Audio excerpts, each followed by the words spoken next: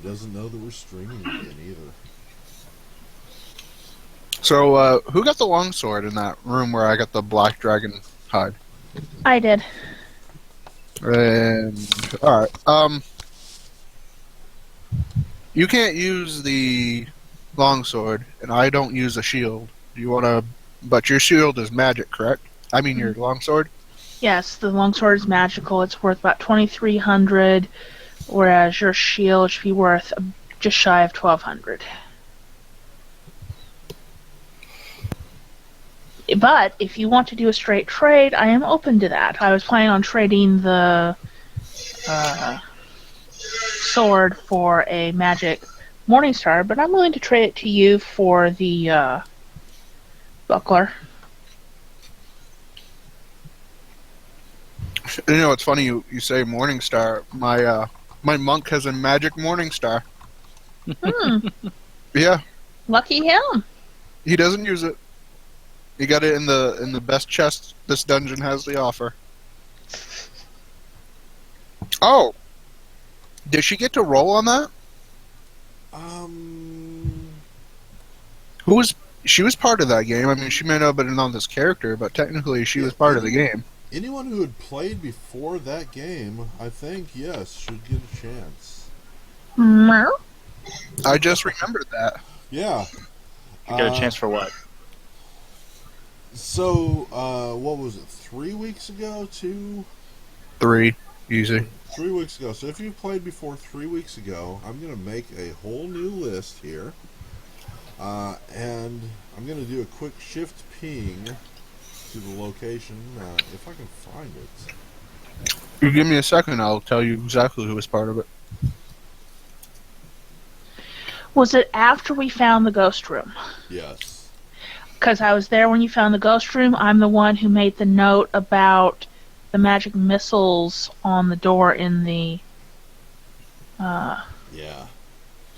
That's the 1 week I didn't play, but I did play before and after that week. Cool. Oh, let's see. And Steve, you haven't played in a while, so I'm pretty sure you were before then, too. So, yeah, it looks like everybody, yeah. Around that, What was that? I am back. Welcome back. No, I have no idea where my token now. That's right, I've pinged us to a different position, because Nick just reminded me of something that previous characters get a chance to pick treasure, because he and, who was it?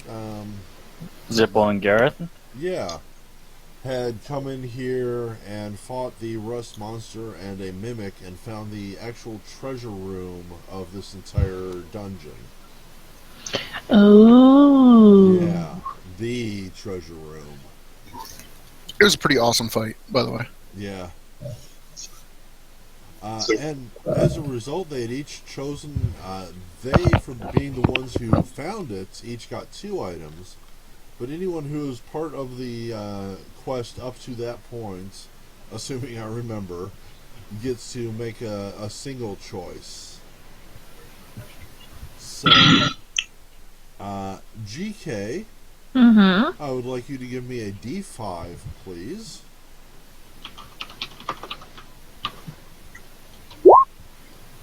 Two, I would like you to give me a D40, 40.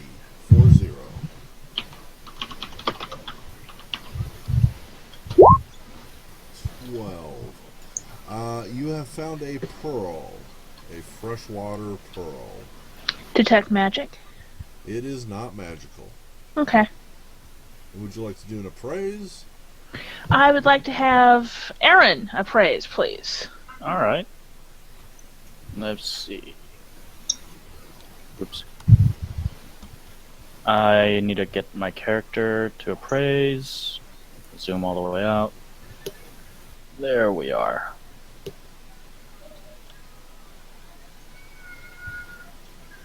Where's my character? Oh, my character's in the hallway. Sorry, I'm going to go ahead and move us back to the characters just because there's no reason not to. You're going to need them when you roll. Very nice. Whispering of value to you. Well, I'll just say, I mean, Kara, would you not want everybody to know or something? No, I'm perfectly fine. You believe this freshwater pearl is worth about 130 gold pieces. Okay. Cool. Hedgehog, you're up next. Alright. D5 gives you a 2 with a D40. Not a 12, roll something else. Come on. Oh my. No, I'm telling you, roll something else. Not a 12. 16. You have found a piece of ivory. Okay. I will appraise it. You believe this to be worth 45 gold pieces. It's not carved or anything. It's pretty much a raw piece, but it's still nice. And, any gem dealer would be glad to buy it from you. Well, luckily I'm a jeweler Ah, as my crafting, so I can mess with it if I want to. yeah. Talk to me sometime, man. Make something out of it. Let's come up with something interesting. Yeah, I can do something for you as well, Tamsin. Kara. Or Kara. And Steve, you are last on my list. If you haven't picked something, give me a D5. 5. Damn, we all rolled 2s. Everybody looks at gems. He's gonna roll 12 again. Yep, a D20 or a D40 that's not a 12 or a 16. 35. You have found a sard? I have no idea what a sard is. I think Zipok found one too. It's just a gem. Yeah, it's a gem of some sort. Sard, S-A-A-R-D. S-A-R-D. Sardonyx. A-R-D. Here, I'll post the link to them. It's kind of a boring kind of gem. It's a carnelian. It seems to be a type of sard. Ah, I like bloodstones. They're orangish red in color. there you go, YouTube. Alright, I'm also gonna praise it. Please. Xander. Yeah, I was thinking. Yeah, I'll take. You know what? I'll take that trade. You know what? My buckler may be more magical than what a +1 is, but you know what? You're gonna be able to use it. I'm not. I'll take the +1 longsword. Okay. So we're trading, Nord. Alright, give me a second. Aaron, you believe that the sard is worth 40 gold pieces. And then who's trading what for what? I am swapping out the magical longsword for the magical buckler. They're trading each other. He got the magical buckler from the item rack. I got the longsword. Alright, and who's he? Xander. Xander. All right. Kira trades her longsword for Xander's... No, Xander trades his longsword to Kira in No. exchange that Other way Xander around. gets the buckler. Other way You around. had That's it right way the around. first time. Right. Okay, so you said it was worth about 2,300. All right, just put that in. I need gold. Okay, I'm fucking broke because my character sheet broke. Okay, I'm going to go ahead and swap out the normal buckler I've been using and strap this thing on. Please do so. Under notes, just make a note that it's this particular buckler. Buckler. She strapped a butler to Nice block, Miss. Good. Yeah, like under defense notes or something. Yeah. 'Cause I'm going to need to know. Does it have a name that I can put No. here? Okay. You can call it just buckler, or you can call it like Xander's buckler, or... Buckler or You can call it Butler the Buckler. the butler buckler. Now, what permanent notes or what permanent changes to my AC should I make, if any? Make it a +1. Well, yeah, just +1 like a regular buckler. It has not been solidly identified. The notes will remind me what it is. Okay. So my AC bonus does not increase at this time. If you already had a buckler, that is correct. Okay, because we know it's magical. Right. Okay. You might figure out it does more through use. Yeah. I'm going to note as call it buckler magic. Yes. Yeah. Like with There we 20 go. A's. Something like that. Yes. Yeah. As long as when it comes up, especially if it turns out that you've been hit and you think it's only by like a point or two, let me know.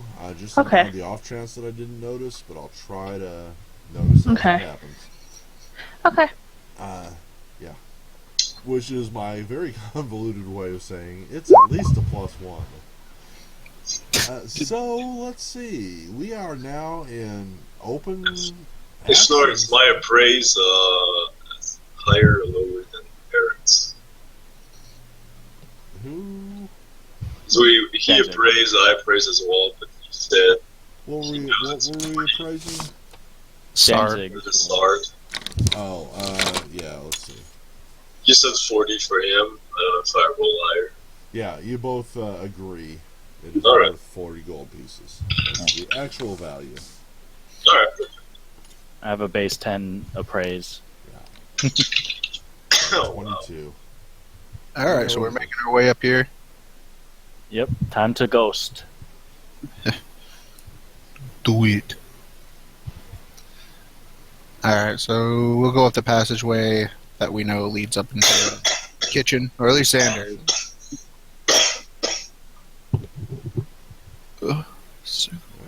Yeah, feel free to go ahead and move. Try. Aaron is in the lead. Aaron, let me get a perception roll from you, please. What? Very good. You have rolled a 35 in total. So you know all the things. Namely, there is nothing immediately dangerous or threatening in any of these rooms. The zombies that were here are currently destroyed. However, there is a certain eerie coldness that is, as you enter the dining hall, not just the kitchen, your perception tells you that it is more or less centered around a fig and an apple. Now, if you were here, I don't remember if this character was, I don't think it was, when this fig and apple were dropped. This Hegel was less than a week ago in game time. However, they appear to have gone through several years worth of decay. They are desiccated, they're covered with mold, there's like slime stains on the table underneath them. But whatever ghostly presence is in this room is centered on them. And that's all I'm going to tell you. What are we doing, folks? Xander speaks up, goes up to the table and he speaks up, "I've brought more food for each of you." And he starts placing the apples and figs on all the plates. I'll wait for everyone to get here before I do that, obviously, but... Do what? The whole thing is you gotta put food on their plates. They're waiting for food. It says, we found a map also that listed this as bring food. Bring food here. Bring food here. So that's what we're doing. So Xander takes his backpack off his back and starts putting food on the plates. Now, as I recall, you had 4 apples, and you chopped one of them up to feed to the cow, leaving you 3. Yes, and I have 5 figs. And you used one below for the... I had 6 figs. I'm saying okay. I have 5 now. Okay. Okay.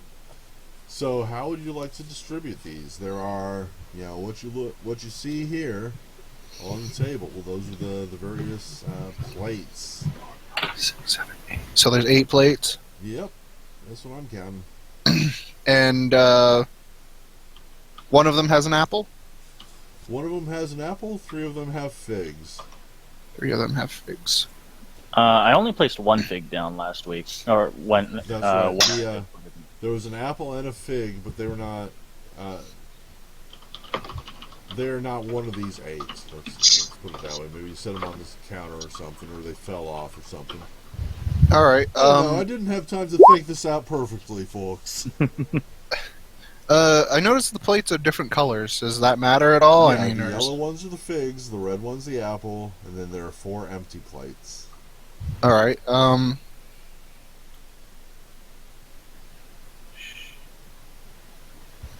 I'll put 2 apples on 2 of the plates. Okay.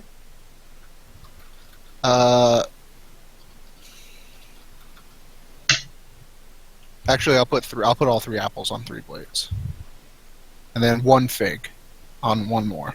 So that'll on the empty plates, obviously. All right. Now, while he's thinking about this and doing this, he actually has to stop and think, and this takes some time. What is the rest of the crew doing? Kira, you're moving around. What are you up to? I have been pacing around the room, assessing very carefully, doing a little bit of measuring, just to make sure that of the size of the room. And now I'd like to roll a religion check, just to get an idea of what's going on in the room. And I'm going to want to do a religion check when the ghosts show up to see what I know about the ghosts. But first, I just want to know about the room. What is going on here? Let me get first, your perception, and then, or I guess religion, and then a perception, please. Very good. Unfortunately, you have not rolled very high. However, your specialty, being undead, is going to tell you some stuff. Mm-hmm. And I need a moment to whisper and think about this. No problem. Well, let's see. Obviously, the room's haunted. I mean, we've already established that. And yes. Something about food. There's some spooky shit going on here. Yeah, there's a potential for them to be extremely unhappy with me because I came loaded for bear. Throwing holy fucking water at it. I have a scroll of consecrate at my hip. I'm going to exorcise this place. Oh yeah, just piss off all the ghosts. Yep.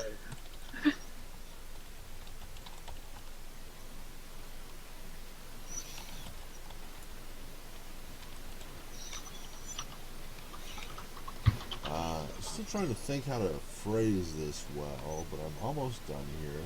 Mm-hmm.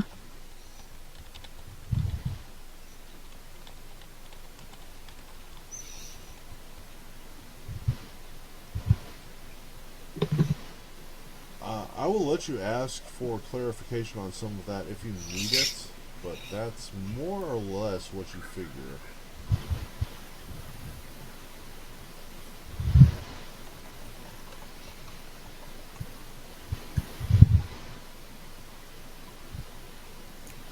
Can I get any kind of sense as to the social classes of those involved? Was this 2 nobles attacking each other? Was this a servant trying to murder a master? Let me get a roll. History or nobility? I don't have those either trained. Neither one. What do you have that's closest to those? Religion! You got local? Nope, Yeah, I I can have do local. religion. But I will explain what I know to the what I've picked up to the others, so that they have a chance potentially to roll. Before you do, let me get that religion roll, but I'm going to warn you, it's very high. No problem.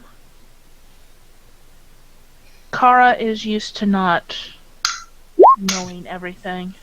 Yep, the religion She knows. roll did not help you. No. What I've told you is all you know.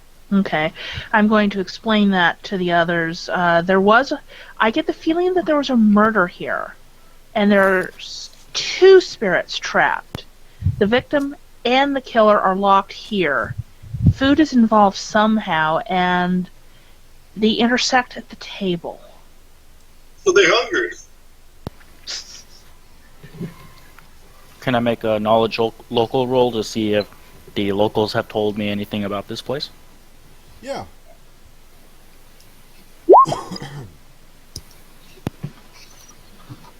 Not bad, not bad. Let me see.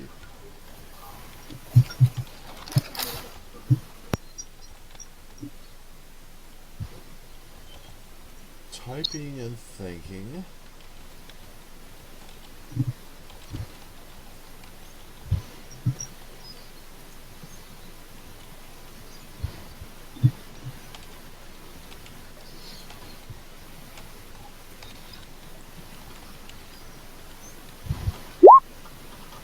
Yeah, there we go. Not a lot of help, but not too bad. Could I do like an Arcana or spellcraft to kind of try to get a sense of whatever magical entities? Yes, I like that. Do you have any magic spell that would like let you sense ghosts somehow? I got detect magic.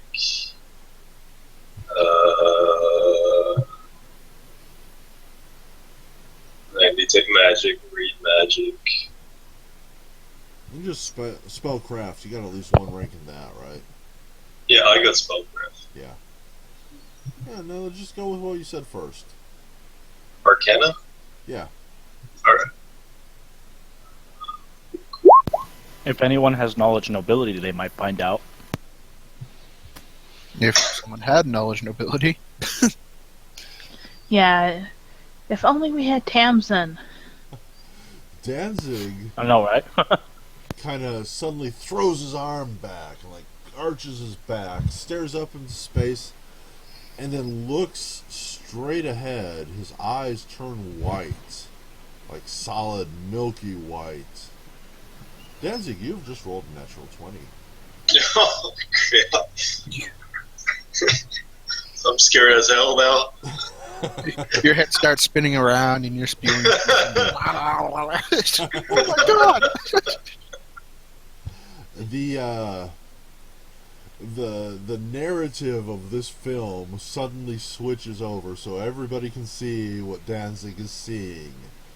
And suddenly the room is brand new. It's well lit. There are candles lit all over, and a single regal looking man sits at the head of this table.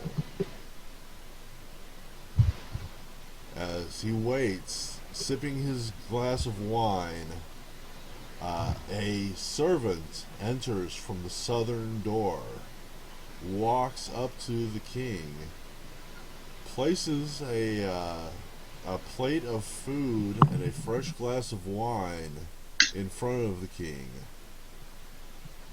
takes his empty glass, walks into this door, and disappears. He watches the king merrily and hungrily eats the fine food that is set in front of him.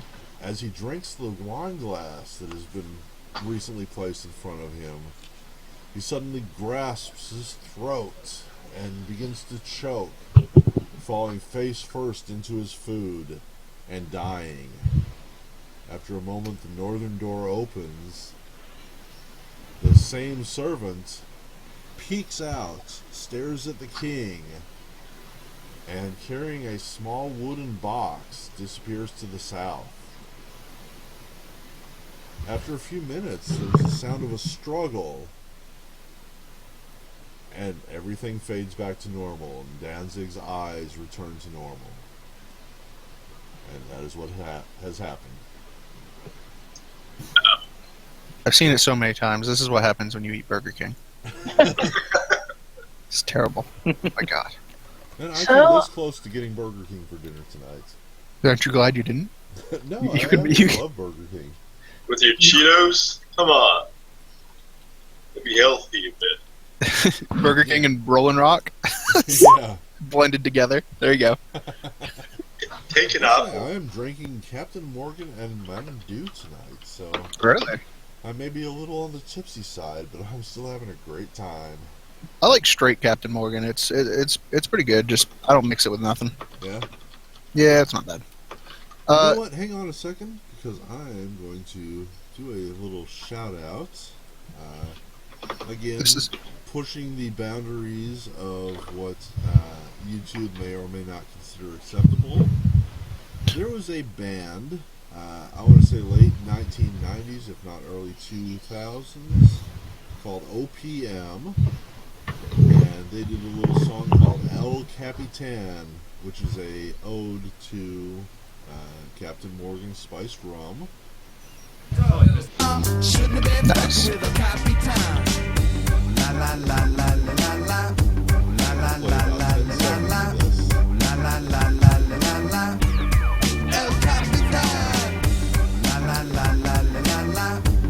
And I don't know, you at home heard that, but I don't know if many of my players did. It's a Nope. no, sorry. It's a catchy little song. I really like it. The band is OPM. The letters O, P, and M. They were most famous for their song "Heaven Is a Half Pipe." I don't suppose it's in the jukebox.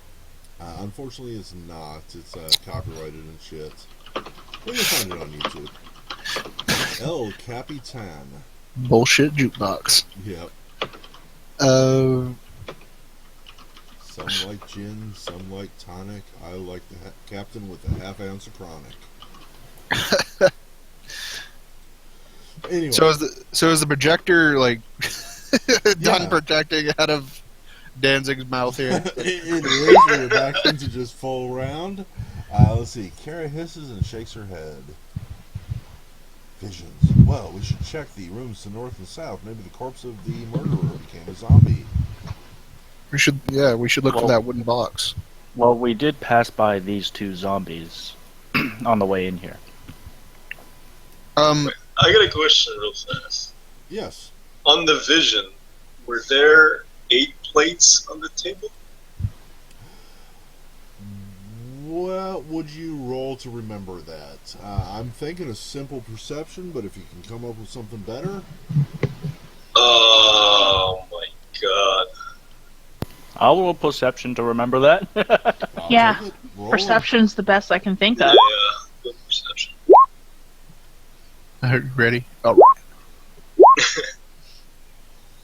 Nobody was paying enough attention, except Aaron, who was getting a message. yeah, he has a base fucking 20. 20 what? He has to like stab his eyeballs out to fucking not see anything.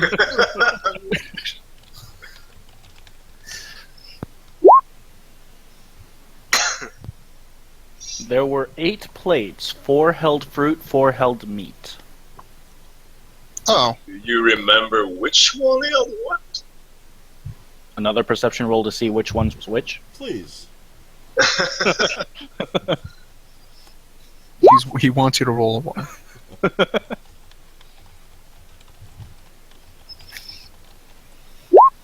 Now, you see there, that's why he wanted to sell us ham at the beginning. The king only ate meat, so shall I perception to see which side the king was on? The king was sitting right here, Okay. at the head of the table, as is his wont. Okay, I'm going to go back up top and ask the guide if he still has the meat. He had a ham, didn't he? Yes. Yeah, but Barth bought it. Did Barth he? bought it, He did. yeah. Barth bought it. Yeah. I got trailer. I mean, I might have jerky as my rations. What is your class? Fighter. Give me They a probably D100, have. please. They probably have meat as a fighter. Aim high. Always aim high when asked for hundreds. Well, almost always, I'll tell you. Nope. Actually, yes. As a Oh. fighter, you would be carrying beef jerky, or, you know, I got some venison. Slim Jims. Yeah, venison jerky or something. You would. Meat is a high protein source of food, and you rolled over a 25. I'm going to say you have it. All right. However, roll me a D6. You See how many you got. Oh There it god, we're gonna be one short. Exactly. You are one piece short. I only had knew it. three. I only had 3 rations. Yeah. I already knew that. So. All right. You have Well- 3. You believe, based on the plates, you need 4. How about Well- you guys? Anybody? You guys got rations that might be some beef jerky? I'm I'll a try. battle cleric, so I'm more fighter than not. I would agree with that. It's not going to be a 25. It's going to be a little higher. But 50 is definitely enough. You have at least 1 ration of meat. Okay, I will contribute it to the cause. And she places that last piece of meat on the 4th plate. Actually, I hand it to Xander because I am, and then I pull my consecrate scroll back out because I'm ready to do some exorcism at the drop of a hat. I can see. Oh, I thought it was Gimli. You have my meat.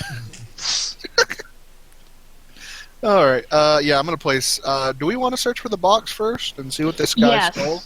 Yes. I'm going to perception for any traps on this area because it says magic missile. Okay, first off, I'm going to assume, unless someone contradicts me, that the 4th piece of meat has not yet been placed. It has not because I handed it to Xander. Got it. Aaron makes a perception check. This is room 5 north. Give me a moment. I mean, it did get set off once before, but I don't know how magic traps work. I don't know if they keep. Unless it's disarmed, the magic is still there. Okay. And yes, this north door, wooden door, is trapped with an arcane magic trap, which has been identified as magic missile that is still active and currently charged. I don't remember why I didn't try to disable it. Aaron I will makes a attempt- disable device check. He reaches forward. Please move into that square, Aaron. You did not roll well. Roll me a reflex save, please. You have evasion too. Aaron suddenly dodges, but you're not sure why, because nothing actually happens, because he has successfully disarmed this trap. You rolled a 25 and you did a 20.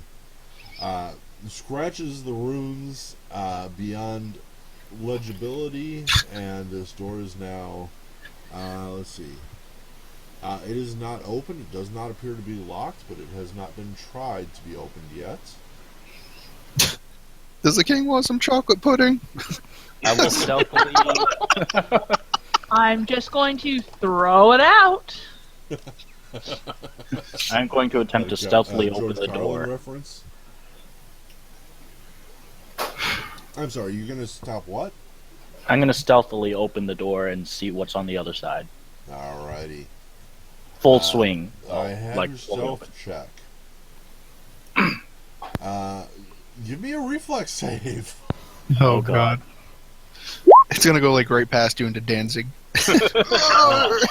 Aaron throws the door open, but because it is stuck, it doesn't open immediately. As he starts to lean into it, assuming that it would open, it does open, and the combination of the two factors causes him to trip. He falls prone through the doorway. Oh, God. Give me a second to find your prone token there, and let me do this dynamic lighting thing. You change your HP to 1. You are prone as Danzig's eyes suddenly glaze over again. Oh, God. The video changes again, and this ghost turns from whatever this is, we'll figure out that in a moment, and starts to move through you. I would like you to give me a fortitude save, please. Or you're gonna shit your pants. Oh, I do that? Aaron, Oh, please. yeah. Oh, sorry. Yeah, you're gonna shit your pants. Fortitude of 14. This spirit passes right through you and you can feel it actually like grabbing at your life force, and it drains you for 1 point of hit points damage. Okay. No, that's shit he doesn't get back after healing, isn't it? Is that how hit point damage works with ghosts? Yeah, that's a reasonable assumption. The ghost passes through you carrying this wooden box and passes through Danzig. Danzig, I would like a fortitude save from you, please. Oh, come on. Quick, close your eyes! You Go know away! Gross. Danzig takes 1 point of hit point damage, and the ghost passes through this door and into the kitchen area as y'all come back to reality with Aaron on the floor. Alright, screw Aaron. I'm gonna go back to this door. See where that goes. Aaron's getting gnawed on by zombies. Oh god, help me! Now, Aaron, what you're seeing here, I am not sure. Hang on just a second. I'm going to do my own thing. I don't think I set this up. I did not. Yeah, you probably just got a weird message.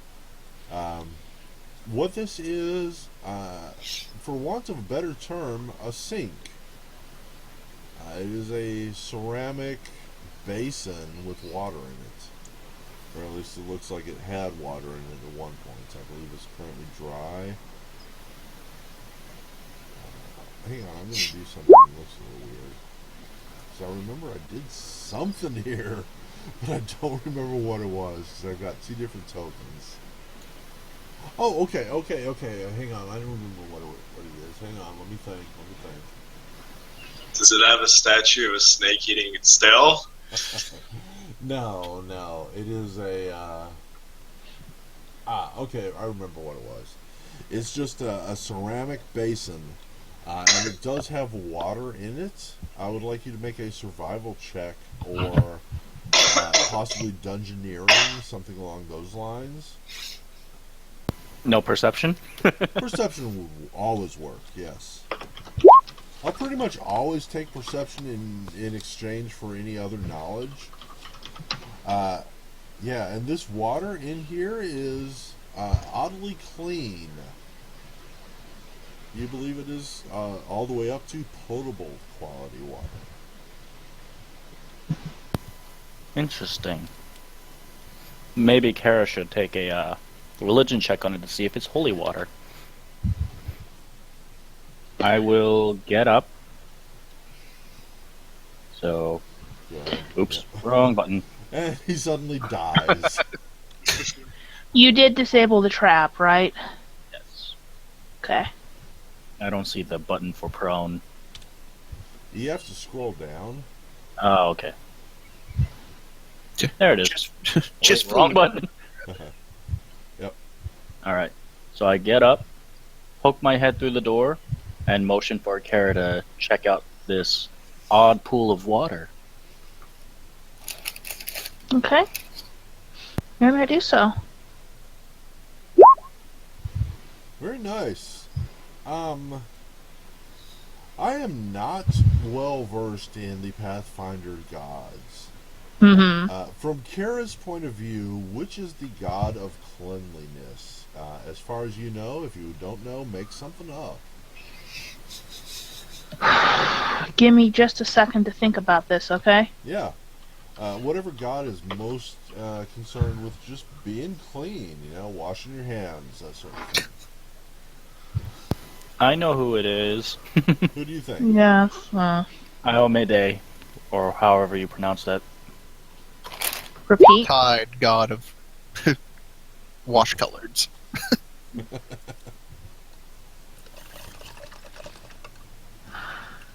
When you need those wine stains out, call Tide. Or at least I would assume that.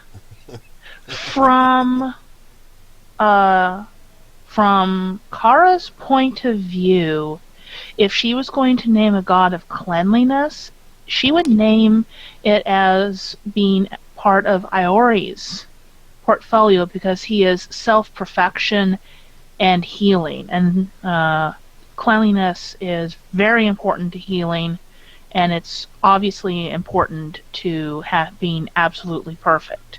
So, yeah, Iori. I like it. Let's go with that then. That's who Okay. you believe this is a not particularly intricate, but functional shrine to him. Okay, Aaron, anyone who's listening, Kara gives the basin a good long look, and then she quietly starts cussing under her breath. Aaron will just stare at Kara. And then Kara will tuck a scroll back into the scroll case at her hip, and she says, I can't use this. I can't consecrate this area. It's already consecrated to another good god.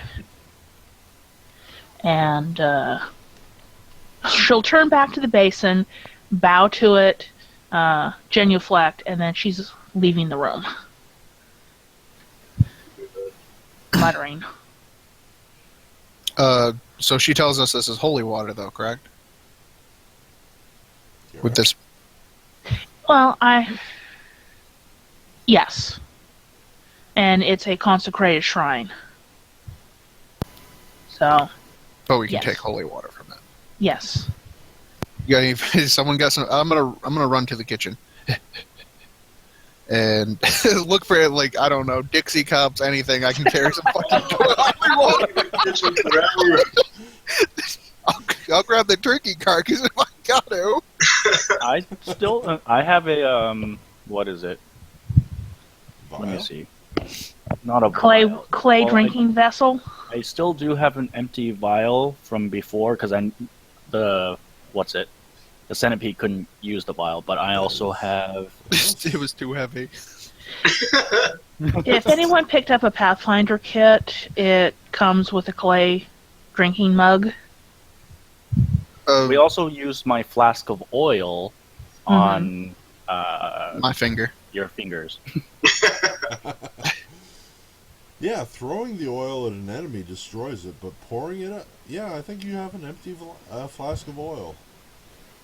However, the oil, some of it is going to still be on the inside of the flask. You're a little worried that it might not work.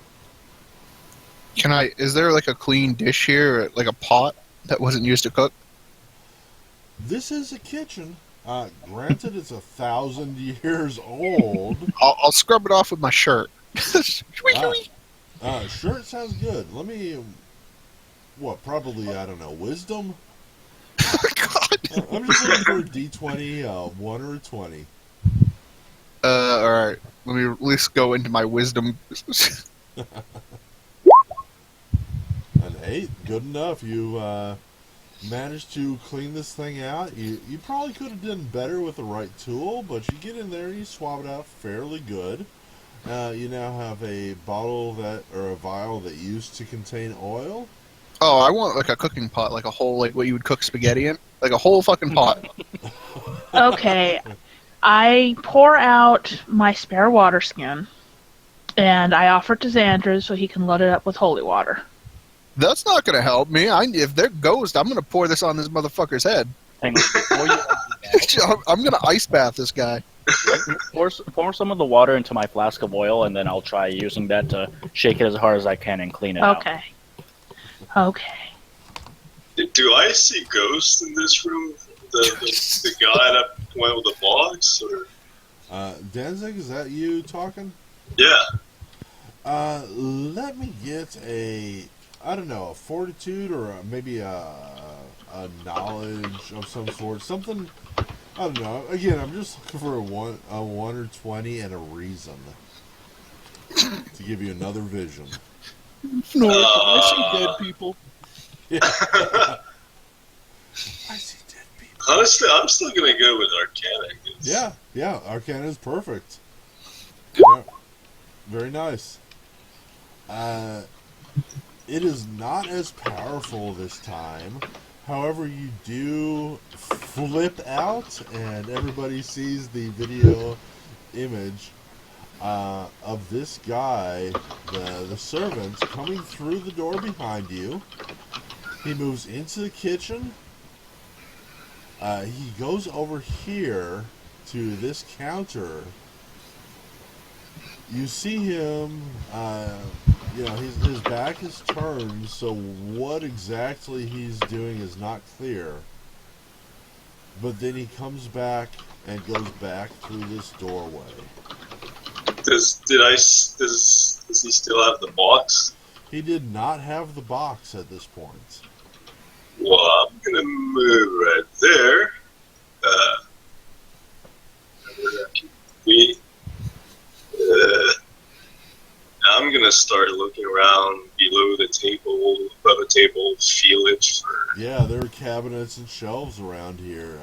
Give me a perception to search them. I suck at rolls. So He take, finds out he was dead all along. so take 20. Yeah. All right, so Danzig starts searching. Oh, well, I'm sorry. Player droppable torch starts What the searching. I'm not fuck? gonna make that roll again. He sets the box on fire. What the hell? Guys, don't be afraid to take 20 on this search. Yeah. Yeah, I gotta clean out a pot, so go ahead. I don't know. I'm not aware of this take 20 rule.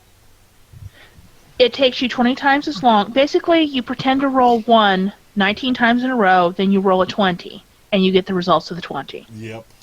Well, I'm gonna take a 20. So the worst that can happen happens 19 times, but then you get the best that can happen. Yeah, that's basically the best way to explain it to people as to when you can take 20 and when you can't. Yep. If you were if you're being attacked, you obviously can't do anything like that. Well, actually, you can. You can't take 10 if you're being attacked or under stress, and that just means you pretend you roll 10. Well, is it And- 10 plus your modifier, everything? Or Yeah. Just, And when Right. you take 20, it's 20 plus your modifier. oh, so that'd be 25. But But wouldn't- basically, it's what it's saying is that you're going to sit there, you're going to be as concentrated on your task as you can possibly be, but anything bad that can happen, you're so concentrated on it that no matter what happens, you're just going to accept it, and then you're going to add 20 to your roll. Well, no, you pretend you rolled a 20 and you add your modifiers. Right. Yeah. Yeah. So, It's to shortcut people sitting there and rolling dice for an hour because they yeah. can't see the results, especially when you can't see results. Right. It's And you just to say that, eventually, it's like saying, GM, I forfeit, but let me do it. And basically that means the GM lets you do it. I throw which is what myself on happens. your mercy. Yes. Now, So it's before that Go ahead. happens, however, I want to go through and just in, Colorado Balloon style, I want to make sure that everyone gets their chance. Aaron, first off, you're the one to the north most, so what are you doing during this time while Danzig's doing his thing? So Kara empties some water into my oil flask, which is also empty but still has residual particles. I shake it as hard as I can to clean it out and pour out the water Where And you then- pour it? onto the floor in the other room because that's where that's where Kara In this is small room? in here. Okay. I just pour it out there, and then I go into the small room, and I use the empty potion vial and the empty flask of oil. The one you just And- cleaned out. Yeah, and I will attempt to draw some holy water. All right. So you're doing two different vials, basically. Mhm. I would like two different wisdom, if nothing else, be creative rolls, please. Just to see how I fill it up. Yeah, to see what, I'm thinking knowledge arcana, knowledge religion, spellcraft, just to kind of know what you're doing, Because obviously you can't just pour holy water into anything. Mhm. You get a pig's bladder, you're not going to put holy water in that. That's gross. Yeah. So, I would. Well, I guess it depends on the god, but this particular god, wouldn't accept that. yeah. So, I will use a knowledge local, and then I will, using that knowledge, I won't directly dip the flask of oil into it. I will, since it's been a while since the potion vial has been emptied, so it's pretty much dried out. I'll use that to dip water and to draw some holy water and pour it into the oil flasks just in case, out of reverence for the god. And then once that's full, I'll fill up the potion vial and then cork that as well. I like it. So give me a roll. Let's see. More or less 1 or 20 looking here. Oops. There we go. Aaron? Oh Aaron? god. Mm-hmm. You rolled a natural 1. I'm screwed. You mix up the potion vials. The god strikes you down and you die. As you do this, the water, both in the basin and in both your vials, starts getting this nasty yellow color and a thick, horrible ammonia scent. Ugh. Did God just piss on you? Folks, I'm going to do a quick change on here. If you're watching where Aaron is... Hold on, I gotta get in there and see this. Yeah. Instead of the basin that was there just a moment ago, and let me return that. Y'all see that? Move, Xander, move! Let me try to get to the right layer here. Do you see like a round basin or nothing at all? Nothing at all. Nothing. Let me see. You're good, Xander. You're standing where it's gonna be. I'm taking a bath. Leave me alone, guys. Kara's going to be drawn in by the foul scent because there was holy water here just a minute ago. Alright, so that's the basin that y'all see as your characters. Alright, it's a round white porcelain basin. However, as modern people, you should actually see it looking more like this. So Xander comes in running with a fucking pot for holy water. What'd you do? Yeah, Kara starts inquiring at length into Aaron's ancestry and intelligence. And then she slips into Celestial as she continues to express her extreme astonishment and irritation. Our only way to kill ghosts, and you make the god piss on us. But then in the middle of her exclamations, she suddenly pauses, touches the scroll at her hip, and suddenly looks very cheerful. Oh, thanks. Now, for quick reference, the 2 potions in Aaron's hands are currently urine. However, Kara, tell me about this scroll you just cast. I haven't cast anything. I just realized that now that the holy water has been corrupted, I can pretty much guilt-free cast Consecrate later. Ah. Yeah, well, that's what you got. You got yourself two vials of urine plus a toilet. I could have done something, but this is just way too great. I would give you my brownie point to let you re-roll that D20, but I'm sorry. I would, but I just don't. I love that it turned to piss in your hand. I'm used to things turning to shit for me. Hey, at least it's not as bad as that. I see what you did there. Yeah, you know what? This is just let me throw this out here as a GM. I love the fact I love putting toilets in my dungeons, just for the fact that most people don't. You know, if you run a Pathfinder campaign or something, one of the the actual ones they sell and stuff, you will never see a freaking toilet in one of those. So in any of my games, I try to put at least one toilet. Don't you know, bad guys don't poop. Yeah, exactly. Sure they do. There's gotta be a toilet in a dungeon. No, they're just such assholes. They spit shit all the time, so they don't need one. And it happens to land on Xander most of the time. Yeah. It's raining gold. Oh, that's not gold. Yeah. Well, it is a golden shower. Yeah, fucking, I'm used to it.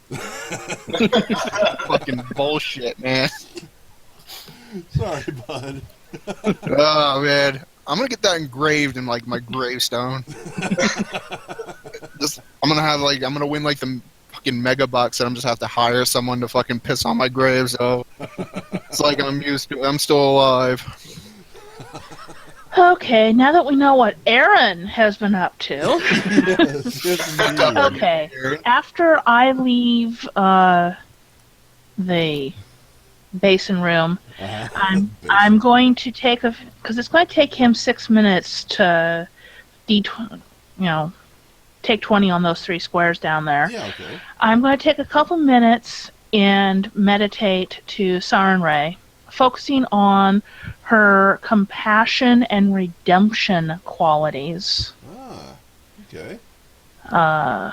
I'm going to beg her to give rest to rest to the spirits here, and then I'm going to go up onto the table, the center of the room. Like actually climb up on top of it?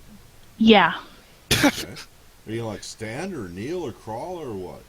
I'm going to kneel carefully in the very center of the room, which unfortunately is on the table. Right. And then I'm going to cast Consecrate in the which will fill the entire room with the essence of Siren Ray. You got a link to Consecrate real quick? Oh, yes, I do. This is one of my favorite spells. I got a general idea what it does, but I'd like to see exactly. There we go. Linking up. I'm going to read here. There you go, folks. The room, basically, she casts the spell. I'm going to have to do a level check because it is a slightly higher level spell, but it is should be within my abilities. Alright, let's see. This is a spell that you memorized ahead of time? No, I'm casting it off a scroll. Off a scroll. So all the components are part of the scroll. That's cool. Yes. Verbal, somatic, material, a vial of holy water, and 25 gold pieces of silver dust, which is included in the scroll. Mm-hmm. Gotcha. This spell blesses an area with positive energy, mechanical stuff. Every undead suffers minor disruption. Cannot be created within or summoned into an area. Contains a shrine or other permanent fixture. The modifiers are doubled. It would have to be a fixture of my deity. Yeah. There is no longer a similar fixture of a deity other than my own, because that just got taken care of. Yes, there was no... You're welcome. Got it. Nice. So basically they're now at a DC 20 to avoid my channeled energy, and they're at -1 to all attack rolls, damage rolls, and saves. Nice. And it's going to be this way for the next 6 hours. Really? Really. Very nice.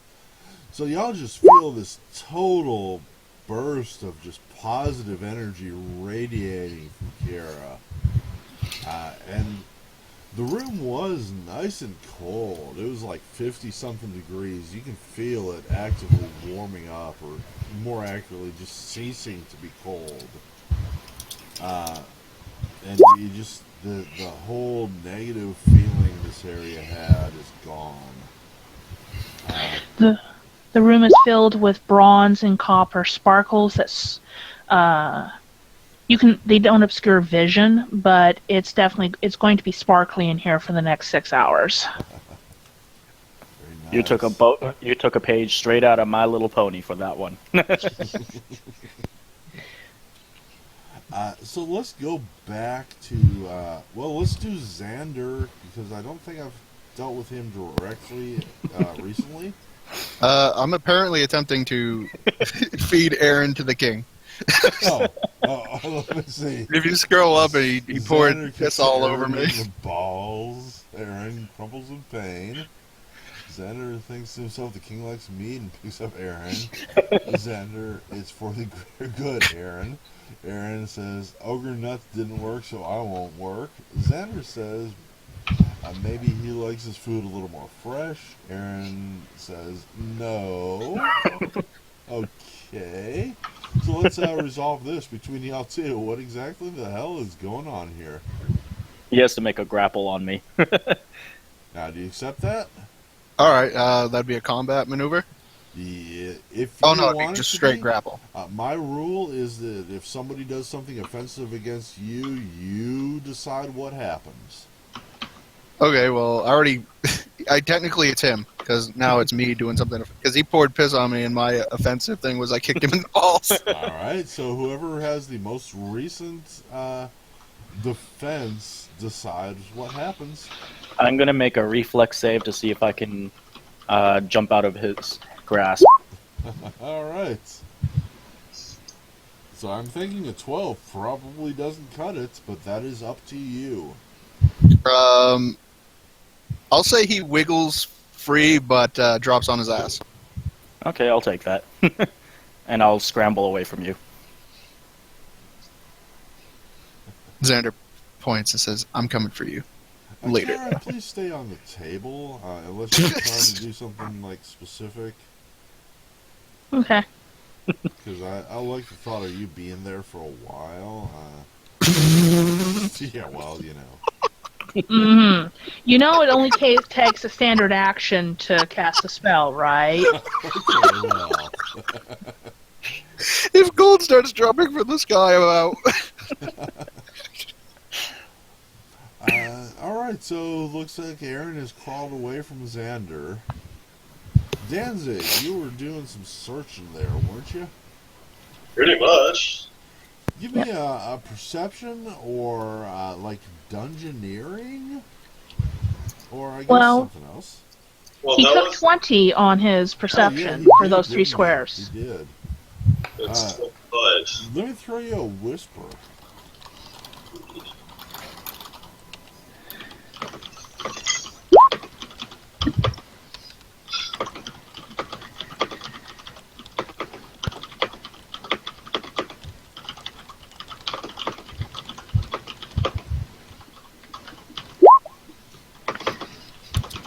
So I've sent you a whisper, Danzig. We are following your story right now. What would you like to do? I'm gonna take the wooden bucks out and open it. You pull it from the creature's hand. Inside you find whisper coming.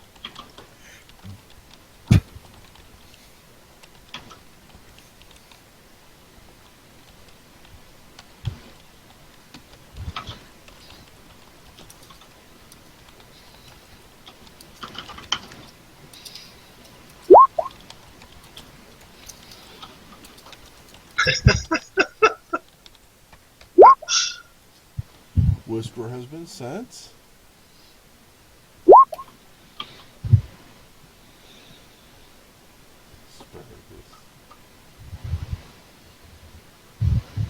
Alright. I'm gonna tuck these like my backpack, and I'm gonna take the skeleton and drag it into the room with the others. the main room? Yeah, Cool. with look what I found, guys. Just make sure it's not Imagine us. alive in your hands. Well, it I'm gonna- doesn't start moving while he drags it, so it seems to be quite dead. It doesn't give him a DDT. All right, Kara. So at this point, you're done concentrating.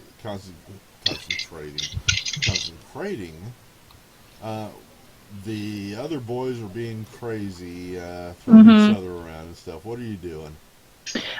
Once I'm done with my little ritual, I'm just going to come down here and wait to see what Danzig found. Danzig's just entered the room. He's dragging a human skeleton.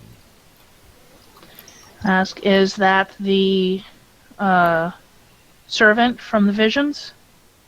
I honestly have no idea. I just found a thing in a cabinet. Knowledge, nature, local, royalty, or just a simple perception. Anybody at all? You're welcome. I'm give gonna it let a- Aaron do his thing.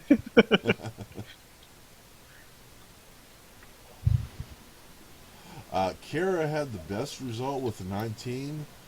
She believes it is him. Aaron rolled a natural 1 and believes it is not him. What about Xander? See, you Xander leave me rolled out. 6. Yeah, you know He what? thinks I it's just, why do I even bother with I'm that? gonna roll just for the heck of it. Well, Kara's going to compromise with saying, bring in all of the undead from that other room and lay them out here to face the king's justice. close. Danzig rolled an 8. He doesn't know. Damn it. So fine, we'll bring them all in. I will consider that done. Xander looks on the ground, Hang on sees his just ogre a moment nuts. here. Maybe you can borrow Skeleton 25. That's not a bad idea. First one I come across. There you go. Yeah, that last one. The 2 zombies and then this one guy. I would like everyone to make me either an intelligence or wisdom check. Just want to say, I've got detect magic stuff going on. Right? You could make him detect magic instead. No, Why but would I bother? I was for what I found. Your usual role, eh, Xander? Yeah, You say detect magic instead, I'll use that. I'll use that as well, but for If it's a trap of some sort, would my spidey sense go off? It would. It didn't. Okay. Just want to make sure. if Kara has detect magic, I'm just throwing that out there. If what Danzig found was magic, would that also glow on him? If it was, It sort of would, yeah, I guess. yeah, because I got detect magic on as well to figure out if what I found is magic or that. So let's just go ahead and make this simple. As Danzig suddenly freaks out again, his eyes turn white, and the point of view shifts to his. As you see this vaguely humanoid ethereal figure screaming in just agony, suddenly floats out of the wall and seeps into the body here. And then switches back to normal. Oh, God. Okay, Xander, I think you should... Well, Danzig, did you find the wooden box?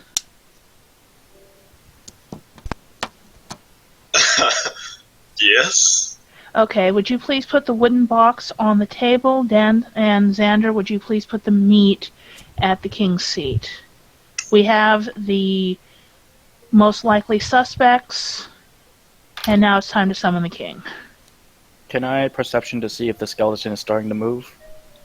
Please. It is not. Good. all right. Xander goes and puts the last thing of meat on the plate. Before or after Danzig puts the box on the table? It can be at the same time, but you Okay. told me to go put the meat on, so that's what I'm walking over to do. Okay. Danzig, please put the box on the table. Alright, let me go get it back in the room. Go back in the room. The room has become extremely cold. Not the kitchen, the dining room. Oh. I'm gonna take out the one that still has the only vial that still has liquid in it. That's correct. Put it in my buckets. Vials. And you're doing what with it? I'm gonna take it out of the box, put it in my buckets, and come back into the room. What about the other 3 items in said box of the 4 mentioned? If the other items are not glowing, then I'll bring it to the box. Have you cast Detect Magic recently? Yeah, I just did. That's what triggered the vision. Right. So yeah, that would be reason enough. The dagger is glowing. It is magical. And I'm gonna take the dagger as well. I'm just gonna bring back the box. You're gonna get your fucking self killed. There's a time and place for when you steal shit. From Ghost is not the ideal time. I'm gonna bring back the box with 2 empty vials and place it on the table. Whereabouts? Oh, lovely. We have someone who thinks it's okay to steal from the party. Fine. And the ghost comes out and shanks him. So you're sitting in the king's spot and placing the box on the table? Yeah, I'm putting the vial and moving away. All right. So he sits down, puts his feet up. Hey, he starts eating the fucking king's beef jerky. So as the piece of meat is placed on the table, the room suddenly becomes just freaking ice cold. A really low frequency hum starts to give you the brown note feeling as just this really unsettling sense covers over your bodies. As the box is placed in position and this corpse here is dragged there, there is suddenly just a flash of just positive energy fills the room. Kara, I would like you to make me a will save, please.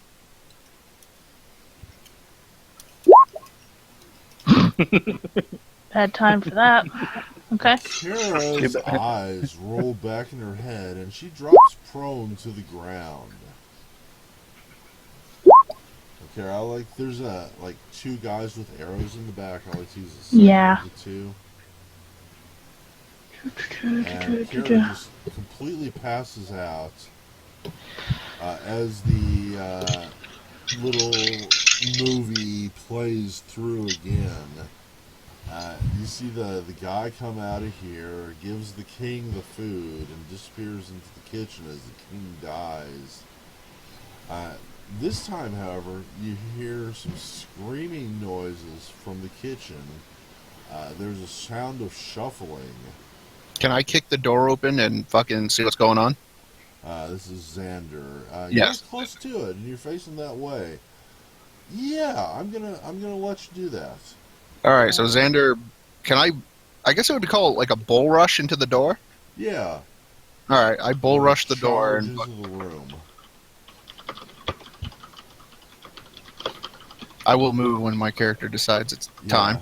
I see the lag happening. And you see this guy, the man with the box. He meets up with an old man in robes. This old man in robes reaches out and touches the guy, and he just dies instantly. The old man, with just unusual strength, grabs the body as it falls and shoves it into the cabinet here. And then, as soon as he stops touching the body, the whole scene just ends. Do I maybe recognize this old man? Let me get a knowledge local from you. Don't got it. Are you Can- from this town? This particular character? No, I was just wondering if maybe the locals may have been talking about it. So in the No, bar. the answer is no. You have no knowledge of this person. Okay. Since I am straight across from the door, after he charges in, do you think I might have been able to take a glance and see the guy? Are you from this town? No, I'm not, but I have local knowledge. Make a knowledge local check.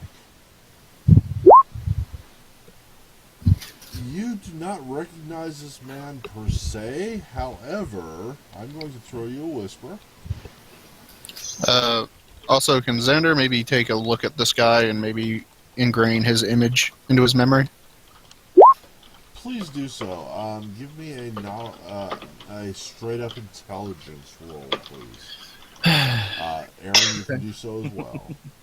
Can I use my strength as in strength of mind? No. God damn it. Oh, fuck you! Oh, my. He has a face, clothes, eyes. He looks like fucking Mr. Potato Head. Aaron, did you want to make an intelligence check? I guess I'll try. I'm not much better than he is in int, so... Yeah, this is going to be basically to, imprint... Oh! Aaron, you get a really good look at this man. You know you've not seen him before, but you know equally well that should you see him again, you will recognize him. Okay. So I'll make a note on my stuff the GM ought to know section. Please do, and please make this note Raven, as in quoth the Raven. Okay. I think somebody who is better at writing stuff up than me should write this up as a little note to put here in the room or in a handout available to all players, because this is some important information we've worked out. Yeah, just write on This the evening. map is the best way to do it. Okay. What information? The information we've learned tonight about about how the murder went down and whatnot. Well, you're welcome servant. to do so. You can even put it I'll over write on it. the side if you need more room. Just put it over here on the side of the map. And I'm going to give you a minute or two to do that while I take care of biological functions. I'll be right back. It's going to be like a minute, so I'm not going to pause it or anything. I'm going to shut my mic off so you can talk amongst yourselves. I know what that guy looks like. He looks like a man. Have I got a good roll other than on items? Let's see. I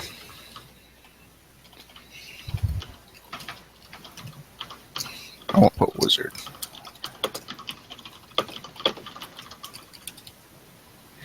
I forget, did the wizard take anything from the servant? He did not say. Okay. Oh, no, he did. He said he took... he reached out and grabbed something from him. Put it in the cabinet.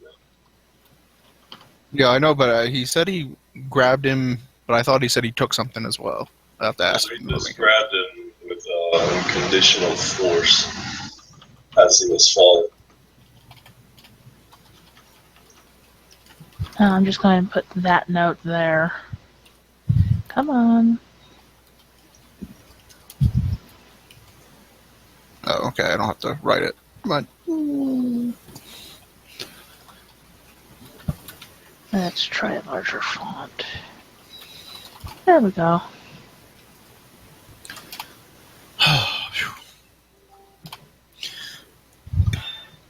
It's good enough. There you go. We got it plastered all over this. I'll go ahead and delete my note. I'm back. Welcome back. There is a huge note in the room. I see that. Let's see. So it looks like Servant an index poisoned card. the king. Servant goes into kitchen and is murdered with a touch attack by a man that looks like a wizard. The wizard hauled the servant and shoved him into the cabinet where the adventurers found the servant's remain. Aaron has completely memorized the man's face. Natural 20. That's very nice. That's perfect. That's exactly the kind of thing I'm looking for. So, yeah. I was We also need to note that the king only eats meat. Well, we're kind of taking care of that issue Okay. because I'm not sure if this is going to be technically a room that's even worth investigating after this.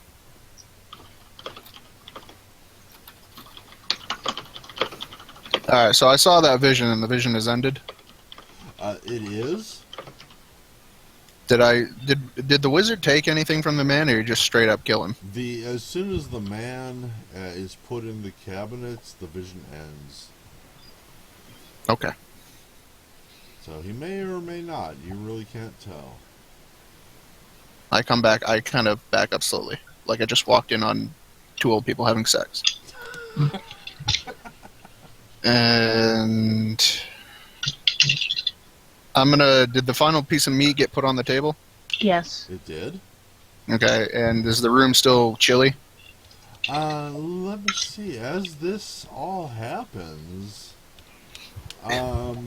you've provided me the food. The king has his story's been told. He actually, yeah, you have solved this. Oh. Yeah. Oh. There is a shimmering light, and in place of each of these plates, actually I guess 5 of the plates, items appear. How coincidental. Yeah, I know. I mean, the other plates were just fruit, but these plates... These are items. And surprisingly enough, there's one for each of you. Can I run over to Kara and see if we can Xander can wake her? Oh, You yes. said she fell down prone. Please, let me get a heal check from you. So here's what I was thinking. I'm pretty awesome. You gotta slap her. So nat 20, I think. Can I craft weapons on her? You're gonna what? Turn her into a club? Could she be sentient? Well, she was a minute ago. Come on, just roll, heal, untrained. Yeah, it's pretty untrained. No, I forgot to click my token. I'm sorry. Damn you. Just like to say that I'm gonna take the wooden box back. Yeah. Back. She might need a wooden box. Give her a second. Nope. My box. I'm not dead, I'm just knocked out. Yeah, give it a second. Xander kind of wanders over, kneels down next to her, and just sort of a little poke in the shoulder. Poke, poke, poke, poke, poke. And nothing happens. Nothing of value happens. What did I roll? You rolled a 6. Again. God fucking damn it. Aaron starts kind of shaking her. He rolled a 10. And Danzig, what was it you were saying? I'm just gonna take the box again. I put it at the table and take it back. Okay. I'm gonna go do a heal check on her as well. His item disappears because he keeps stealing the fucking box. Danzig, you rolled a 7.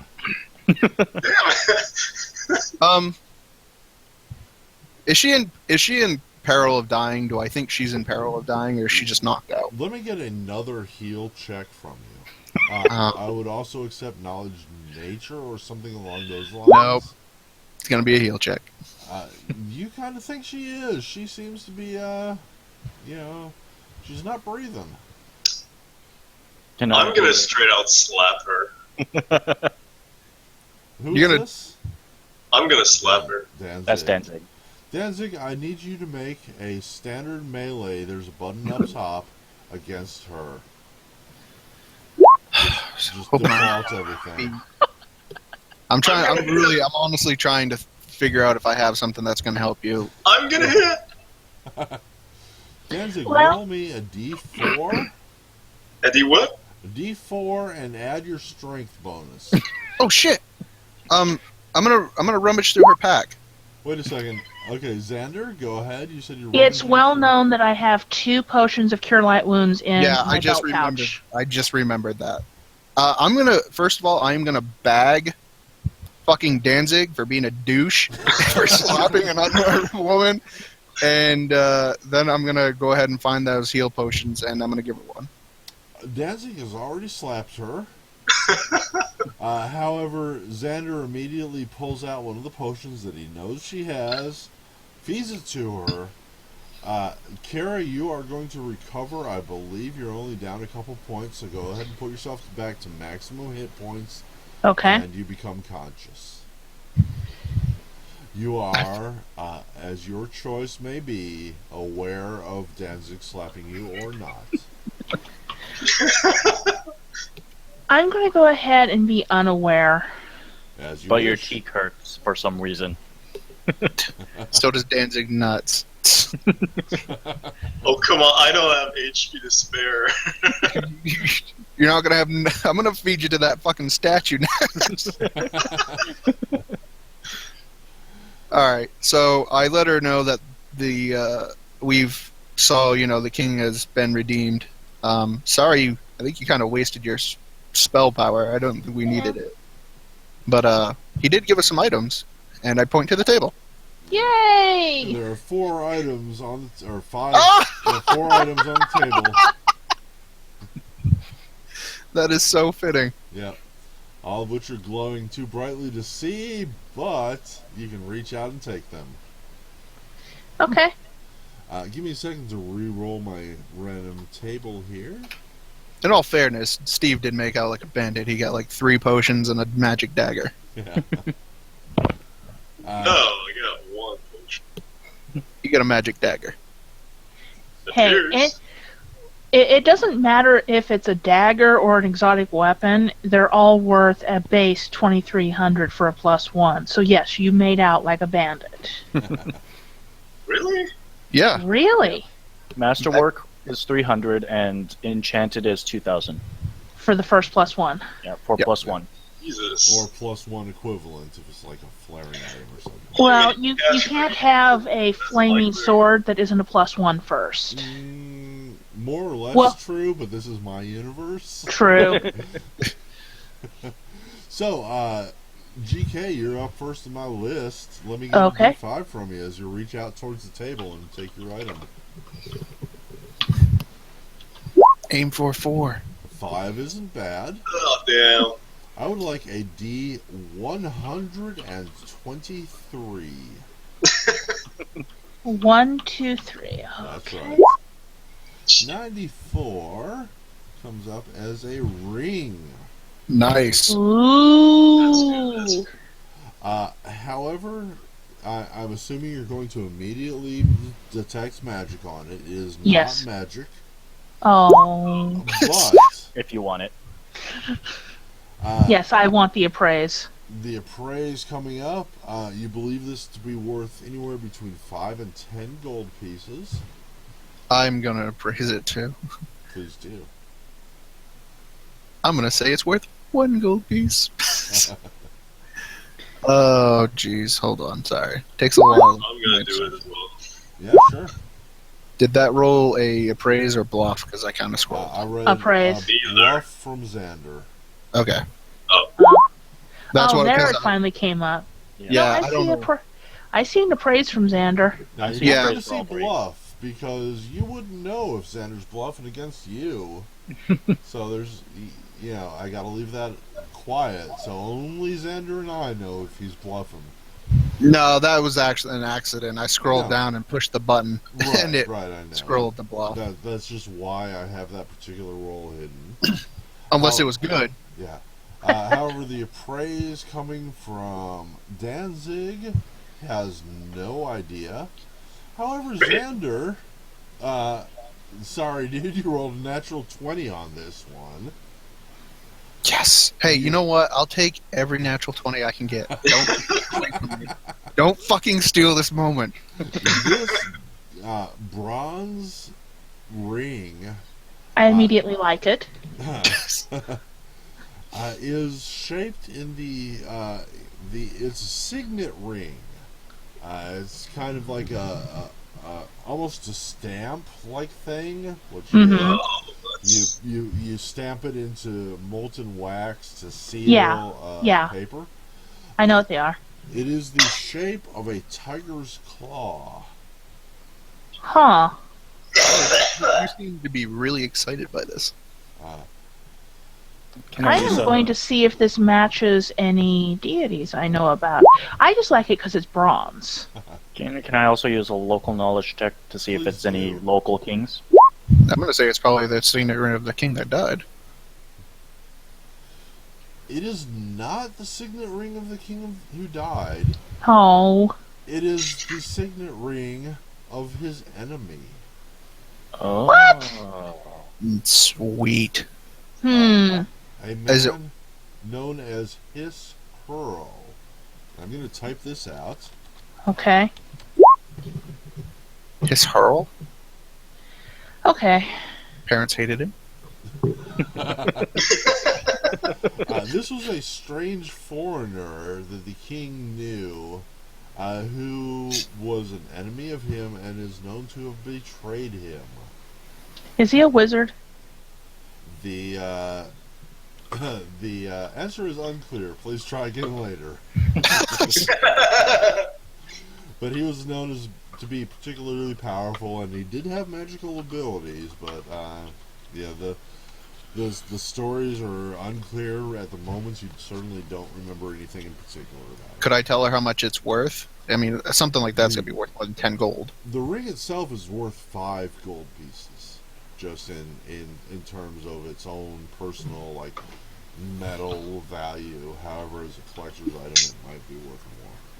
I tell her this and tell her you need to tell the story if you're going to get max value out of this. Yep. And Okay. please, if you record this on your character sheet, mention the name His Hurl. Dead. Remember. Bronze signet ring of His Hurl. Yes. So you guys bring this up, correct? Yes. All right, I'm going to just mark it down on my character sheet that I know of a man named His Hurl. It's And, All right. You know, when I started this game, my intention was to run it the way I ran my original D&D games, which was dungeon crawls with random monsters for no reason, with no story. And the more I run it, the more story builds up. This His Hero character is a character from my long-running campaign known as Mirandar, and he will become more important as the game goes on. This king didn't exist, but he turned into a story. This whole thing just sort of built itself. Thanks to random dice rolls and random tables and people being weird. So, Okay, next up. yeah, so that was Kara. Xander, you're up next. Let me get a D5 from you. okay. Sorry, just putting the last touch of info in there. All right. Yeah, you know, whatever it takes, man. I love the way the story is just writing itself. I got a 3. Xander, let me get a D11 from you. Slash D11, you say. 11. 11 of 11. As you pull your glowing dot off the table, it materializes in your hand as a short spear of masterwork quality. I believe there's a detect magic already going, which reveals it is not magic. It is simply masterwork short spear. Do you Xander, want can an I? appraise? No, I know. I am a weapons crafter. I know what it's worth. Okay. Value of 301 gold pieces. All right, let me just put that in there. Cool. Masterwork short spear. You said short spear? Short spear. Okay. A hedgehog. And I want to throw this out real quick. Hedgehog, I kind of apologize for this, But every time I hear the word hedgehog, the first thing that comes to my mind is the name Ron Jeremy. Hedgehog, I'd like you to roll me a d5, please. You Another got a 3. Let me get a d11 from you. 11. Roll that again. Let me get a different d11. I will even let you roll the d5 over again if you want. I'm okay. I like weapons. Number 6 is a lance. Ooh. It is a masterwork lance, and I'm not even going to make a roll for it. It is worth 310 gold pieces.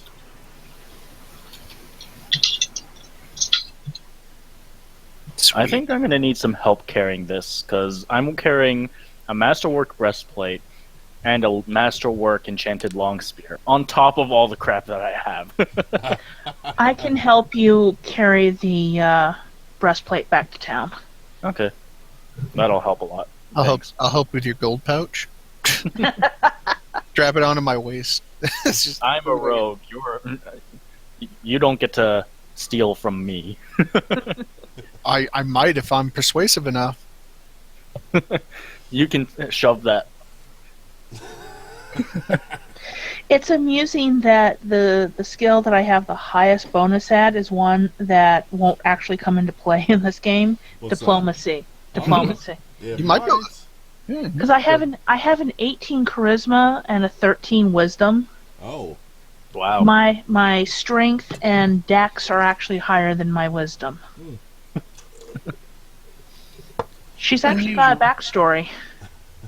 Well, the bandits, again, something I hadn't originally planned, but sort of just happened. They would have responded thanks for to that. diplomacy. Yeah. I'm just so you know, Fnord, I'm going for gentleman's rapier. Oh, yeah. I want it. I want it. That's too. a nice prize. That he actually, not only in addition to the rapier, he has that ability that gives him extra crit points. The dude's got freaking plus 20 to your attack rolls. Yeah, he's intended as like a long-term enemy. He's going to keep coming back. Not if I can help it. So anyway, that's like more long-term story arc. Steve, I have not rolled you. There's your D5. I'll let you re-roll that if you want. You know that we're dealing with the masterwork items here. Sure, If you want, you can roll I that. do. A 2. You should have Two's spoken coming more. up as gems. Damn it. I'll let you go back. I'm feeling so generous tonight. I'm having such a good time. I'm so drunk. Your choice. You want masterwork or gems? I prefer masterwork. Masterwork it is. Give me a D11. Don't get an 11. Here's the 2 again. You have pulled out a masterwork buckler. Another one. Yep, it is not magic or anything, but it is worth 155 gold pieces. How much? 155. 155, alright. The best thing on this list, the best thing you possibly could have gotten, if I'm reading this correctly, there's a wand that was worth 11 grand. Wow. Oh, fuck. What was the spell? Greater animal aspect. Nice. Oh, or it would have liked that. Xander would have liked that. Yeah, I just I want to sell it. Gone. No. I don't know. I don't think y'all did too bad. A lot of No, masterwork items. No, we made a pretty good this game. Usually I get coal or fucking I don't know, toilet water. Fucking, I got the toilet water, but at least I got something else. Yeah. It's nice. All right. So on that note, again, I am still drunk and having fun. So I'm willing to keep going. However, it's now 2:00 in the morning. Yes, If 3. anyone wants to drop out, that's fine. As long as there 2 people want to keep playing, I'll keep going. There's just one thing I want to do before leaving. Yeah, what's up, Steve? I just want to hide myself and do an Arcana check on that dagger. Oh yeah, that's true. See what you Yeah, get. please do. Do we see him like kind of like cowering in the corner, going, "Hey, they did." No, with that roll there. Oh wait, that's Aaron's perception. So he's looking at Steve. Well, I'm going like away, like in that toilet room that I don't know what's a toilet room. You like go in and close the door. Yeah, pretty much. I need 5 minutes, guys. I just I didn't see what's in there. All right, you are Danzig. You are unobserved as you make your. You pull this box out from under your cloak that nobody else has seen. And let me get a, I don't know, Arcana, Spellcraft, that sort of thing. You're gonna be an Arcana. I got your Arcana roll. Do you have... Yeah, you're a sorcerer. You have Detect Magic, right? Yeah, it's on still. Yeah. You know that it is magic. It is enchanted as in at least +1. It also has a special ability in it of conjuration. A conjuration spell. That is the school of magic. You would know this could be, obviously conjuring animals and such, but it could just be conjuring energy of some sort. And I don't know the spell. You do not. It's going Can to I- take more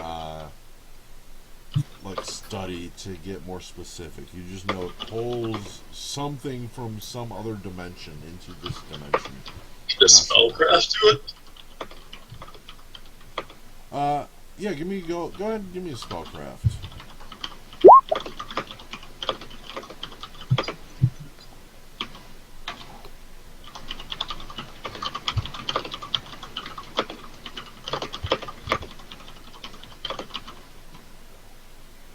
Making notes here, so give me just a moment.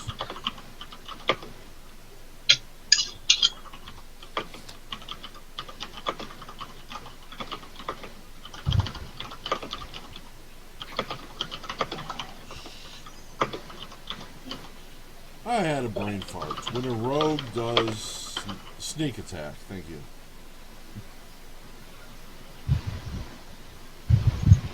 That's the sneak attack when a rogue gets their bonus. Sneak attack bonus, right? I think that's 5e. no. I mean, a rogue. Yeah, if rogue gets flanking or shit like that, he'll get his sneak attack bonus. Or if the enemy is denied his dex, like flat-footed. Yeah, you get additional precision damage. Thanks. That's what I'm looking for. Because Danzig, you just rolled a natural 20, so I'm throwing you a whisper. Oh, jeez. Good luck using your dagger. We've locked you in the bathroom.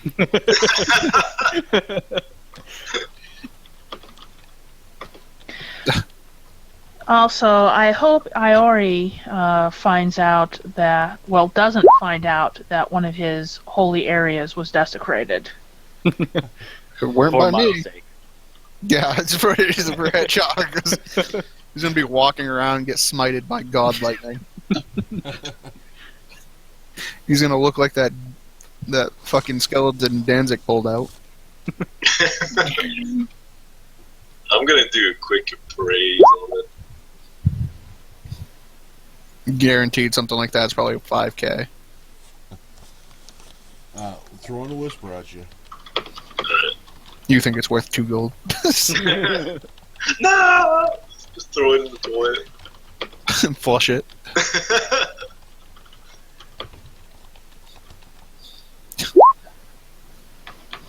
So, but what do you think? What do you think, GK? You gonna be able to go? Keep going No. another. No. I'm not saying no. I was asking, what am I going to be able to know? Oh no! I mean, are you gonna stay up? Yeah, are we gonna? You gonna I'll move go on? ahead and stay up a little longer. I'll do a whisper. I wouldn't mind another combat. Yeah. /W space the name of your target. For example, GM. if it's Red Hedgehog, you can just use red space your name, or I mean your message, or space /W space GM space message. And Steve, yes, I got that whisper that said text.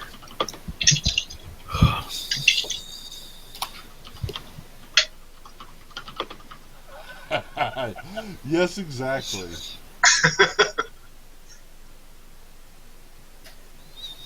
So Steve's heading off. Yeah, I'm gonna leave. He's gonna flush himself down the toilet. I'm rich! So yeah, Steve, thanks for playing. Have a great night. I had a great time tonight, and I hope to see you in the future. Yeah, I'll try, because it's hard to play on Saturdays. Yeah, We don't forget you got all those sweet items. We come back Oh, next week yeah. and Zeke's turned into a zombie. Yeah, he's stuck in the bathroom. If I was a my monk, all that stuff would just stayed on the ground. Actually, a dagger would be quite useful for you. I think monks can No, use it. my monk does not carry or use weapons. Does not want weapons. You could tape it to your fist. Kinda like the last time we played, I just left all the good loot on the ground except one ring. Yeah, I remember the last time we played, you flipped out and you started pulling switches on the Ogre King fucking throne, and then you started rubbing yourself all over it, and it was gross. And he still got a note on what happened on one of those switches. The next time I'm gonna play Galagal, there's gonna be something weird that's gonna happen. Then somebody made off with like a, I think it was like a 6K full plate mail, because it was so magical. And I made off with like a fucking bean. And somebody took my umbrella. Yeah, Ziploc made off with a pretty sweet umbrella. That was pretty cool. Because didn't the umbrellas don't exist in your world? Yeah. I thought you said they like didn't exist, but for some reason this one popped into this dimension. That sounds like something I would say. So yeah. Can't remember I was drunk that day too. Yep. Anyway,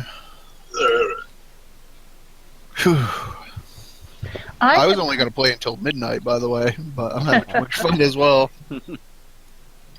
So I am curious where this entrance goes to.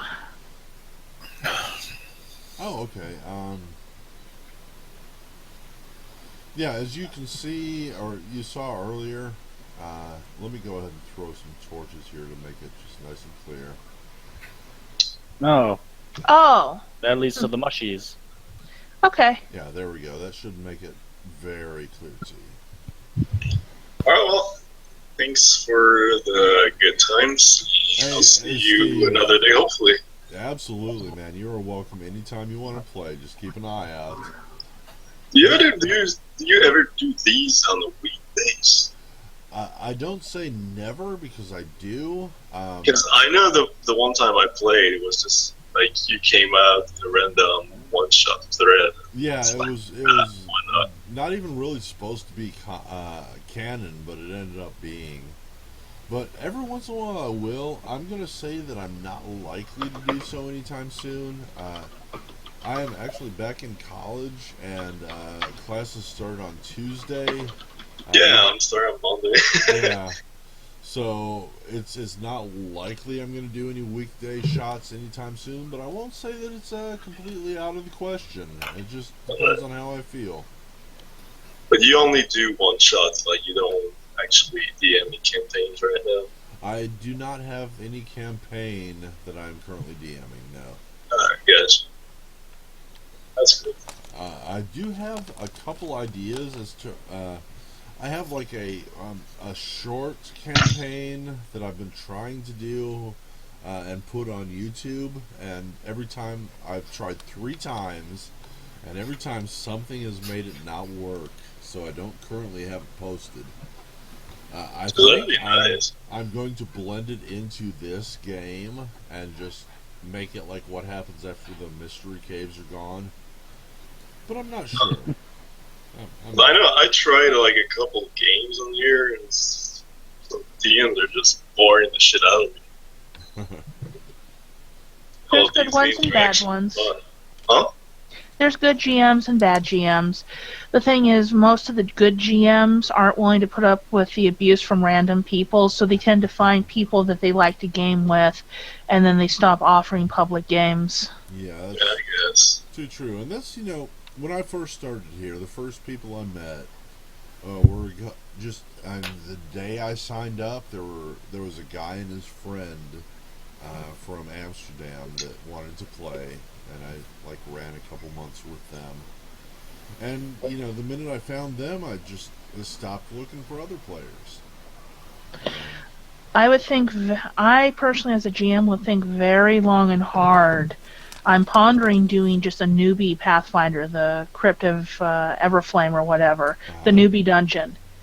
But I'm not sure I want to put up with the weirdness that I have seen uh, on the forums and from various one shots. I'm not sure that I want. That's where I want to put my time.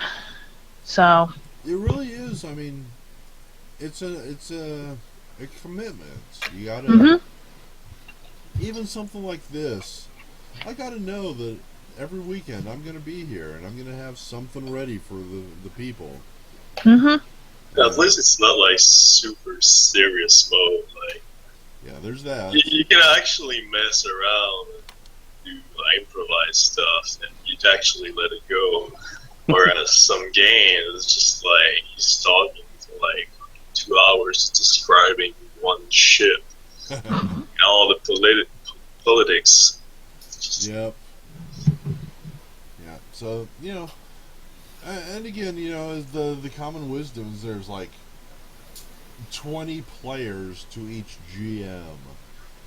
So you gotta keep hoping that you'll find a GM that's gonna work with you, and if you don't, well, sorry, sucks to be you.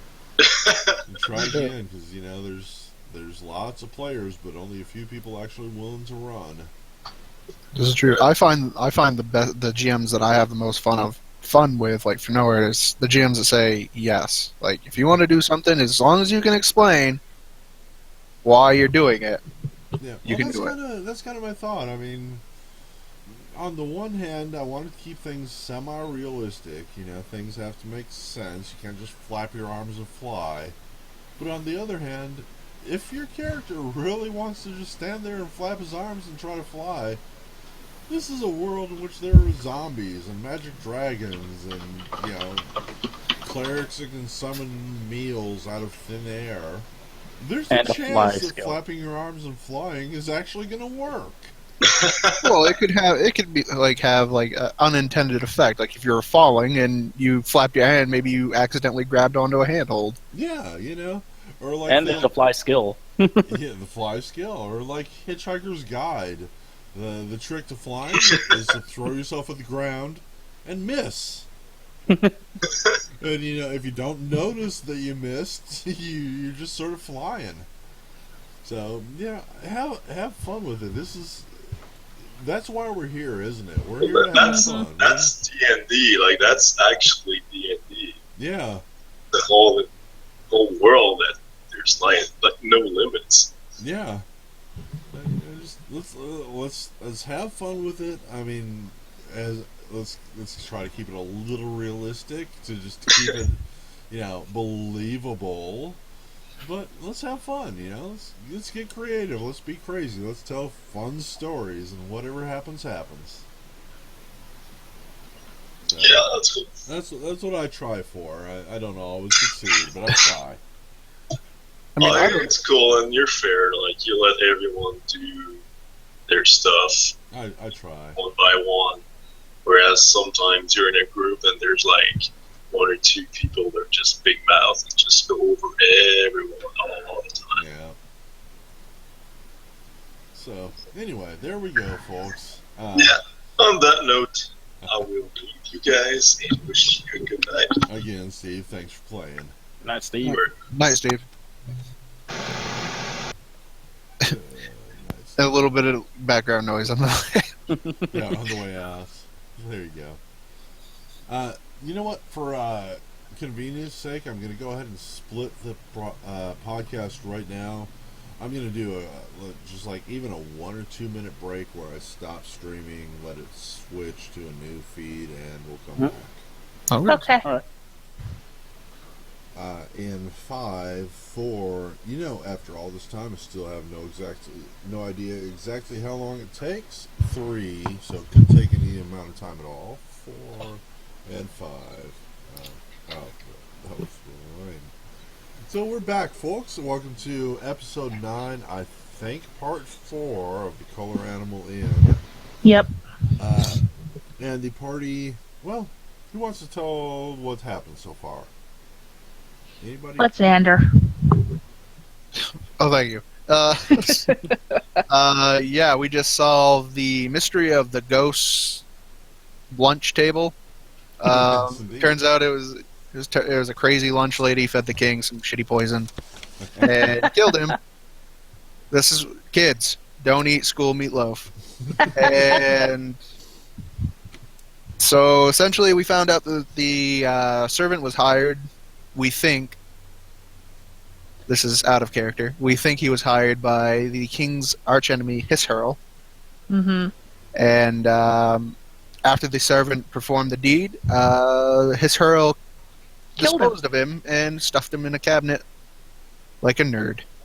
And that's about where we're at. We did get some shiny items, and Steve made off with a magic dagger like an asshole. We still love him, but he's an asshole. Mr. GM, where has no one explored yet? Well, at this point in the game, there are very few places.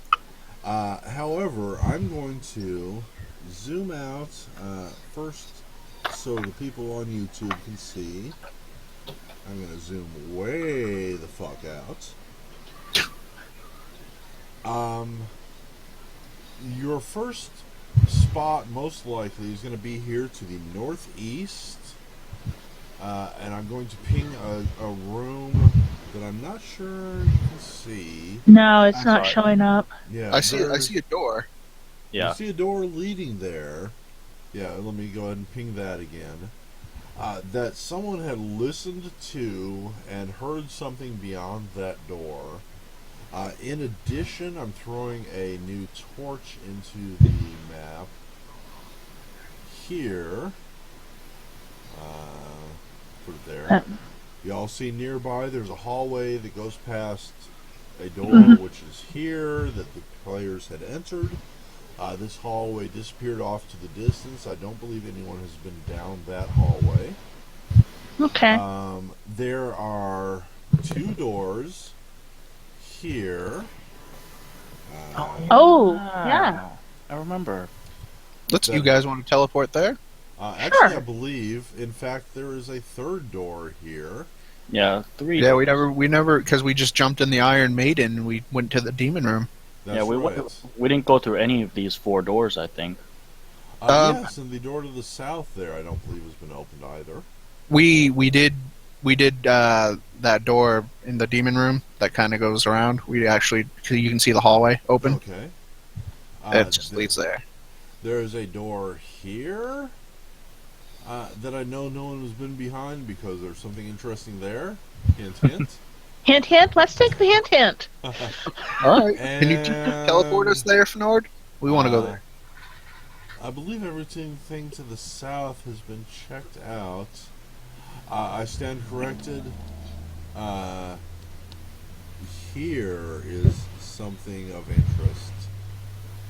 That, Could you ping again? Because my screen went all buggy. yeah. I see it. Mm-hmm.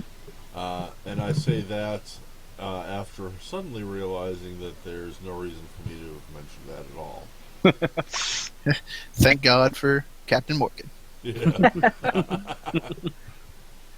This podcast brought to you by Captain Morgan. Get your DM fucked up, guys. Now, I think that something interesting off the demon room might be. That certainly sounds interesting. Now, do you And mean this room here? Yeah. Yes, you said there was something interesting, like south of that room. This door here has not been opened. Okay, then. Three, And two, it's one, only teleport. fair. Is that our choice? Yeah, it's only fair because we really wouldn't know about the other one. Cool. So Alright, so let me see. I'm going to bring everybody over one at a time. Yay! Did you go through this room with us? The demon stuff? I did. I did was this room on Tamsin. Okay, just wanted to make sure. So yeah, you did go in this. This is where I got my sweet. You can throw Danzig out of here. Yeah, Yeah. Yeah. Get Danzig out, 'cause he- I'm impressed that Danzig didn't manage to take any damage through this. Yeah, that was after what happened right off the bat. He did pretty well. If he ever went under 0, I would have used a scroll on him, but until then, he could just suffer. And then he stole the dagger, and I said, "Meh, fuck it." Alright, so let me zoom back in for the people at home, and I'm probably going to need to shift P again to get us into the location. Yeah. So, there's that. Let's see, make sure that goes through correctly. We are looking at the westernmost of these two southern doors, and this room is number 3. So let me look at my notes here. Did we go through this door as well? Which one? The Honestly, I don't remember. I don't believe so. That's probably why it's still blocked out as on the dynamic lighting layer. South entry 2. I see 2 wooden doors. You all see both of those? Yep. Yeah, more or less. The masks on the north wall, that was a puzzle that's already been solved. These 2 doors are, as far as I know, unexplored. So we will pull into the game right here. Xander, you have examined a door. It looks to be wooden. Yes, I can't tell which one it was. Was it west or east? I'll ping it. Maybe. It's going to be the western one. Alright, so give me a second to zoom in my GM map into position. Yeah, it doesn't tell you much. I figured it would have rolled the perception to me, but Yeah, I have like a generic door tiles that I pull up. In some my more produced, I guess is the word I'm looking for, maps, I've done more with them, but these are just sort of thrown in as I come to them. gotcha. This door, however, is as it appears. I'm not sure how much of that information you get. Let me get a perception if you're checking it for traps and such. I'll make 2 separate ones, one for each door. Alright. So I got 2 from Aaron. I should know better than to ask Aaron for perception checks. You want me to roll for? It was west and then east, or east Yeah, and then west? west to east. Alright. The western door you rolled freaking 40 on. And you see that this is a locked, simple wooden door that does not appear to be trapped. The other one you rolled a 26 on, which was a natural 5 for you, which is also a locked, strong wooden door that does not appear to be trapped. Sometimes I hate life. Time to And pick the doors. give me just a moment because I need to scroll down because I want to prepare for when you get through this. Give me a second here. So he's picking that lock. He said this other door wasn't trapped, correct? That is what he believes to be true. I'm gonna press my ear against it and see if I hear anything on the other side. You talking the easternmost of the southern doors? Yes. I would move there, but lag. Let me check something. I smash my head through the door like fucking Jack Nicholson. Here's Xander.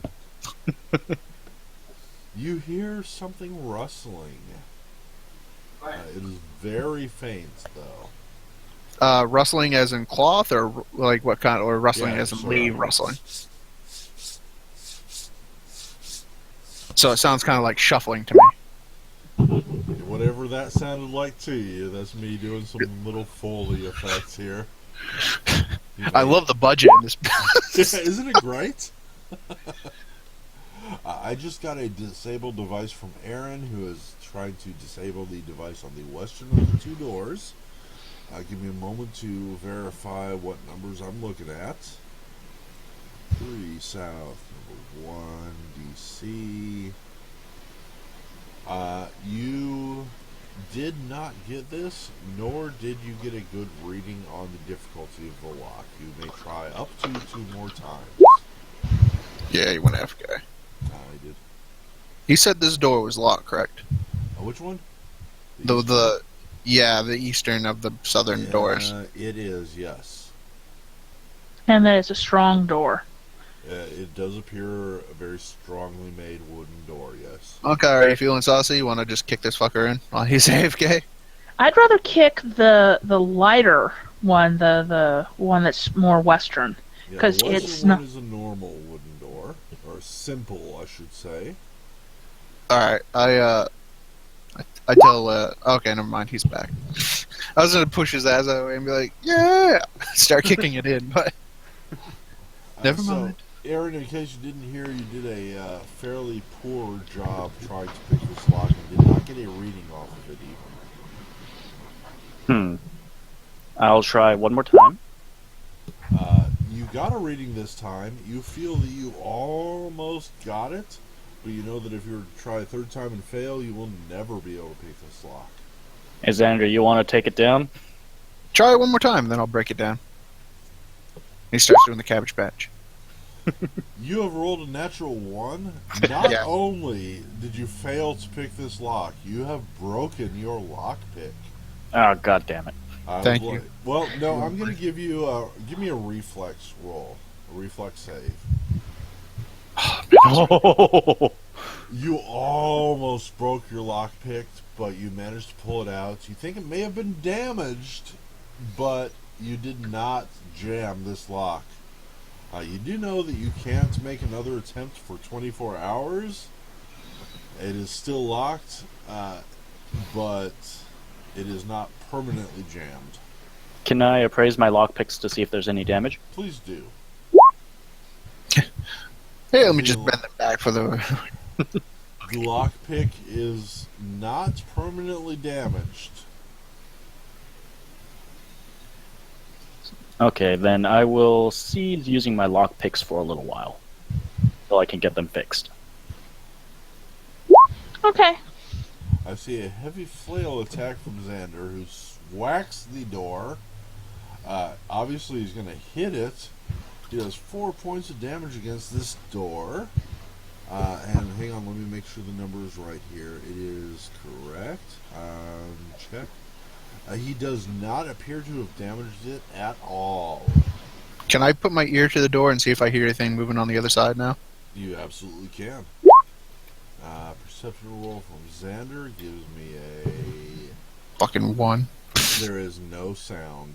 Alright, I'm gonna take a power attack and really try to whack this door. Go for it. Nice, you did critical damage. You have Plus, hit this thing. 3. You the have power attack. destroyed this door. It Yay! falls to splinters. And I need to go to the dynamic lighting layer to reveal the passage beyond. And a gout of flame engulfs Xander. Ah! Now, the first time it wasn't picked, it would have gone off had it been trapped. However, it is now completely destroyed. It's just splinters and lumber on the ground, revealing a little east-west hallway beyond. I say I motion for everyone to follow and be careful. And I think I need to do one more thing. Hang on a second.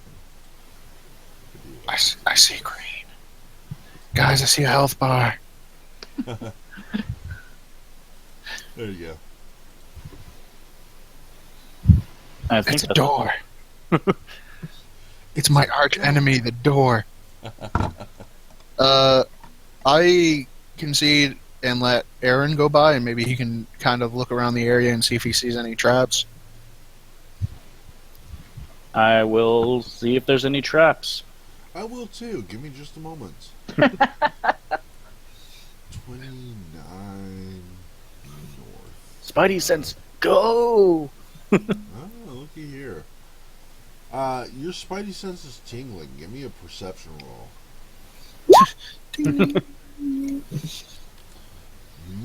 Whisper coming to you. And a scythe trap. What are you doing all the way back there, Kara? It's totally safe. Come here. I thought you wanted to get out of the hallway.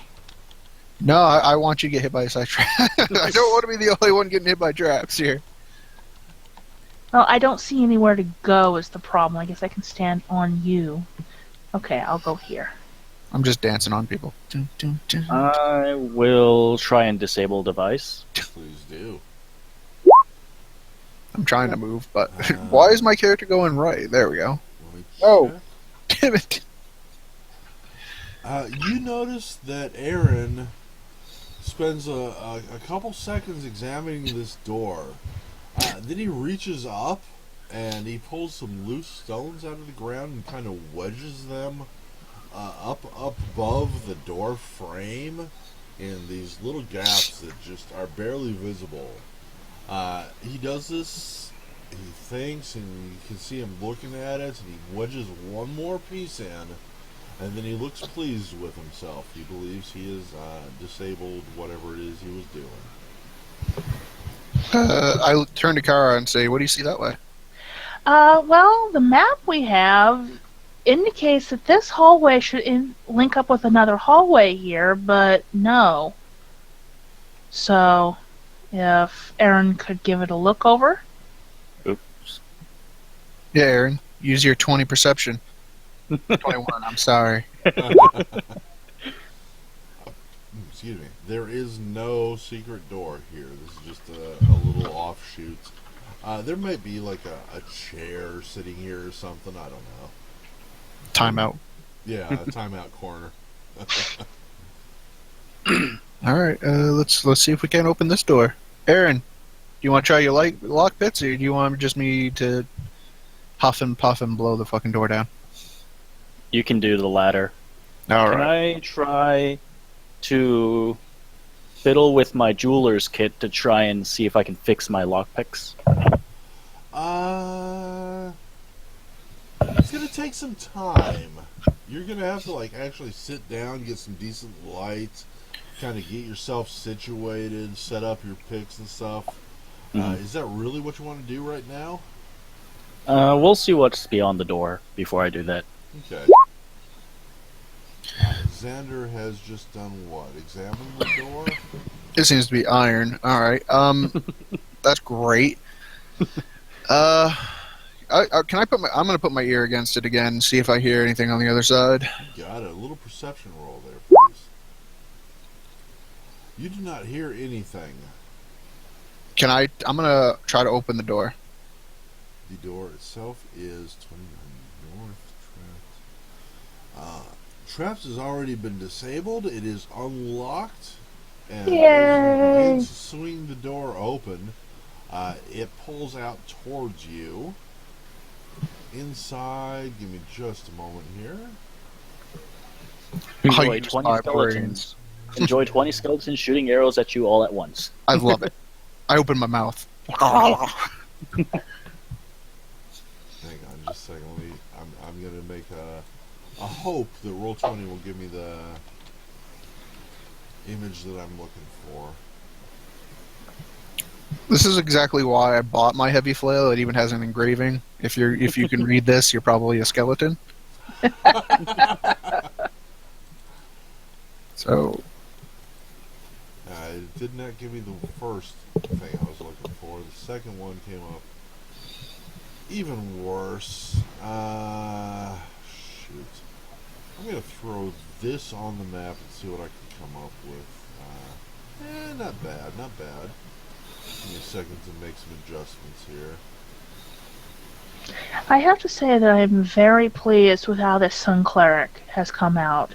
Sure, I'm not doing very well on the knowledge side, but the combat side, I'm pleased.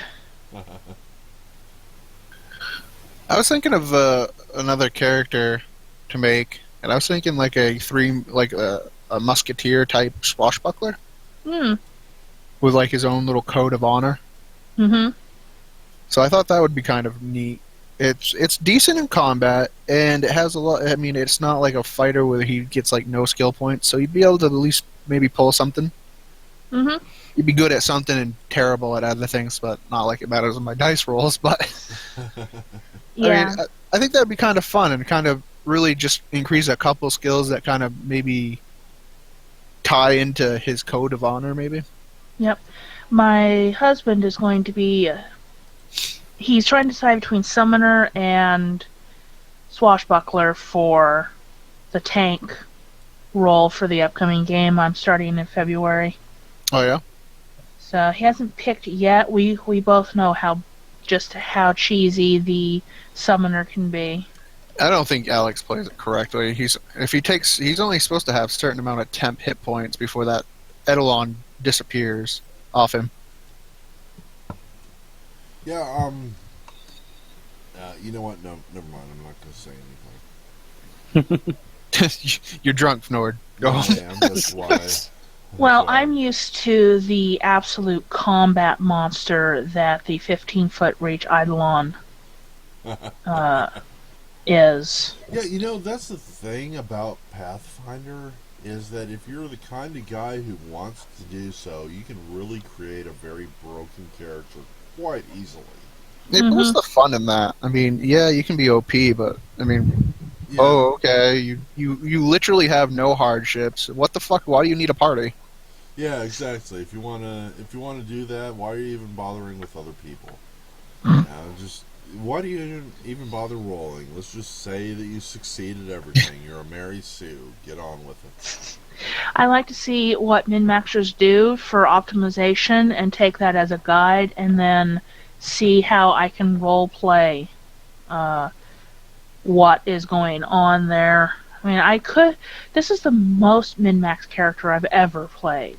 Yeah. But she has a reason for it. Well, it's very specialized, and that's the thing. If you come up with a specialization that's exactly matching the campaign that you're in, yeah, you can really min-max it and get into it. But and I'm not saying this is what Nick's doing, or what Alex is doing. As I say, what the fuck you talking about? Yeah, it is definitely not what Nick's doing. But you know, I've had players that really get into that min-max thing, you know, and just want all the power they can get, and that, yeah, okay, that's fun for a while, but it doesn't make a good story, you know. Have a character who fails sometimes, because that's when the fun happens. Or all the time. Or all the time, and that makes a great character. The favorite character I ever had was a bard that I rolled up, the swashbuckler, who had like a low dexterity, he had a low strength. He played as a swashbuckler, but his character had never actually seen the ocean. He was all bluff and no skill, and he had such horrible rolls, and he was so much fun to play because he sucked at everything. Was he at least a good bluffer? Could he No. bullshit? No, he wasn't even good bullshit. He was literally bad at everything, and he failed 90% of his rolls, and it was so much fun. But on the offshoot of that is that 10% that you actually succeeded. It was meaningful. Yeah. It made you feel you badass. Like when I got that growing shot on an ogre. Yep. That was badass. Another one of my favorite characters was a guy named Moftar, and he was like a little old hermit. And one of the few games that I actually got to play in him, he was not made to combat. He was like an inquisitor, I believe, was his class, and you know he was all about hunting out demons and stuff. But he had no physical abilities. It was all wisdom and such. But one game just with some really good rolls. You got 3 grapples in a row against the big bad. And like with the skeleton minotaur, he took her down. And Yeah, but that skeleton mentor. We did cheese that fight. yeah, That was cheesed. yeah. I mean, yeah, no. I mean, it's Pathfinder. It's all cheese. Cheese. All right, so we walk into this room, You all do. cheesy. Inside, you see some Sorry about 2 large stone monoliths, and carved into and around them, you should be able to see some green, interesting things. Nice. And I'm seeing Kara and Xander in the room, and Yes. Aaron behind them. Let me go in order, please. Kara, I would like a perception roll from you. Sure. Very good. You notice nothing unusual. Xander, I would like a perception roll from you. Very good. You notice nothing unusual. And last, Aaron, please. A 26. Aaron, I'm throwing you a whisper. Really? Aaron succeeded on a perception? No. YouTube. My mind is blown. I don't know what. I mean, I guess I get some good ones. I heard some shuffling, but it was probably literally like a couple fucking paper bags. Aaron, I give you 5 seconds to tell me what you're going to do. 5, I'm going 4, to 3, two, point at one. the figure Uh, and yell. Aaron points. What do you yell? Something's out there. Very good. Give me just a moment here. Xander looks to the sky and says, "You're right. I don't think we're the only ones." Kara, I would like you to give me a reflex save, please. Sure. With advantage since I helped her out by pointing it out. There's no Yes. advantage in Pathfinder. Yeah. Oops. Hang on, I gotta go to the right layer here. Oh shit! I just made a big mistake. Let me hope I don't screw that up too bad. Kara, teach me how to roll. Teach me your ways. Start GMing a game. I Build jammed up for the my Carmen. girlfriend Mm-hmm. and her mother, and they enjoyed it. But honestly, I'm a shitty GM. I can't roll as a character. I can't roll as a GM. So I don't know.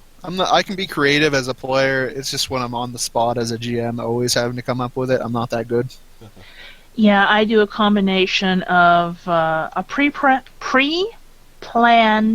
framework and then what the hell? And then, what the hell? Oh, it's a ghoul. I like these guys. They're very huggable, Kara. Okay. Yes, Carrie, you unfortunately did not notice in time as this shadowy figure, this humanoid figure pops out of the shadows and it takes a swing at you with a bone that is holding in his hand. Okay. And where is the button? There it is. Does No. 17 does not hit. Your flat foot is higher than your touch by far. Yeah, because your armor. Yeah. So it clangs against your armor, but does not penetrate nor harm you. And we are in combat order. So if everyone would be so kind. Woohoo! I got a good roll. You motherfucker! Why are you gonna take this from me, you asshole? Every fucking time, I can't be number 1. No, I'm gonna be that asshole number 2. Just like in life, I just get number 2, guys.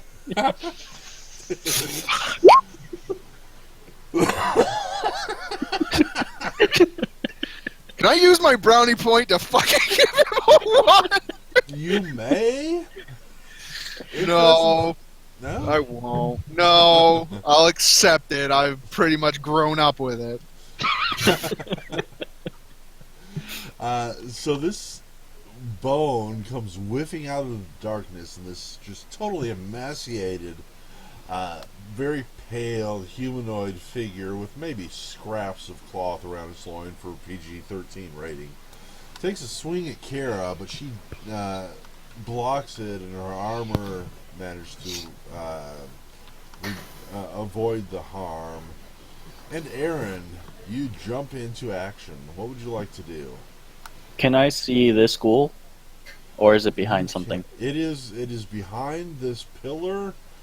Technically, the pillar's base is here, and then this one is in this square here. But you can see it on the other side of it. Hmm.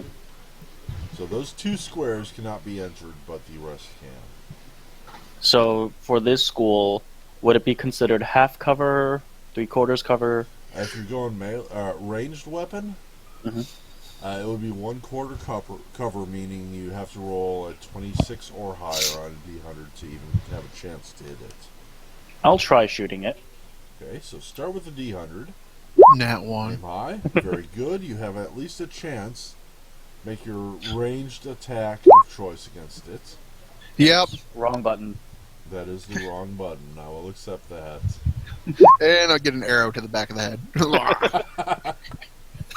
Close, but no cigar. Not even close, but very much no cigar. I meant close to hitting him. Now you have a movement ahead of you if you'd like.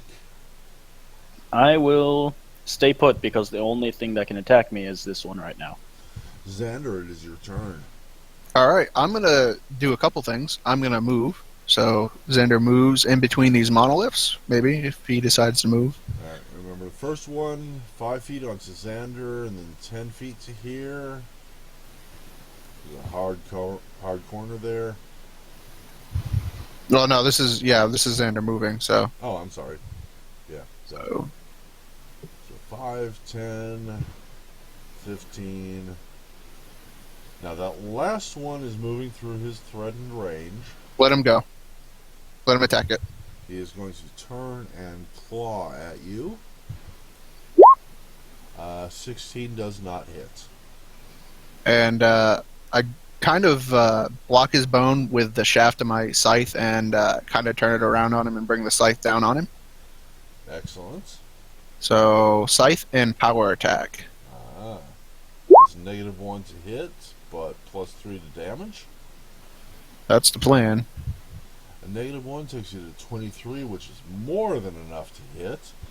Damage of 11 plus 3 is a total of 14. And you have harmed this guy severely. The ghoul's turn. The ghoul will make a 50-50 chance between the two of you, because that's what I'm rolling tonight. Xander being a 1, Kara being a 2. Kara being his attack. I don't know why he was suddenly turn around, but there you go. Swings his bone at Kara, and... There we go. Geez, come on, Jeff. Xander distracts him by saying, "Don't turn your back on me." Kara, how you scratch this guy's face? Well, I do have a morning star out, so that's bumpy, spiky. The bumpy spikiness to the face. To the face. Roll me a d4, please, Kara. Does a ghoul have any charisma? I mean, he's a smelly fucking flesh-eating zombie. He really doesn't. I mean, you make him even uglier, but not so anyone could tell. However, he did do some good damage. This ghoul is severely injured. That was his turn. Mm-hmm. Miss. And it makes it Kara's turn. I'm going to take a 5-foot step, and then it's no action at all to do a religion check to double check whether I need a slashing or a blunt piercing for this particular kind of undead. Gotcha. Yeah, give me that roll. How about I select the token, then I hit the button. Oops, sorry, I did this out. This particular creature, a ghoul, is an undead human who pretty much starved to death, but didn't realize that he had starved to death. and is just still alive out of pure hunger, and is not invulnerable to any weapon type. It will take full damage from any of the Okay. three. Then I will use my Morning Star to its face again. Come on. You can do it. A 14 with flanking makes it a 16 is 16. a hit for Yay! 8 points of damage, and it drops at -6. Woohoo! Good job, Carl. Yay! We make a good team. Can we loot his emancipated body? You may. He has very little on him. However, if each of you would like to roll a d6, you will Can I get take his that loincloth and like try it on? Oh, let's see. Would you like a 1, Fnord? I would love a 1. I know you would. That's pretty close. I'll take a 4. Not bad. That's how many gold pieces each of you find. Okay. I'm poor. I need it. I got 4 gold plus another 4. I'm at 8 gold. Oh, hey, look, it's another constellation. It is. All right. Is just for clarifications? Where? Hold on. Let me try to ping it. Is it pinging? There we go. Is that a dot there where those two meet, or is that just a line going to the dot? You know what? I am not entirely sure. Give me just a moment because I have a thing that I can do. Namely, this. That should help Ooh. clarify It's Oh, that just a does. line.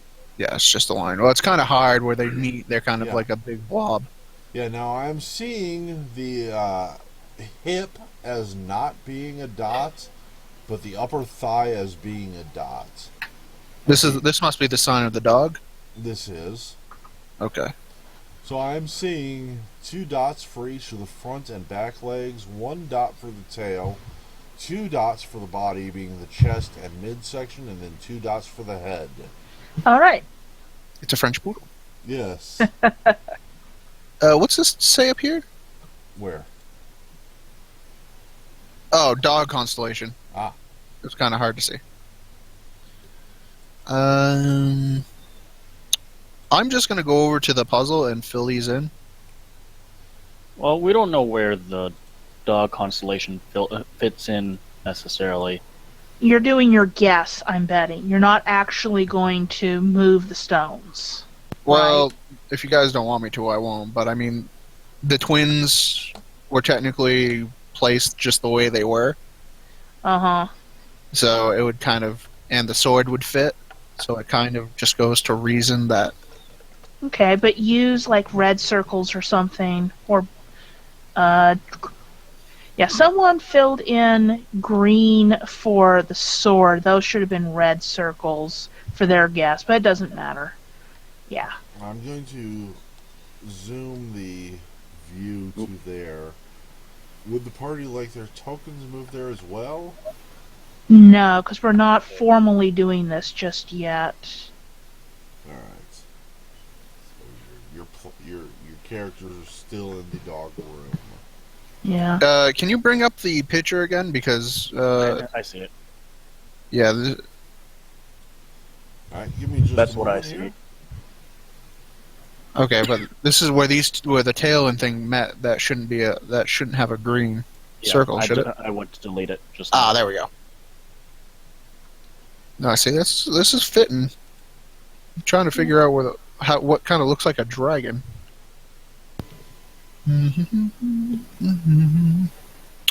Yeah, looks pretty good. Yeah. I'll buy that for $1.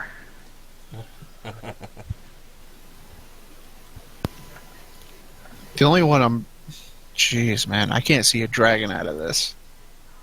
Yeah, we'll have to. I'm a pretty imaginative guy, but by God, I can't see a dragon. All right. Do you guys want to try it for another door? Yes. All right. Can we go? Can you shift ping me back? Because it takes forever for me to To get back. the most Where we are. recent current location. Let me see. Yeah, the ghoul. Where are you? You're right here. Whoops, I'm on the map layer. Let me Object Slayer.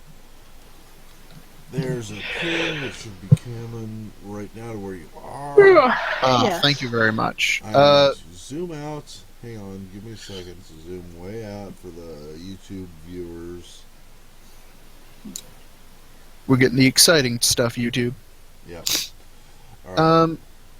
So I'm Ah. trying to watch. I might not be able to tell exactly, but if you want to ping into a position, let me know. I asked Kara, do you know anything about these monoliths? These look interesting. Well, I will attempt a religion check.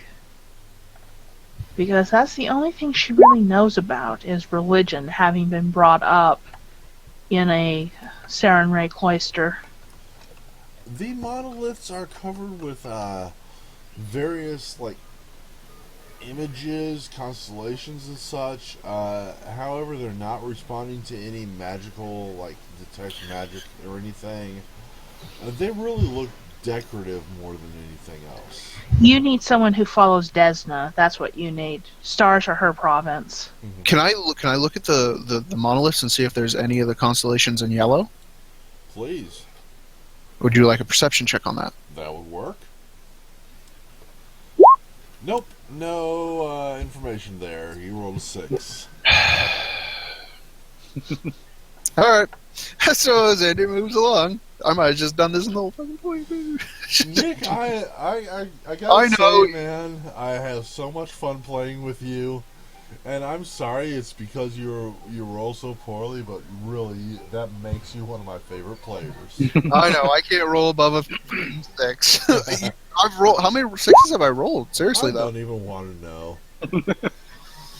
It is tradition that, well, it was tradition in the other Pathfinder game. We actually created the deity Tunoth because my husband could not roll anything other than a 2 on damage for his primary weapon. Tunoth hungers. He eats damage over 2. He eats the excess. Yes.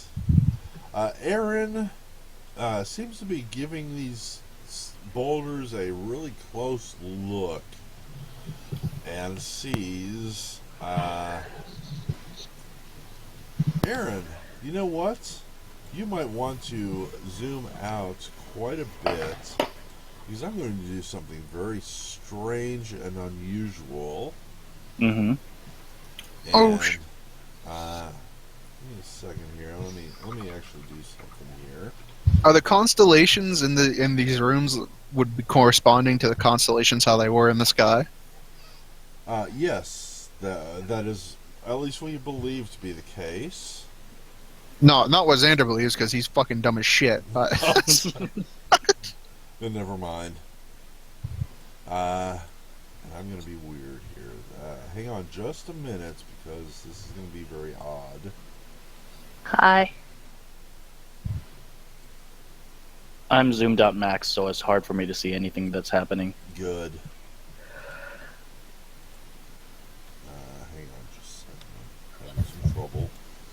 For some reason, my coordination is a little low at the moment. it's hard when you see triple of everything, isn't it? Yes. Double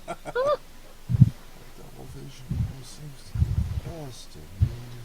Double rainbow. What does it mean? Alright, Aaron, you're going to get a 5 count, and that is literally all I'm giving you. 3 5, more things coming at 4, us. 3, And I will pull back the other 2. 1. Ended. No, Xander is moving out. Sorry, guys. I'm gonna have to spend my turns getting back to you.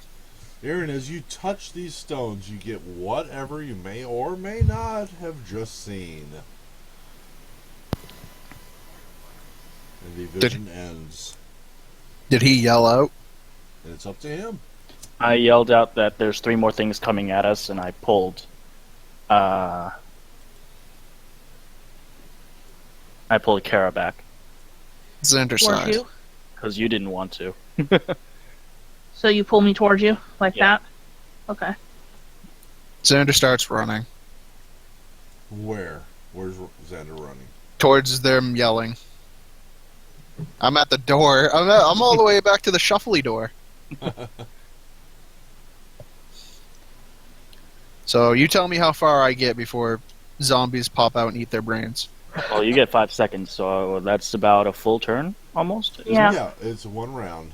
So 30 or 60 feet, assuming you have a standard 30. Well, can I?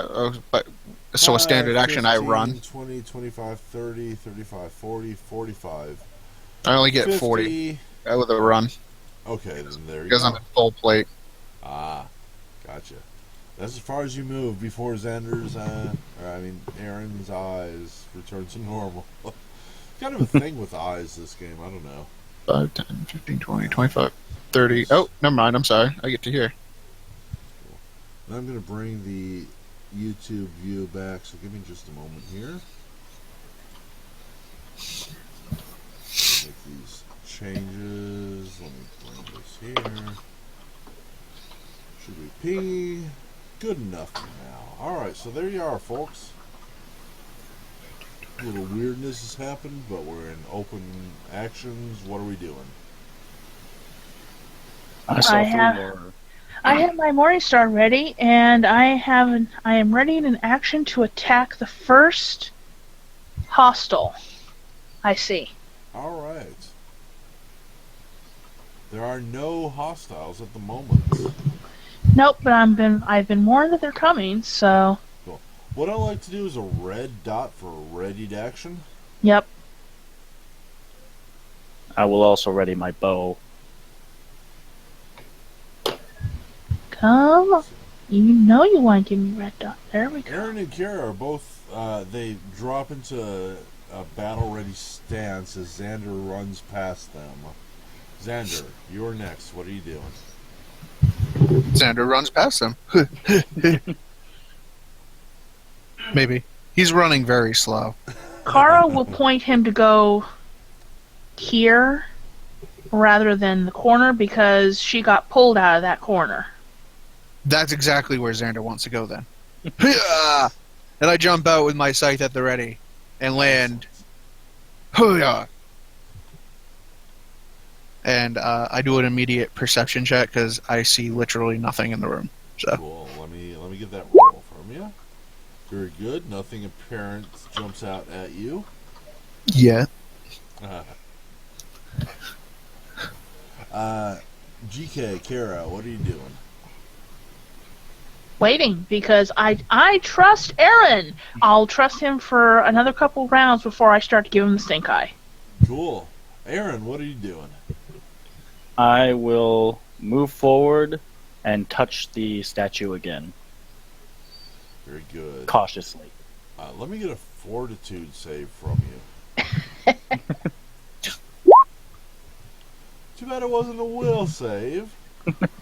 However, you feel absolutely nothing course through your body as this blatantly inert stone does nothing to you. Xander, what are you doing? kind of looks around.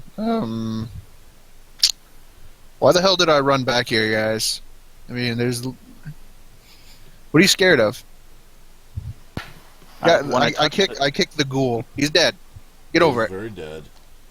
His When I body's- touched the monolith, I saw 3 more ghouls or zombies of some sort.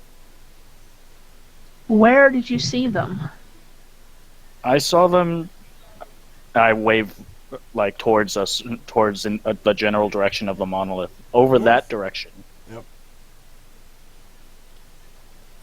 All right, so Xander goes over to there. He's gonna start walking.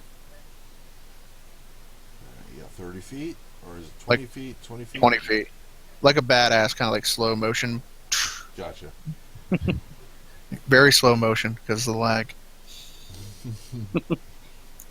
I'm matrixing it up.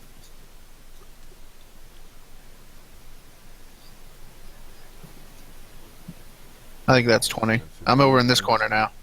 You are. What would you like to do there? I'm gonna make a perception check. I'm gonna like kind of swing my scythe around, Uh-huh. and I have my torch out too, strapped to my arm, Yeah. and Like a slot in your shield that holds a torch or some shit. I don't even know. But you look around and don't notice anything unusual. I mean, there's the dead ghoul there and a couple big old stones, some weird carvings in the floor that look like a dog shape. Probably some old bones, like a lot of rats, corpses, and such, but nothing really interesting. I throw the rat corpse at Aaron. This is what you're scared of? You make me run for nothing, man. And I Aaron, start. a rat corpse comes flying at you. What do? I will dodge it. Excellent. You easily dodge it. I need you to remove your red dot, please. There we go. And I am going to drop out of battle stance and then start heading out of the room. All right, go ahead and move. 2, 3, I swear I saw something as I touched the monolith. 5. I think you've been eating the mushrooms you brought to the cows. Okay, that's 1 round's worth of movement. Cool. There is nothing of a immediate threat 7, anywhere near 8. you. There we go. That's what I can do. Cool. So yeah, open rounds, folks. Okay, Do as you will. I'm going to come park myself over here and wait for them. 'Cause- Xander walks by Aaron, shaking his head. He's very disappointed in his rogue. Can I make another perception to see into because I want to see where the whatever triggered that came from? Please. Yeah, nothing happens. I mean, you reach out, you touch the stones, nothing happens, man. There's just nothing here. I'm going to assume, out of character at this point, that I rolled a natural 1. Maybe. Xander's shimmying back and forth trying to get in front of this door. So while Aaron's feeling bad about his stones, Xander is going to power attack this door. Alright, give me a second here. 3 south, 2 locked strong wooden door, power attack. Hits, does 2 points of damage versus its. Does bludgeoning go through its damage resistance? Yes. You have done 2 points of damage to this particular door. Well, I mean, because it has a -5. It has a 5 DR. Right. And bludgeoning will go through it. All right, so Slightly damage this door, as you can see on the green bar. so that should be 10 damage. That's what you see is what you get. Damn, this door is tough. Another power attack. That's much better. This door is literally hanging on by 1 hit point. And then in true badass style, I kick it open. Kicking it open takes no roll because it is so badly damaged. Then I'm going to do this. And I'm going to come here, and the door itself crumbles, revealing a hallway to the south.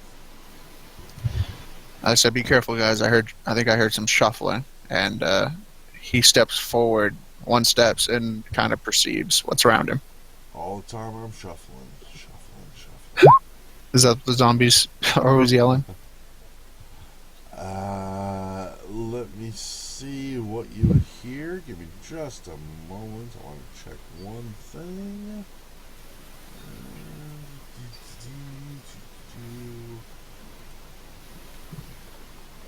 Whisper coming at you.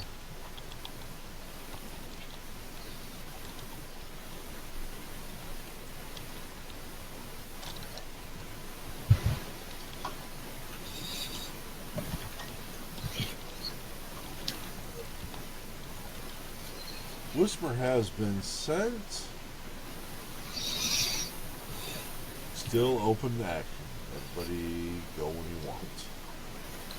Xander loosens up his battle stance. I think this is a way out, guys.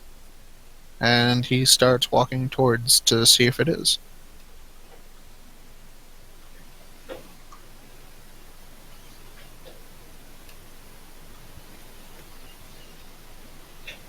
I got this. Aaron, your spidey sense is not tingling. I will perceive to see if there's anything around.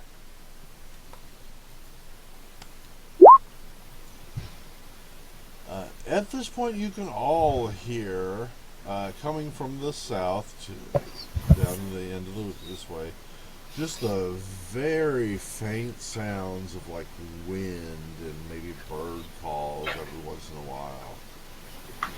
Hmm.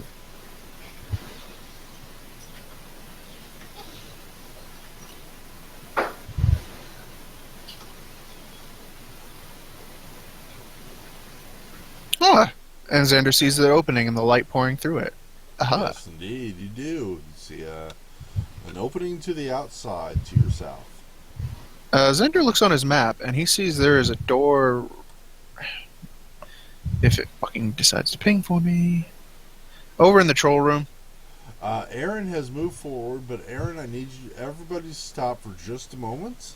Okay. Aaron, I would like you to make me a reflex save, please. 17 versus.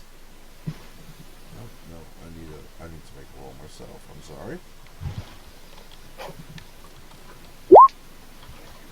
A 27 hits your armor class, I'm going to assume. Yes.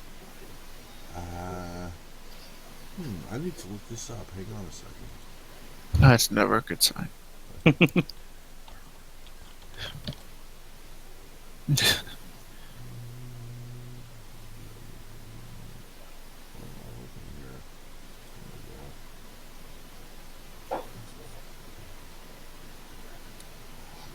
Aaron, as you move through the square that I've just placed you in, you feel a trigger underneath your feet go snap and click, and all of a sudden something pokes into your left shoulder. Ow. You look down and there is a very small dart sticking into your skin. I would like you to make a fortitude save, please. Good thing that's not my will save. This is enough. You reach down and you knock a dart out of your arm. You know, like you brush it loose. And this dart has this greenish oil on the end. You can feel it kind of sting in your skin, but you take no permanent damage because you made the fortitude save. Can I save the dart for later in case I want to throw it at somebody with the residual poison? Whatever poison was on it is already in your system. Damn it. If you have a dungeoneering, engineering, arcana, anything like that, I would let you identify what it was. I believe I have. Yeah, I have dungeoneering. Let me see what my profession for engineering is. Can I use my engineering profession since it's higher? Oh, accept that, yeah.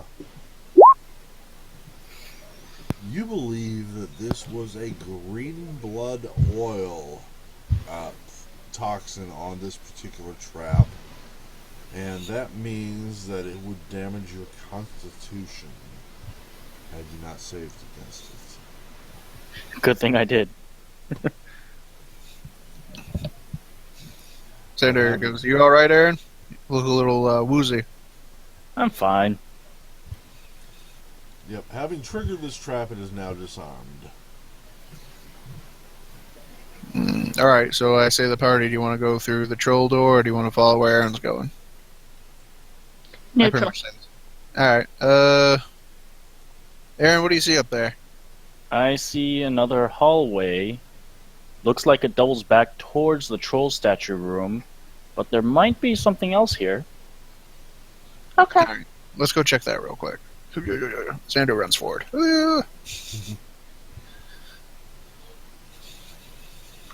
Oh, hey, look at that. I don't know. I can't look at that because Xander's slow as shit. I will check for traps and doors. Excellent. Did I just like bull rush the door?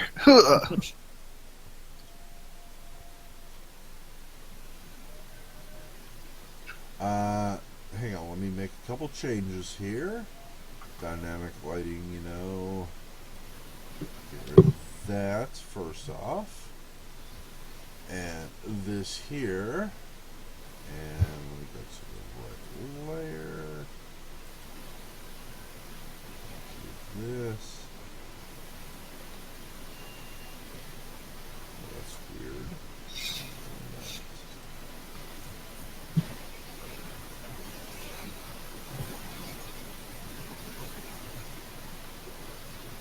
Xander, Aaron, you have noticed there is a strange kind of depression. Looks like almost a doorway-shaped form in the northern wall. That ping didn't come through at all, well, I guess you can see that there's like a little weird shape there. Let's just do this. Okay. That looks to be an open or a panel of some sort that can slide to the side. It looks like a secret door that you found. Do you want to go first, or you want me to? I will stealthily open the door and look in. Yeah, that worked great last time. You believe yourself to be completely hidden. As you open the door doesn't appear to make any noise as you crank it open. However, just a second here, let me see. He's gonna look like Pinhead after all the darts get through with him.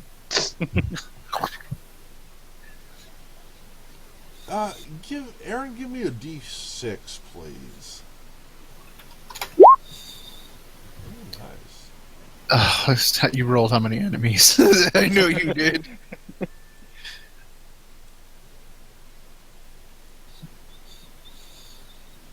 That's okay. I'm sure Kara wants some undead.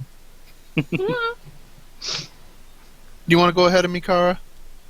Sure. All right. I need to take a bio break real quick anyway, so... Yeah, sounds like a good plan. Let's go ahead and do that. I'm just going to leave the stream running because I'm still doing stuff. But we'll come back as soon as everyone is back. I get to do my fun stuff. Everybody at home gets to watch me. Let me see. Let me first shift king into position.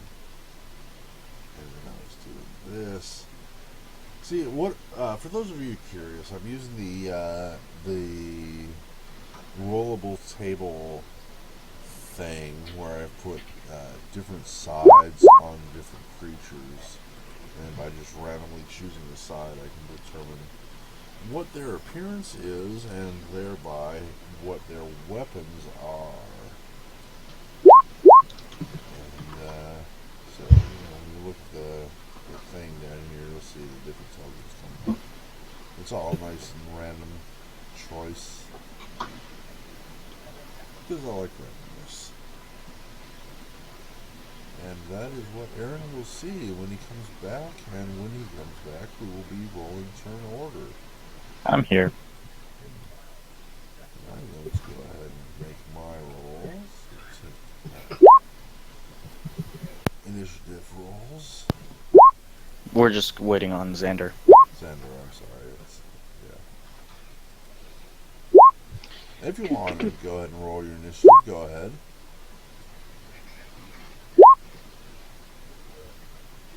As soon as Xander gets back, we'll pop into combat. And being it is now 3:17 a.m., which means that we've been had this officially for 12 hours and 17 minutes, I think this is going to be the end for tonight. Okay. Overall, I'm pleased with how tonight has gone. Me The too. I've been the having a build great time. the build works well, both in and out of combat. Yeah, good character. I'm not terribly hobbled. What did you think was going to be your strong, your weak point here? Masses of not undead. I have tools to handle single undead, multiple undeads. I can handle undeads that are way across the room because I picked up Disrupt Undead as a cantrip, so I have that going for me. So masses of not undead and having to do lots and lots and lots of knowledge rolls. Uh, well, there've been quite a few knowledge rolls, Yeah. but But I usually I'm playing the character that isn't very good in combat, but once the knowledge rolls start being needed, I shine. So it's a nice twist for yeah, this evening. I was a little surprised you didn't go with your bard this time. Well, with all the undead, it made me want to play an undead specialized character that I've never gotten a chance to actually pull off because no GM has ever done something so oriented towards undead before. Yeah, yeah. Being you know, 1,000 years old, there's not really a lot that's not undead that would still be moving in here. Yep. Rust monsters.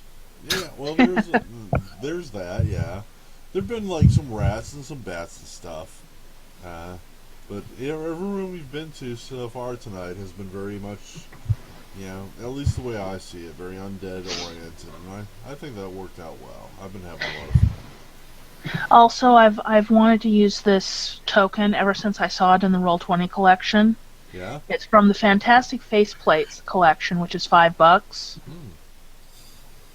But yeah, I saw it and I liked it. So Yeah, it's pretty cool. I prefer top down, generally speaking, but a lot of the portrait tokens are really cool. yeah, I came up through portrait tokens because I never used minis. We used pennies and dimes with Avery dots on them Oh yeah. and writing when I was doing my face-to-face stuff. Uh, And the top-down minis, I can't really make out much detail, especially because I tend to play at 80% zoom to get more battlefield up. So yeah, I like the top-downs. I appreciate the feeling that they give, but they're just not my style. yeah, everybody's got their own preferences. Uh, I like the top down just for the more like, I don't know, immersive. I find them a little more realistic. They kind of seem to fit better. But really, it doesn't matter. You know, if you can just see what you're supposed to see. This D&D has always been very much a theater of the mind kind of thing. It really doesn't matter. Just, you know, very much individual style, and you know. As long as everyone knows where everyone else is and we're all agreement on these are where the pogs are, Yeah, that's yeah. all that matters. Really, it really is. You know, I'm old school. I grew up. The first computer I had was a Commodore 64, and if anyone knows Same about here. those graphics, those were they were pretty much crap. So, yeah, I've seen one, but I've never played one. Yeah. I don't think I want to. and The first computer I've ever used was the MS DOS. yeah, original IBMs. Yeah, back in the day they did some really amazing things with very limited computer space.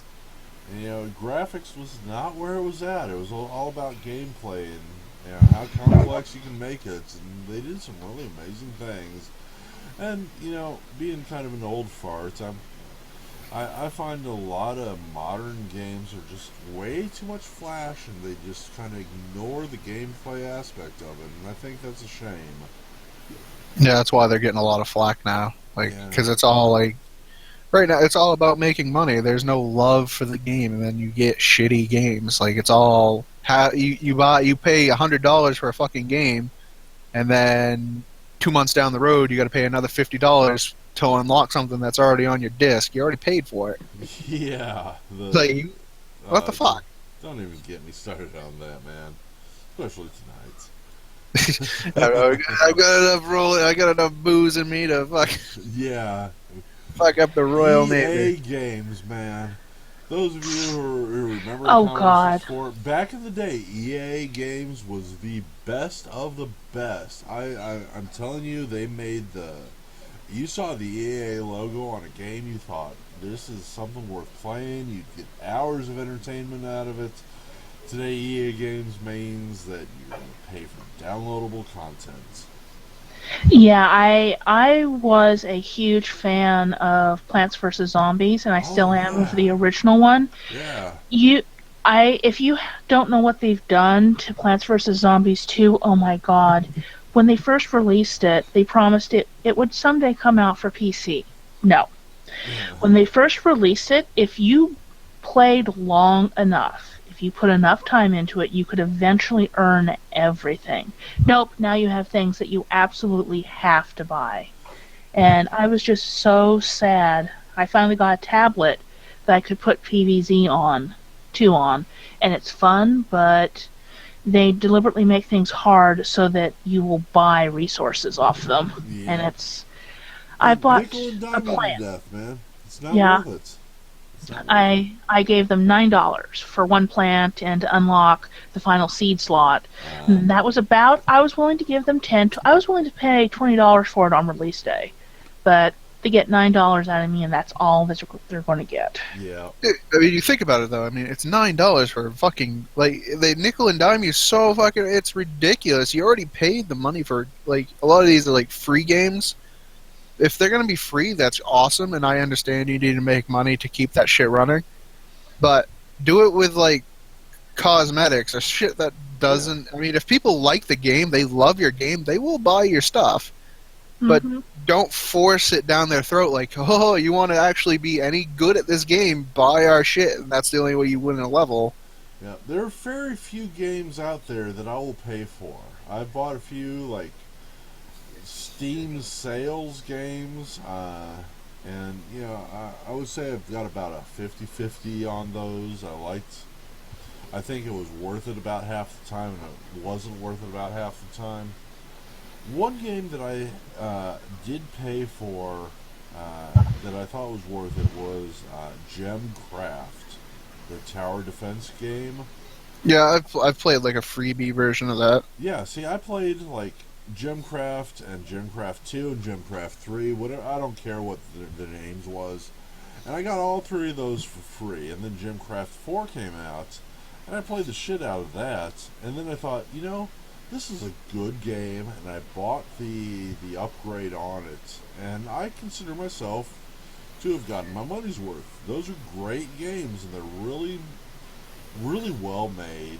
I've gotten so much entertainment out of them. I thought it was worth the payment. And I would probably pay for Gemcraft 5 if it ever came out. Oh, I'm sure it will. Yeah, eventually, someday. I find myself going back to old PlayStation games. That's where I have the most fun. Yeah.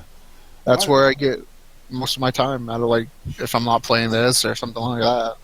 I think the game that I've gotten the most hours of gameplay out of is Master of Orion 2. I will go back and play that over and over again. I bought that on disc, and it was before the downloadable content bullshit and stuff. But Yep.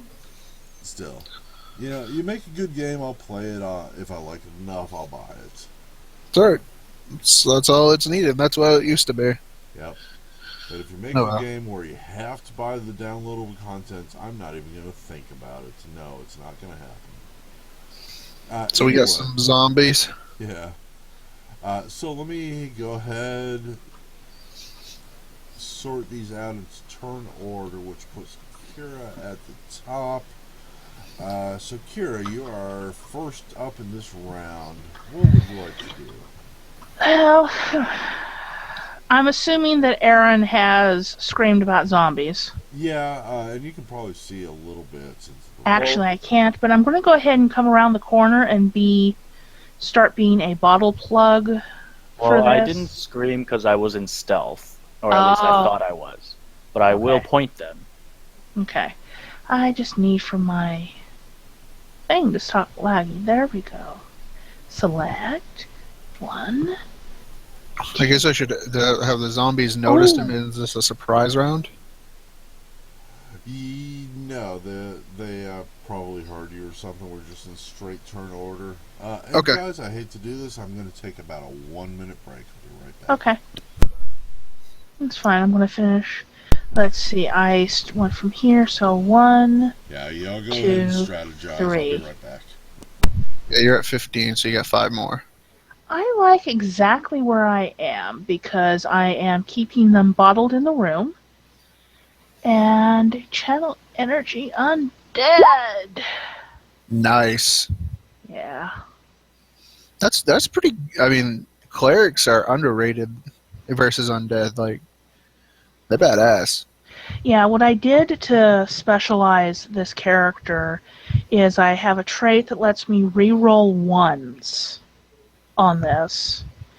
And I have +2 to damage from my domain. And then the other domain power, because I took Sun and Glory, the other domain power adds 2 to my difficulty class for resisting the damage.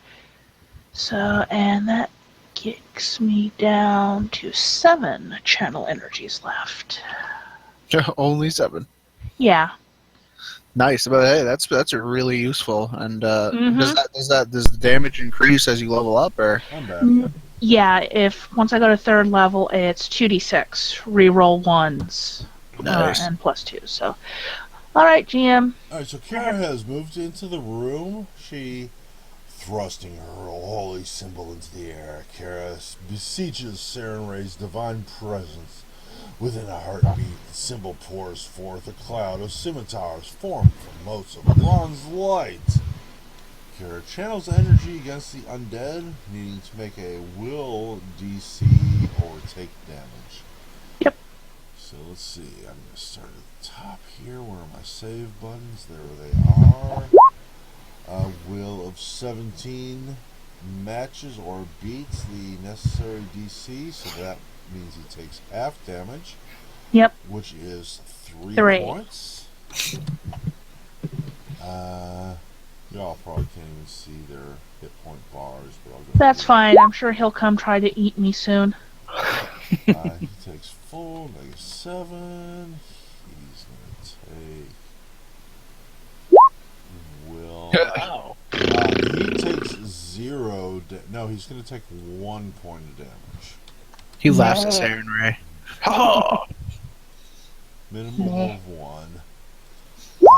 Zombie will of 19 for half.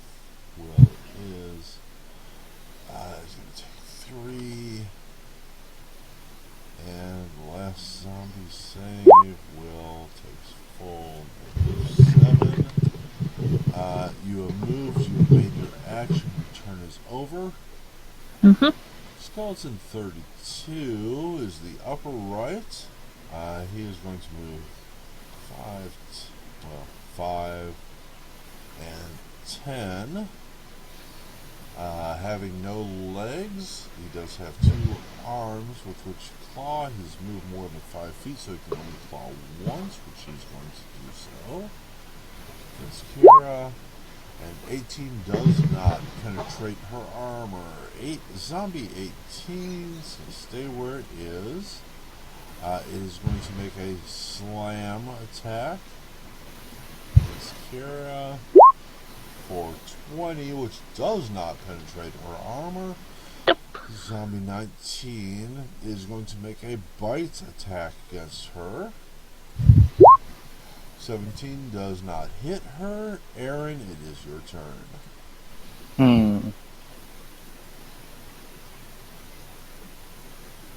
I'm going to. Oh god, the lag. I'm having a massive lag spike. I am sorry. I'm gonna Just refresh really my. not. I'm gonna refresh my. Yeah, if you need to, do what you need to do. So, curiously, is there going to be room for me to get up in there, Kara? Uh, There we go. well, likely. Well, no. Curiously, Nord, is there a way I can make an acrobatics check through people? You absolutely can. That's more or less what acrobatics is for. An acrobatics check, a successful check, will let you bypass a attack of opportunity. There we are. Okay, with Bull Rush, never mind. Go ahead, Hedgehog. I'm just for now gonna shoot at skeleton 31. 18 versus his AC is a hit. Piercing damage does a minimum of 1 point. Hang on, I got something in my hands that I would not rather specify. So minimum of 1 point versus 31. Who's this guy to the very direct north? And that takes him to 0 hit points, and I'm going to go ahead and have him crumble and drop to the ground. Aaron, you have a move if you want it. I will stay where I am. Skeleton. Xander, you will be able to get into the room, either to my left or ahead of me. Skeleton 31 is the one that just died. Skeleton 30, however, will Actually, shuffle no, he can't. to here, and he is going to take a long sword attack at Kara. The free slot is going to be directly ahead of me. He has 20 movement though. I can Xander, run. it is your turn. Alright, so Xander, being a big doty bastard, he is going to not run because I'm going to sit there and apparently not move. Move, you bastard, move! So that's 10, 15. I'm running. What do you want to call it? Dash. Dash. I'm going to take all these opportunity attacks. All of them. So you're taking 2 at this particular point. Give them to me, You're Ford. taking a total of 4 at this point. Bukkake video this fucking shit. Go for it. All Just throw 'em right. at- Throw them at me. I'd make a acrobatics, but I have like a -8 to it, so I'm just going to fall prone. You know what? Go ahead and make that roll anyway. Why you got to do that to me, man? Because I love the fact that you always roll 1s. Nord, come on, man. Why you hate me? Yep. Yeah, I'm reading 4 on that one. That is not enough. So we're doing 4 total. Oh my god. Yeah. Alright. Opponent loses shield if applicable. I don't have a shield. Alright, that means nothing. However, you are going to take 9 hit points of damage. He's a crit, so 18. No, just 9. Just 9? Alright. Just 9. Minus Why? 9. Because it's 3:30 in the morning and I'm drunk off my ass. Next zombie is going to make a claw attack. Nope. I'm reading that as a miss. Yeah, they gotta That get was 20. Skeleton. This zombie here. Let's go for a claw. 23 is a hit for another 8. Yeah. And 4th zombie. You know what? Let's have some fun. He's gonna bite at you. Zombies there. 11 is not a hit. So you've So I made kinda- your move. I push him away and my finger sinks into his head a little. Yeah. Yeah, that's literally everything I can do. That was everything. Now you So- have a standard action. No, I ran. Oh, I had did He you? double moved. I had Yes. to. Yeah, I only got 20. Ah. Yes, 20 I gotta move get speed. some. I gotta get some mithril shit. So do you have more movement you want to take? If you're moving 20, you can move up to 40. Everyone's already attacked you. What 20. you can do? All right. So let's see. That was 20, 25. I'm gonna end up in this corner, the right-hand corner, when Xander decides he wants to fucking move his fat ass, chunky bastard to move. All right. Gotcha. All right, that is where you have ended up. Yeah, I'm in the corner, like going, just breathing really heavily, being whacked by gross undead hands. Yes, indeed. Kira channels her energy. Again. Thrusting her soul, holy symbol into the air. Kira beseeches Serenra's divine presence. Within a heartbeat, the symbol pours forth a cloud of scimitars formed from motes of bronze light. DC 17 or 5 damage for everyone with a range. So save will failed. He's going to take 5.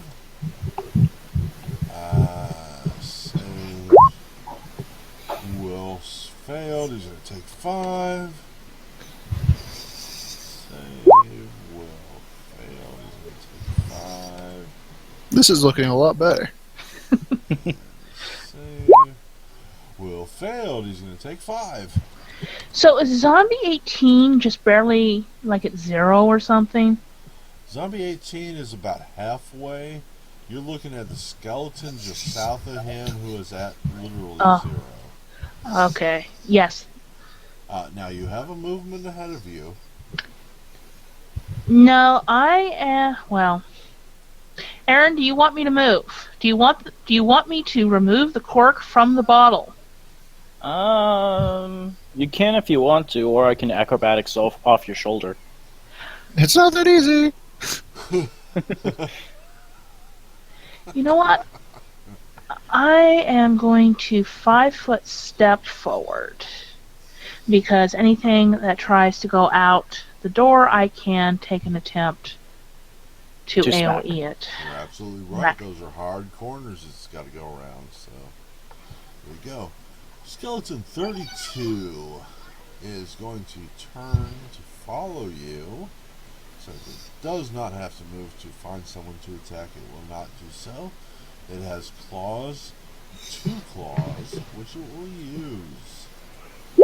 The first one misses. The second one also misses. Zombie 18 is the I one sneer at it. left. It does not have to move. It is going to bite at you. Actually, I don't sneer at it. Okay. 21, I'm reading as meeting your AC, plus the fact it's got flanking means it hits you for 6 points of bite damage. Just Depend- curious. Does he have a the- buckler? The buckler. You're correct. That is still a hit. Okay. So we know it isn't +2. It could be if it meets. True. Well, +1 buckler would still add +1 AC, right? Yeah, it would make my AC 22, and it has an AC. It hit AC 23, so it probably is not a +2 buckler. But we don't know. We won't know yet. You said 6 damage. Come on, 6 give me. points of bitey damage, and I need a fortitude save from you. Sure. Not a good one. Thank you very much. You feel a horrible blackness spreading through your veins. Yep. 19. Yeah, we're going to need to get that back to town pretty damn quick. Oh, here's like a zombie speech. Zombie 19 is going to turn towards Xander. I'm an all-you-can-eat buffet, baby. Come on. Haha. 10 does not hit. It is Aaron's turn. I'm going to walk forward. Are these zombies both alive? Everything you see is alive in a certain sense, yes. And I can't reach around the corners to smack either of them, right? You know what? I'll let you attack those two at a -2 to hit. Okay, so I'm going to use the flat of my rapiers to smack both of the zombies once each. What about that? He was at 0 and he made an attack. Does that mean he went into... Zombie 18, you're right, he did. He drops. Oh, okay. Yay! Then I'm going to use my rapier. This is a skeleton or a zombie right here? Skeleton, it has no legs. Okay. Flat of my rapier to smack it twice. Alright. Well, the first time Wow. didn't hit. Better. Nor did this. Well, no, you don't have flanking. The second time did not hit either. And he's at a -2 anyway. So your turn then. Or Skeleton 30's turn. Yeah. Skeleton 30, which one's that? That is the one that's dead. Xander, it's your turn. I don't like this zombie at all. I don't So I know. brandish my scythe and I go for a decapitation. Now, a 5-foot step putting you here would give you flanking. You convinced me, Nord. See, I'm not all bad. Well, I kind of figured from flanking kind of from that angle anyway, but that's all right. I'll go with this one. And I'm still going to go for decapitation because he touched me with gross zombie hands. Power attack. -1 for +2. Yeah, so an 11.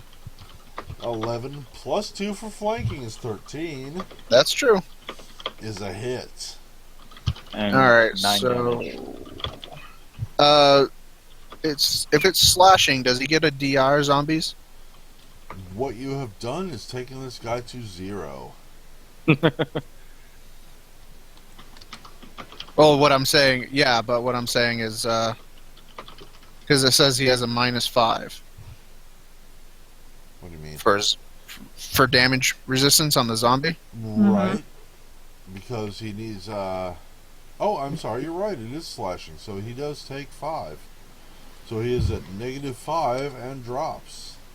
Yay! Shishing. And I cleave.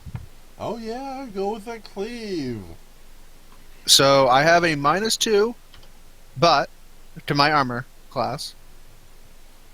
But so this is gonna be slashing. I know the skeleton gets damage resistance, but that's what it is. A 14 with flanking is a hit. And you do 6 points, piercing or slashing, either of which bypasses the bludgeoning. But since 6 already counts that, it is now at -4 and crumbles. Cool.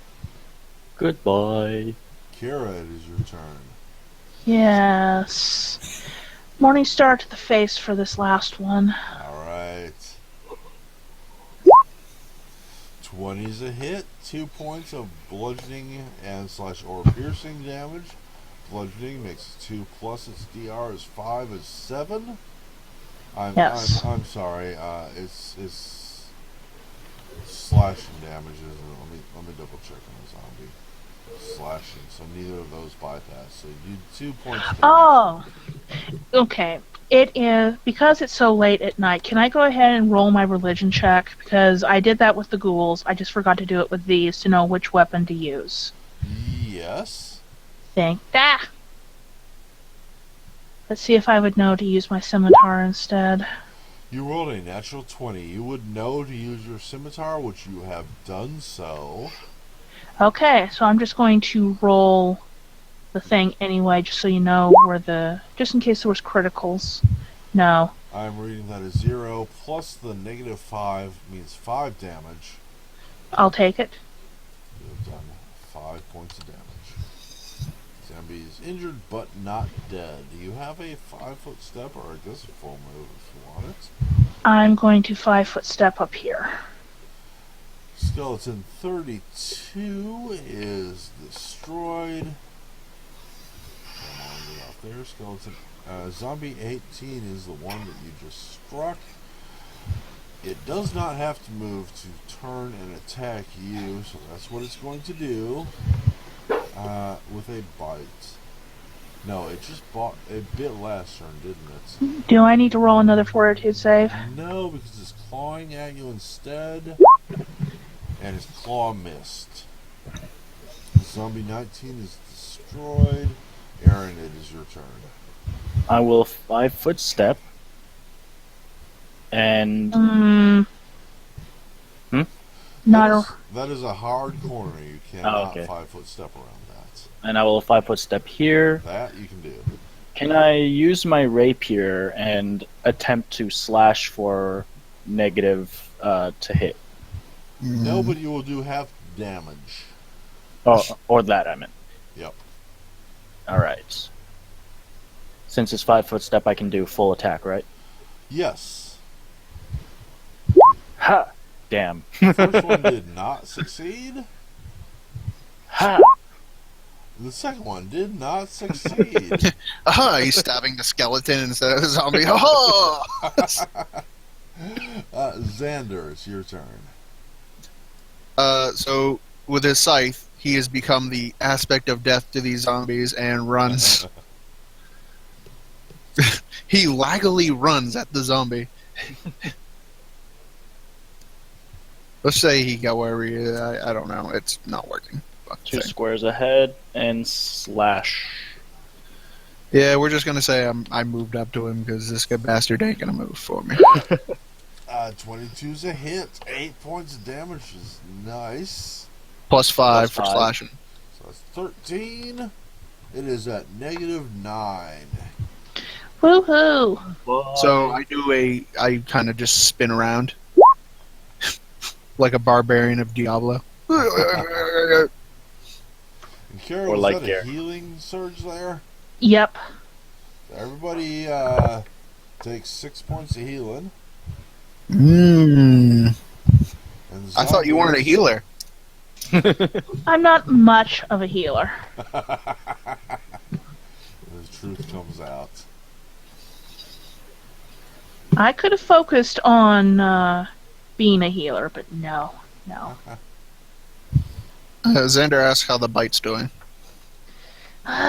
It doesn't feel good, but I think I can get back to town. Xander holds up the zombie. You don't have an urge for brains, do you? No. Now, at the moment, you just feel a vague unease. Yeah. Xander's kind of hungry. Do we want to just murder hobo search these guys? Yeah, everybody give me let's just go ahead and just make it simple. Give me a D20. We'll take the gold and then we'll call it a night. Come on, don't crit fail. Fuck you, game. There you go. 8, Look, 3, and 6 6 gold pieces. Mark those down. Keep track. Xander, give me a PM sometime during the week. Let's try to work out something fair as far as your missing items. The rest of you, I hope, still have anything you recorded. I don't have access to Tamsin's sheet anymore, so I can't tell you. Same with me for Hegel and Ian. Yeah, that's true. I guess we'll come to those when those come around. Yeah, it was a bit of a shock when I went to look up some stuff from Tamsin's sheet, and I no longer even had access to the game. So Now, what I do every week after the game, I give it a couple days in case people need to come in and make some notes and such, and then I just go through and I remove everybody from the game. Copy a new copy of the game, and then delete the old one, and just because otherwise I'd have like 40 people showing up every week. yeah. So kind of, GK, I think you were the one who first mentioned this when I made my first LFG posting on this, that everybody can show up. Mhm. So we sort of talked about that, and this is how I decided to do it. It's just kind of delete the game every week and start anew. So if you have any, 1, 2, 3. I'm gonna leave it up for generally I'll leave it up for a day or two. Probably on Tuesday I'll be deleting your characters and everybody will be out. But between then and now, if you have anything you need to do, go ahead. The game's still here. You can jump in and do it. PM me if it's anything that you consider even vaguely important, and we'll take it from here next week. Can we just identify our stuff to get it out of the way? That way, we're not searching to figure out what the hell it is later. I will accept that. Thank you. I'm still awake. Who would like to go for it? Well, let's just go in player order. GK. Okay. Do. Pull back up the inventory. Come on, you can do it. Okay, I have a potion of invisibility that I would like to be confirmed as a potion of invisibility. And then I have the magic buckler that I would like to know what it is. The buckler you got from Xander, right? Yes. Okay, so the potion of invisibility. Let me get a spellcraft or arcana from you. I have neither. I was hoping to get the wizard that's back at town. He will do that. He charges 100 gold pieces. Screw it. I'll just have him identify the buckler then. I will assume that the potion is a potion of invisibility and try not to be too shocked if... You blow up. Yeah. Okay. Mark yourself down 100 gold pieces as he identifies your buckler as a +2 buckler. Woohoo! No Xander, special abilities, but it does have that. It is a +2 value. Oh wow, that's gonna be that's like a 9,000 thing now. 4,000. That's Yeah. alright. Hey, you can use it and I can't. I'd rather a character you're a character that'll play at least every now and then. It's not like a one shot, so it'll get some use. I'm Yeah. reading 4,155 gold piece value. Yep. And that was So, everything for you? woohoo! That gives me an AC of, where did it go? 23, baby! Yeah. So you made a pretty good deal. Yes. Worked That's out alright. well. Alright, so is there anything else that you needed to do, Kara? While I have the brownie point, I'd like to use the brownie point to turn my full plate into +1 full plate. That would be 1,300, but this was a freebie full plate. 1,000 for the +1, 300. Basically, sorry, it's late. I would like to trade The my... brownie points earns you 1,500 gold traded for gold.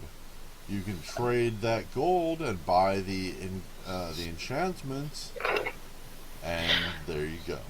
What I would like to do then is trade my non-masterwork full plate along with 1,500 gold to have a set of +1 full plate. Consider it done. Yes! Thank you. Yeah, I'm relying on you to mark off your own brownie point there and I am. all the goodness there, but yeah. Full there you plate. go.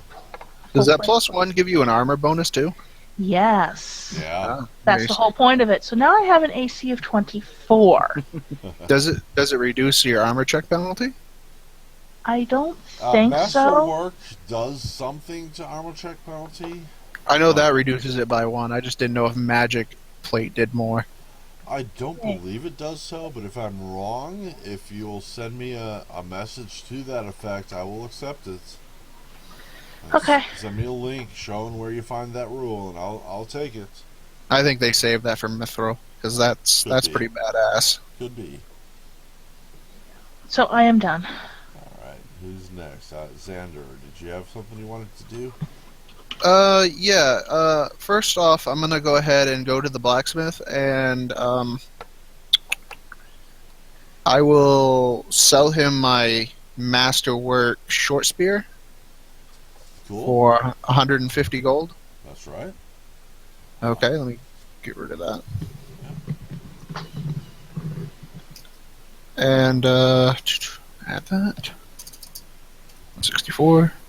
Masterwork. Or go ahead. Sorry. Yeah. I'll just type it half here. of its bought value, which is 301. So technically 150.5, but Yeah, I'm not. yeah.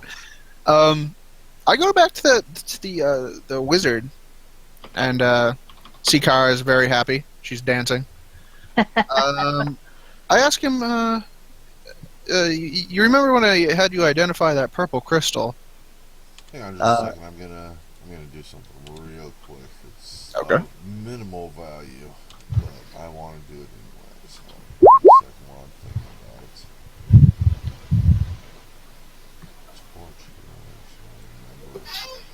I'm gonna bring everybody back to the tavern later. Okay, so yeah, you're talking with little wizard dude. No, and I ask him if he remembers the purple crystal I had him identify earlier today. Yes. Would that be something you're interested in? He You seem to does think seem interested. He doesn't know exactly what to make of it. You don't even really need a sense motive here. He's willing to gamble on it. He's going to offer you 100 gold pieces for the crystal. No questions asked.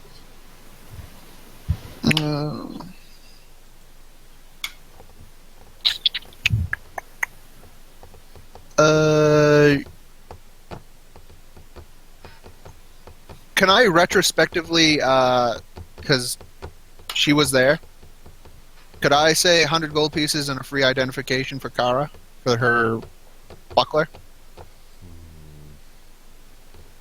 Well, she's already ID'd the buckler, didn't she? Yeah, but I'm He saying wants to do it retroactively. because I would have been there with her. How are you going to convince him of this? Well, I give him a fig.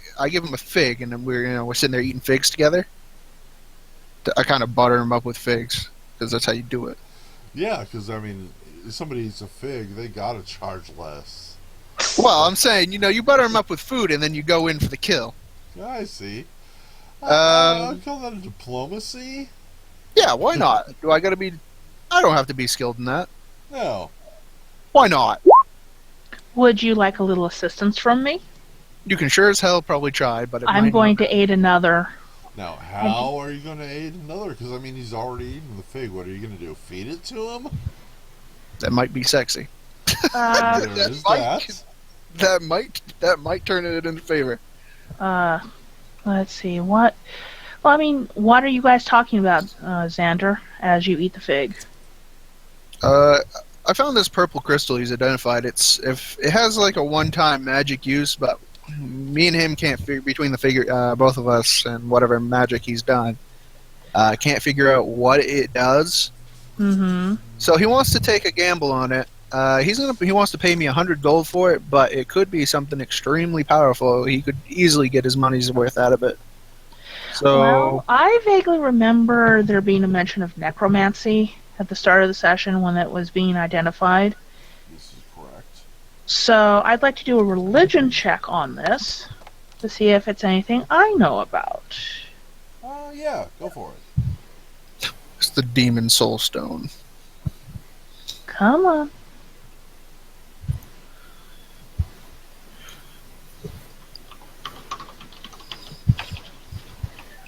Not getting the result. Maybe the API is down.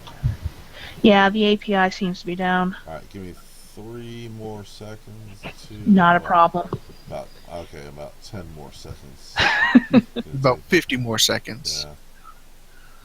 API script button just been hit. Spinning up a new sandbox and save. Give it one more try.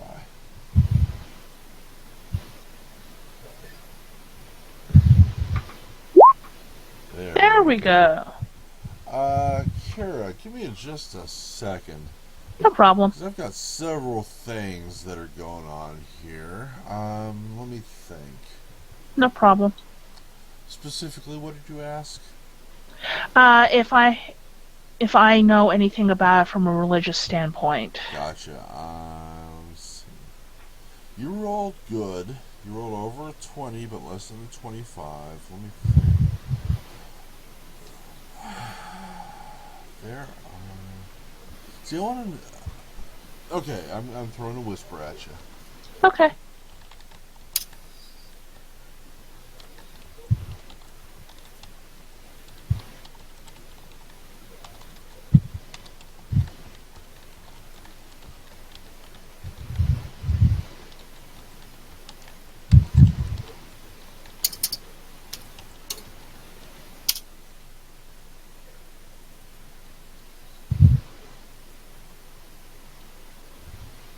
Pretty generic description coming at you, but the whisper should have been sent. Hmm.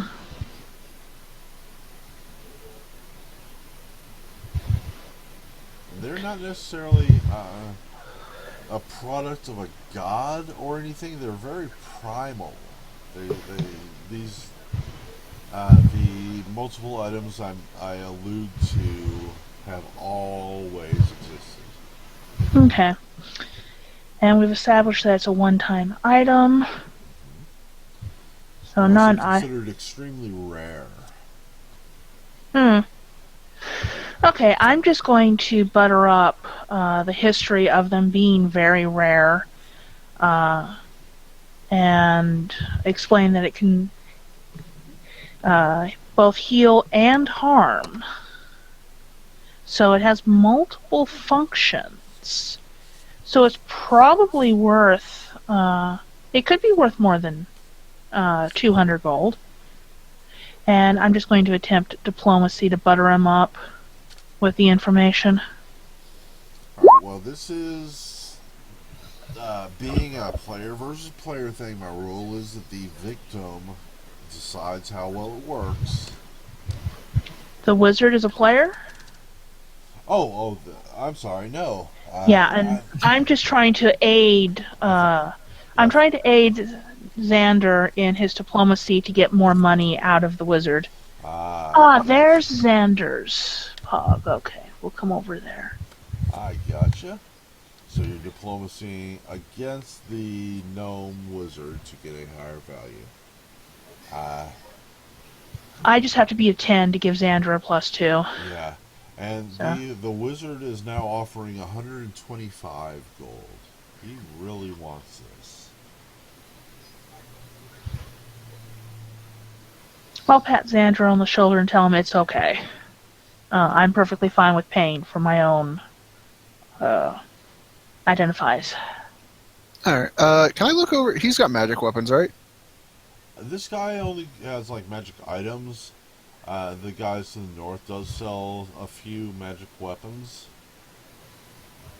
Alright, I toss the gnome the stone and I say, be careful with that. I don't want to have to come back and find out you've been doing something bad with it. He smiles as he takes it from you and hands you 125 gold pieces in cash. Sweet hard cash. And Xander runs over to the northern guys. Excellent. Goes, guys, you got any magic size? I need one bad. Yeah, I believe the standard cost for a +1 scythe would be like $2,000. I got this. I produce the +1 longsword, and I say, how about a straight up trade? He says, well, +1 longswords are pretty easy to come by. I'll give you $1,000 for it, which means that the scythe will cost you 1,000 gold. Oh, come on. You're telling me a +1 longsword is rare, yet it costs just as much as a +1 scythe. Hey, I got to make some money myself, You're not losing money, friend. Oh, well, yeah, an even trade? How am I going to make any money making even trades all day? Well, if they're so... Kara interjects, you're going to be able to sell that +1 longsword a lot more easily than you're going to be able to sell a specialized scythe. Yeah, well, maybe. Xander's the first person I've ever seen using a scythe, aside from that crazy little death cleric that I met once. But Can I straight up be like, I am fucking tired, dude. I want this scythe. It's 4 o'clock in the morning. Sell me a scythe. Sell me the fucking scythe, you asshole. And I go for like a Give me a D1000. Aim high. Always. I'm gonna add that to the price of the longsword at 1,000, so you could get up to 2,000 for your longsword minus the 2,000 for your scythe. So the higher you aim, the less you're paying for your scythe. If Nord, how astronomical would it be to me to roll 1? A 1 would be awesome. Nah, okay, I did. 752, which works out as 248. So he offers you, for your longsword, 1,752 gold pieces. You pay him an additional 248 to get +1 scythe. That makes sense? It does make sense. So I have 289. How much do I need to pay him? 248. Okay, so Did you, what, 51 gold pieces? something. I'll say 51. Good enough. Kara hands you the freshwater pearl, which she believes is worth about 130 gold. He hands it back. You can keep it. Then he starts rubbing his scythe. Okay, Kara backs off. Yeah, it is very nice. You can go ahead and, give it a description if you like, make it, personalize it if you want, but, it's a +1 scythe. It's pretty nice. Yeah, it's definitely masterwork quality. I mean, it has to be. But there you go. Very nice. Good trade. And let me just make sure I don't have anything else to throw in here.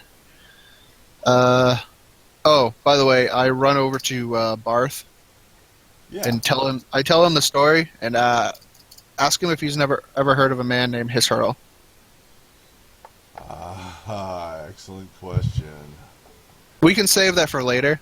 Yeah.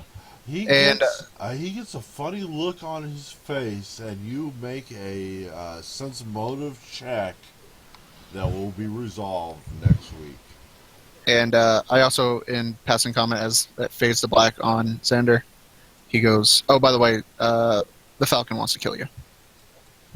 Oh, you say that to Barth? Yeah, I figured I should probably bring that up. His eyes get huge in obvious fear. All right, so now it's just Hedgehog. Yes, indeed. So, how much? I just want to appraise to see exactly. I want to talk to the vendors to see exactly how much the Masterwork breastplate and lance cost. All right, let me make sure I didn't write anything otherwise down. Okay, guys, I have to head out because it is 5 in the morning, and I still need to have my real dinner, so... Oh, wow. I nibbled during the game, but I'd like to go have some final food before sleepy time. I don't know when I'll next get to play, but hopefully it'll be in the next month. So, GK, I want to say that it has been an honor and a pleasure having you playing with me. aw, I consider you one of the Roll20 famous for what that's worth. I had Ajax with us last night. I consider him, or last week, I consider him one of the Roll20 famous. You're right up there with like the Aaron and all those good folks. And I'm really glad to have had you with us. I was a lot more helpful before I became a moderator. They make us jump through a lot of hoops now. We have to have documentation for every answer we give. Oh, really?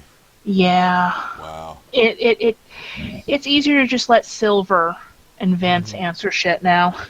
It really is. Yeah, I try to throw out my answers when I can. I don't notice everything, and I'm certainly not going to be doing every answer, but I try to help you out. I know it's a lot of work for you. Okay, hopefully see you in the next few weeks. Yeah, please. Good night, everyone. Yeah, sign up when you can. I'd love to have you back. Night, Alrighty. Night-night. All right. As far as these two weapons, what were they again? A Masterwork lance and a Masterwork breastplate. I just want to see exactly how much they sell for. I'm going to have to look up the numbers on those. It's going to be 300 plus whatever the base price of those are. Hmm. So let's see. Core equipment. Lance. Where's the Lance? Lance is 10, so that one's going to sell for half of 310, which is 155. And the breastplate, was it? Yes. Breastplate is reading at 200, so 30, 500 or 250 is half that. Okay. Is there a place for me to store this stuff in the inn, like a room that I'm renting out? There are, you know what? I hadn't considered something like that. Yes, you can store 5 items in a locker for free. Okay. Beyond that, I'm going to have to start thinking about how I do this. So just like on your items tab, mention it's like locker space 1 of 5 or something. 7 of 9. Yeah. I used Star to play Trek this game jokes. called Gemstone. Back in the AOL days, for those of you old enough to remember what AOL is. You got mail. Yeah, exactly. There's just a text-based multi-user dungeon thing called Gemstone 3 that eventually turned to Gemstone 4. It's still running, but it's pay-per-play, and the only people playing are the ones who have been playing for 20 freaking years, and it's not worth playing anymore. But it really had a great system, and they had lockers in it. And now that I'm thinking about it, something like that would really be good in this game. Where you could like have a locker in each town that had a certain amount of capacity just to store things in it. Can I also, actually, that would cost money. What's that? The Masterwork Enchanted Long Spear. What do you want to do to it? I was thinking about getting it appraised by one of the magicians, Right. but that's going to appraisal. cost 100 gold. That's right. The little magic dude does appraisals for 100. You don't have 100 gold? You did That's not what I'm worried about right now. It's just I'm saving up for something, so that 100 gold will go quite a bit ways for what I'm trying to buy. Just throwing it out there. If he identifies it as a +2 long spear, you're going to end up getting a lot more. Right now, you only think it's a +1. Even so, it's not enough for me to get what I want. Just a question: the Dusty Rose Prism Ion Stone, the cracked one says +1 initiative, flawed is +1 insight to AC, and -2 strength. You have a link for me? Yeah, I'll Please. post it real quick. There we go. And the regular one says +1 insight bonus to AC. I'm wondering what exactly that does. I'm looking at it right now. Let me see.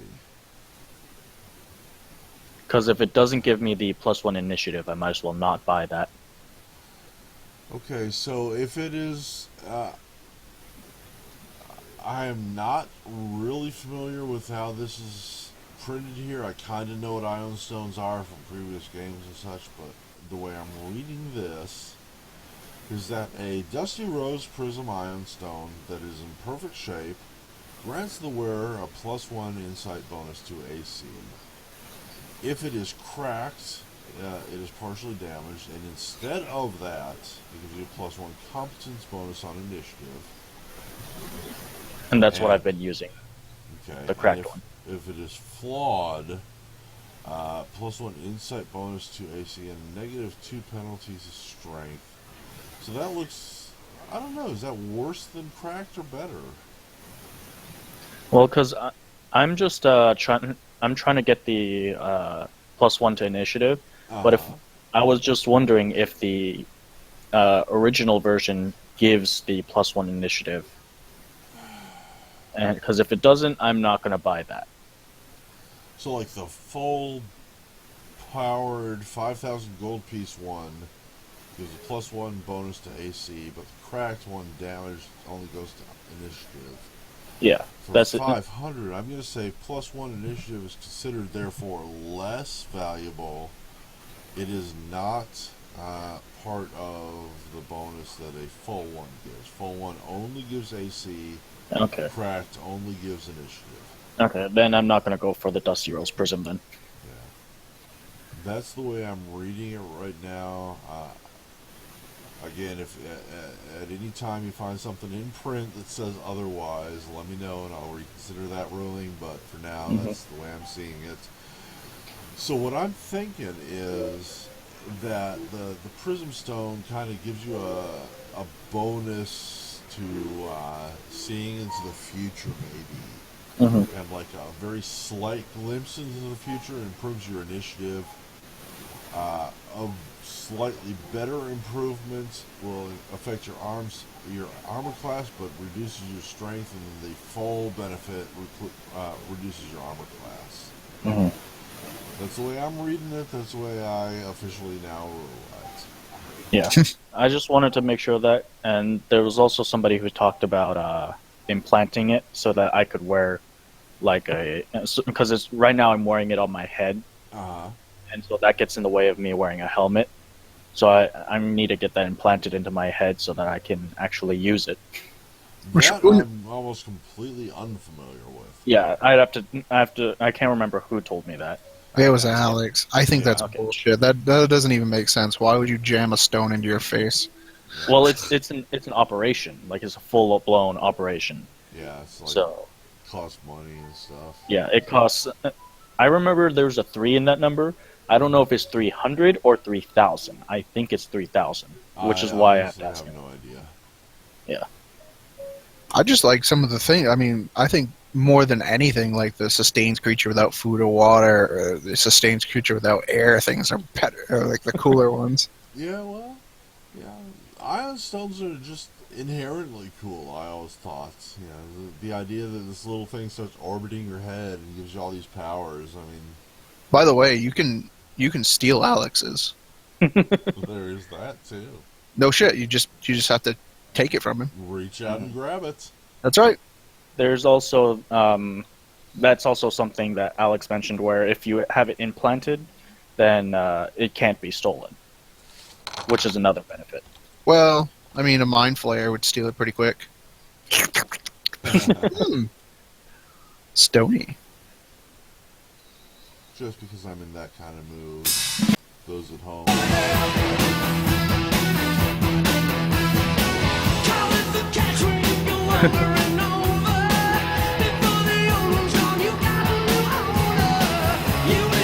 Okay, that's all I wanted to do.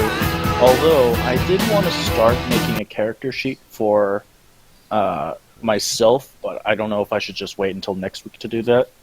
Reach Out and Take It by Cheap Trick from the Heavy Metal soundtrack. I wish I could have played more because I didn't get the actual lyrics or Reach Out and Take It, but there you go. Kind of chose randomly. I'm sorry, and what did you just say? I was wondering, because I already know the direction that I want to take myself, and I would do that tomorrow. But if you want, I can just wait until next week to start work on myself. But if I start work on it tomorrow, then it might save time next week. I'm going to give you a brand new character sheet right now. All right. This is Hedgehog, right? Yep. I mean, Ron Jeremy. There you go. Be sure to rename your character as soon as possible so I don't accidentally delete the sheet or anything. Alright. I remember what you name it because it'll be in here next week because it's going to take a couple days before I make the copy, and then the same couple days this game will be open. You're free to come in anytime you want for at least the next 2 days. Alright, thanks. You're welcome. That's all I wanted. Cool. You're going for a Sylph. Tell me about Sylphs. What are you thinking about here? So I was thinking of making a Sylph rogue, because Sylph have I I think they have bonus to int and dex. Let me Yeah. make sure on that. Yeah, they have bonus to int and dex, which are both things that a rogue uses. Mine's two to con, but I'm not. I'm going to be a ranger style self, so I'm just going to be pecking from afar while using skills. Standard. I wanted to get rid of the resistance and replace it with the other trait, which I did tell you about, the racial traits, Right. and replace the spell-like ability with another one as well. And I talked about both of them with you. And they also have dark vision, which is an advantage for Sylph Rogue. Yeah, you're going to be, at least for the immediate future, you're spending a lot of time underground. It would be nice to not need a torch.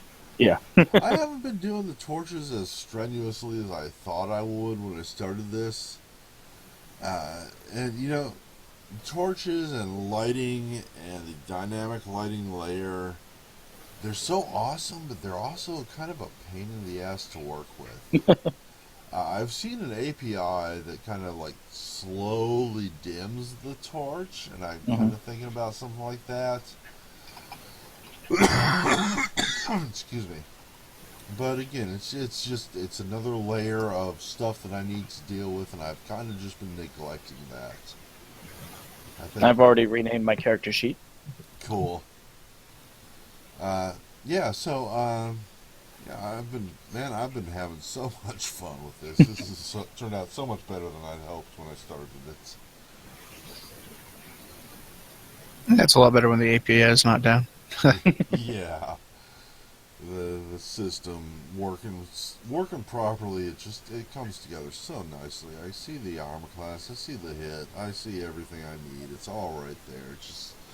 It's nice when you have it's a smaller group, and I mean, when it was just it was me, Red, GK, and even Steve, even though he kind of stole. Like an asshole. But I mean, I don't know. We get along pretty well, and it just kind of makes the group better, and we can actually kind of play off each other.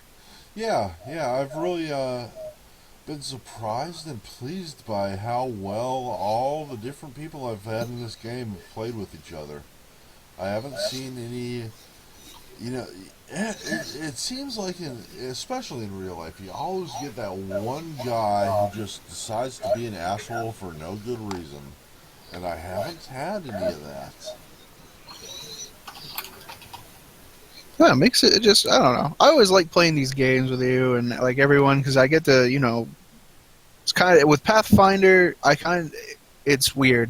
I like 5e better in some aspects, but in other aspects, Pathfinder just totally trumps it.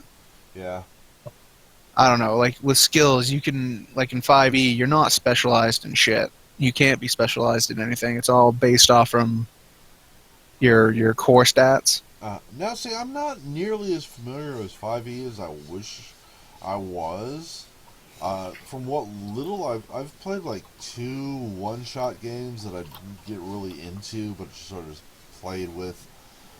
So I don't know enough about the system. I do know that I kind of like the simplicity of the advantage-disadvantage system, but I don't know enough about the rest of the system to know to have an opinion, really.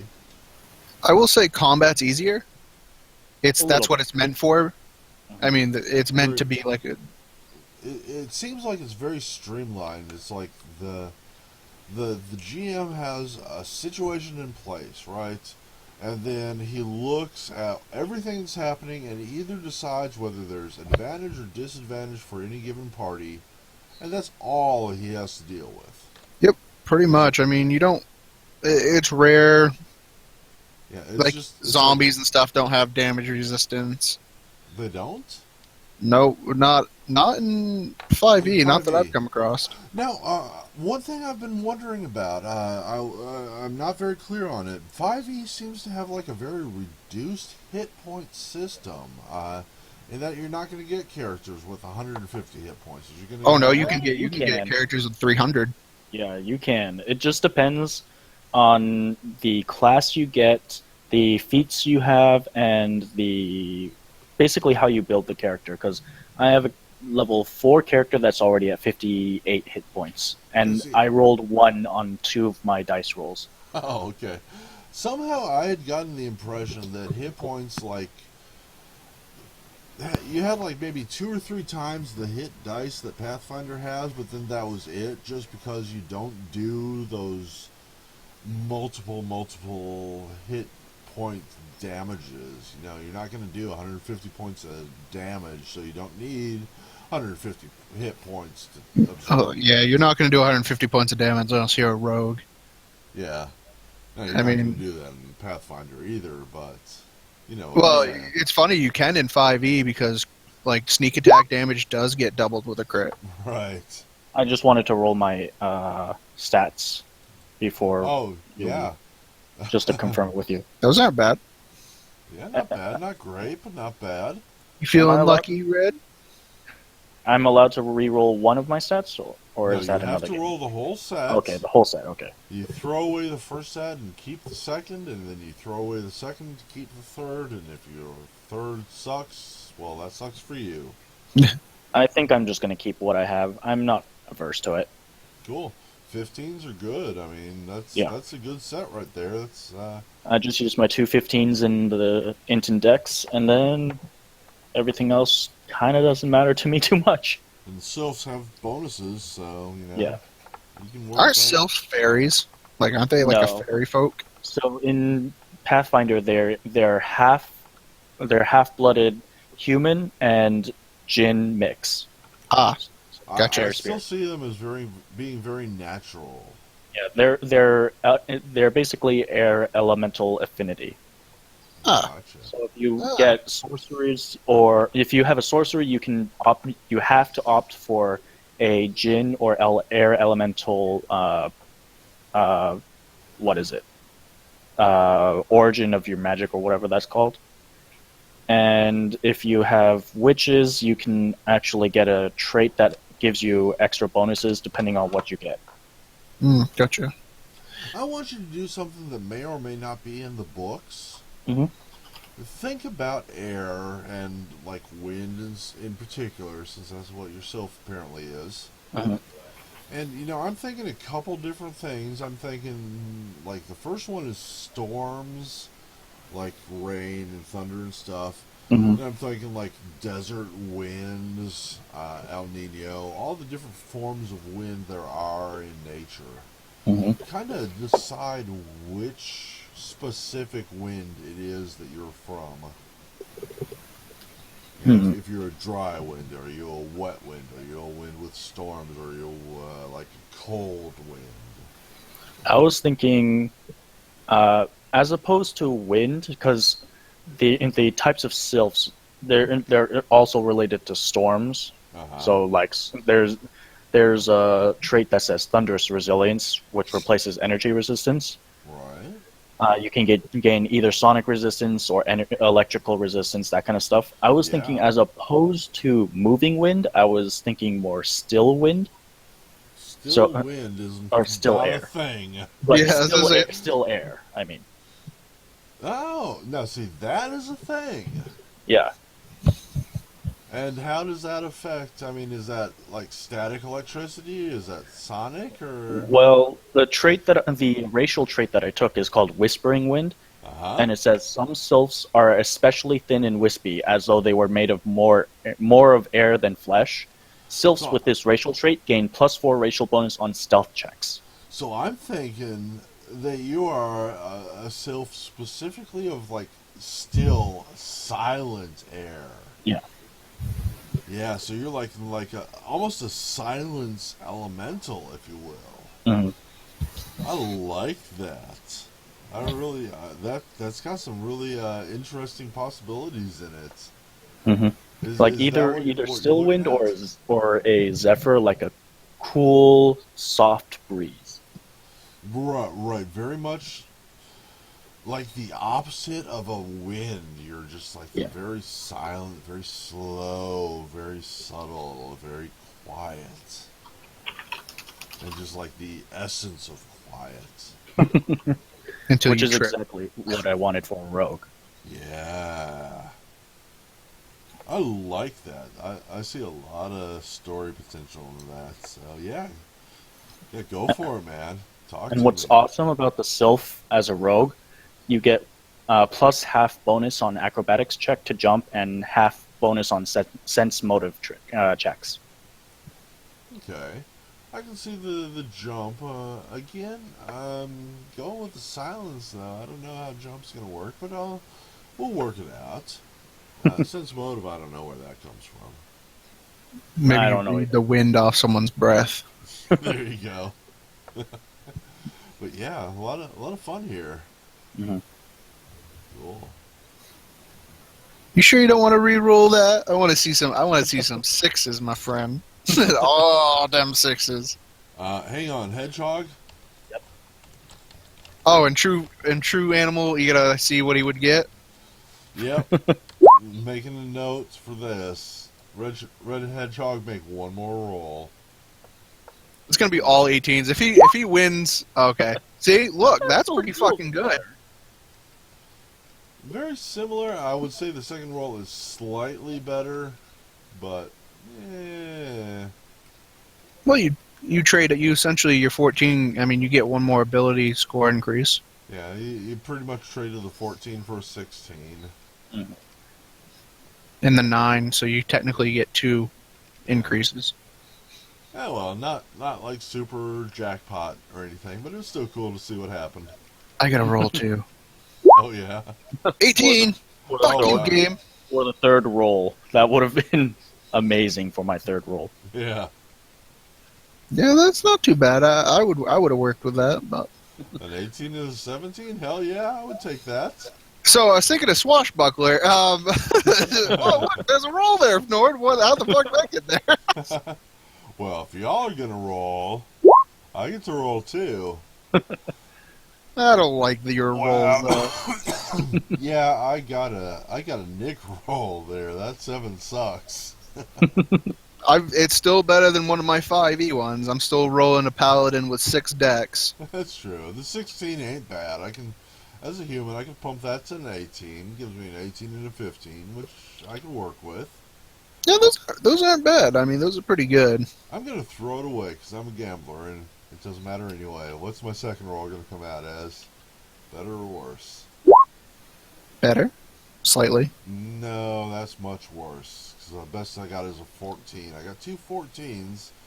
There's no 7, but the 14 only pumps up to a 16, which is not nearly as good as that 18. You want to gamble one more time?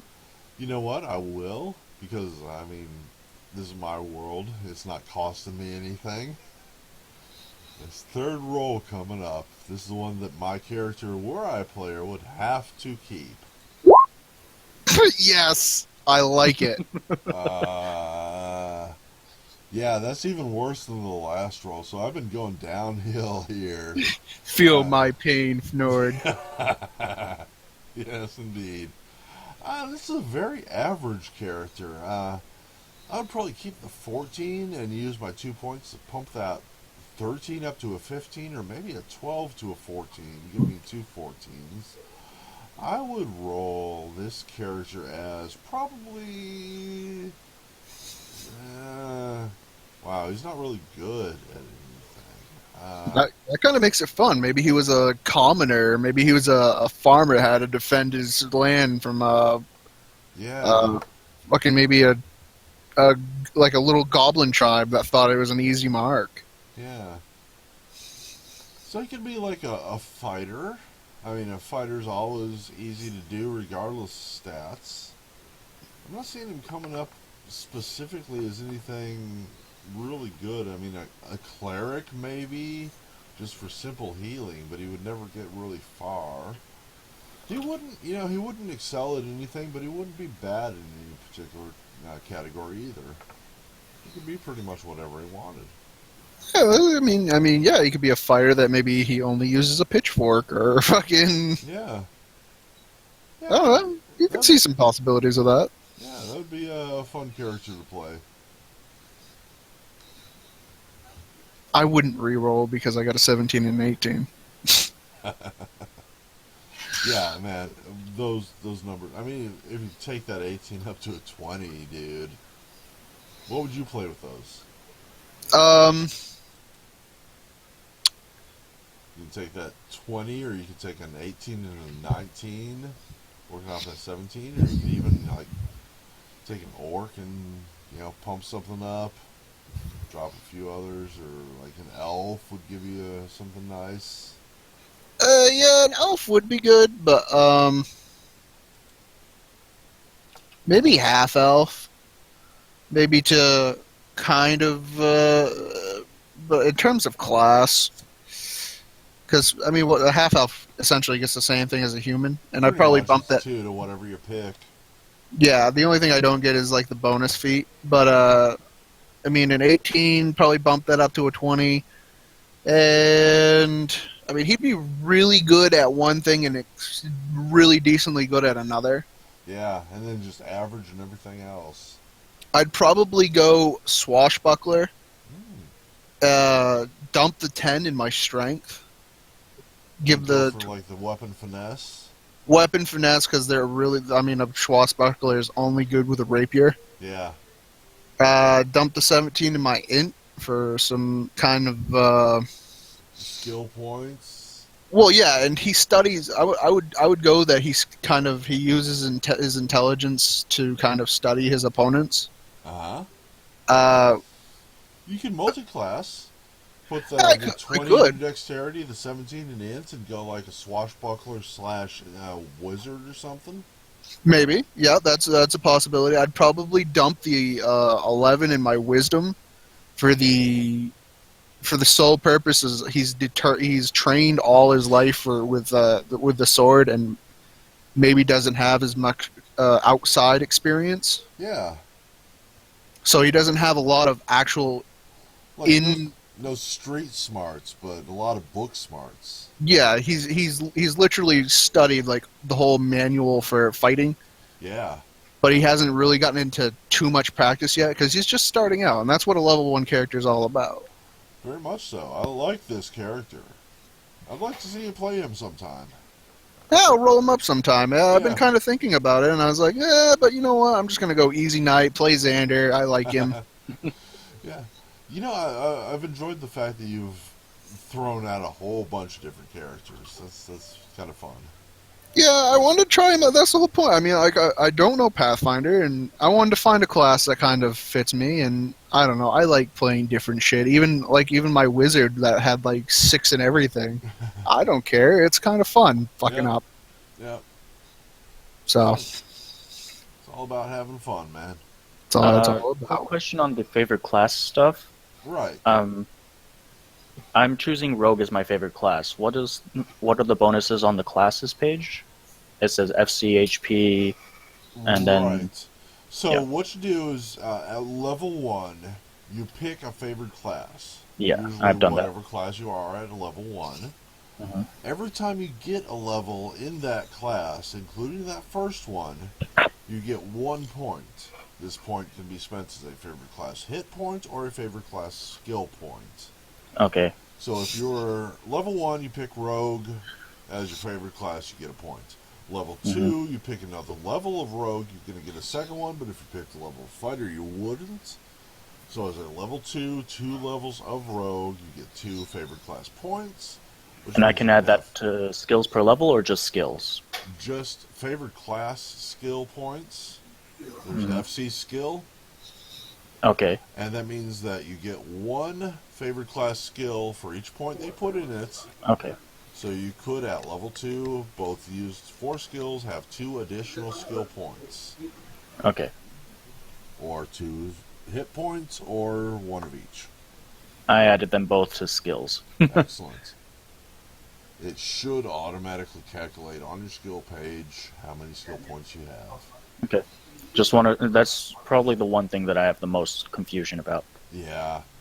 There are a lot of little fiddly bits in Pathfinder. I don't claim to know all of them, but I'm trying. Don't forget, you don't. The sheet will add in your intelligence modifier, so make sure you don't put that in there. Yeah. It does. Yeah. So if you do that, it's going to calculate essentially double your int modifier, which is going to give you a shit ton of. Yeah. It's All right. really good to go through and like calculate on paper. Have like a Mythweaver sheet or something that you can work Yeah. with as well, and make sure that the Roll20 system is still very buggy. Just make sure that the math works out right. hmm At the Um, moment, I have 24 skills or wow. skill ranks at level Yeah. 2. Yeah. I don't even know how the hell do you get it that high? I have 8 plus 3 int per level, Okay, so 22. and then 2 skill points instead of HP for favorite class. That's redonkulous. And that's not including any feats or anything else that I might take. You make me sick. Well, I- that's the benefit of the rogue.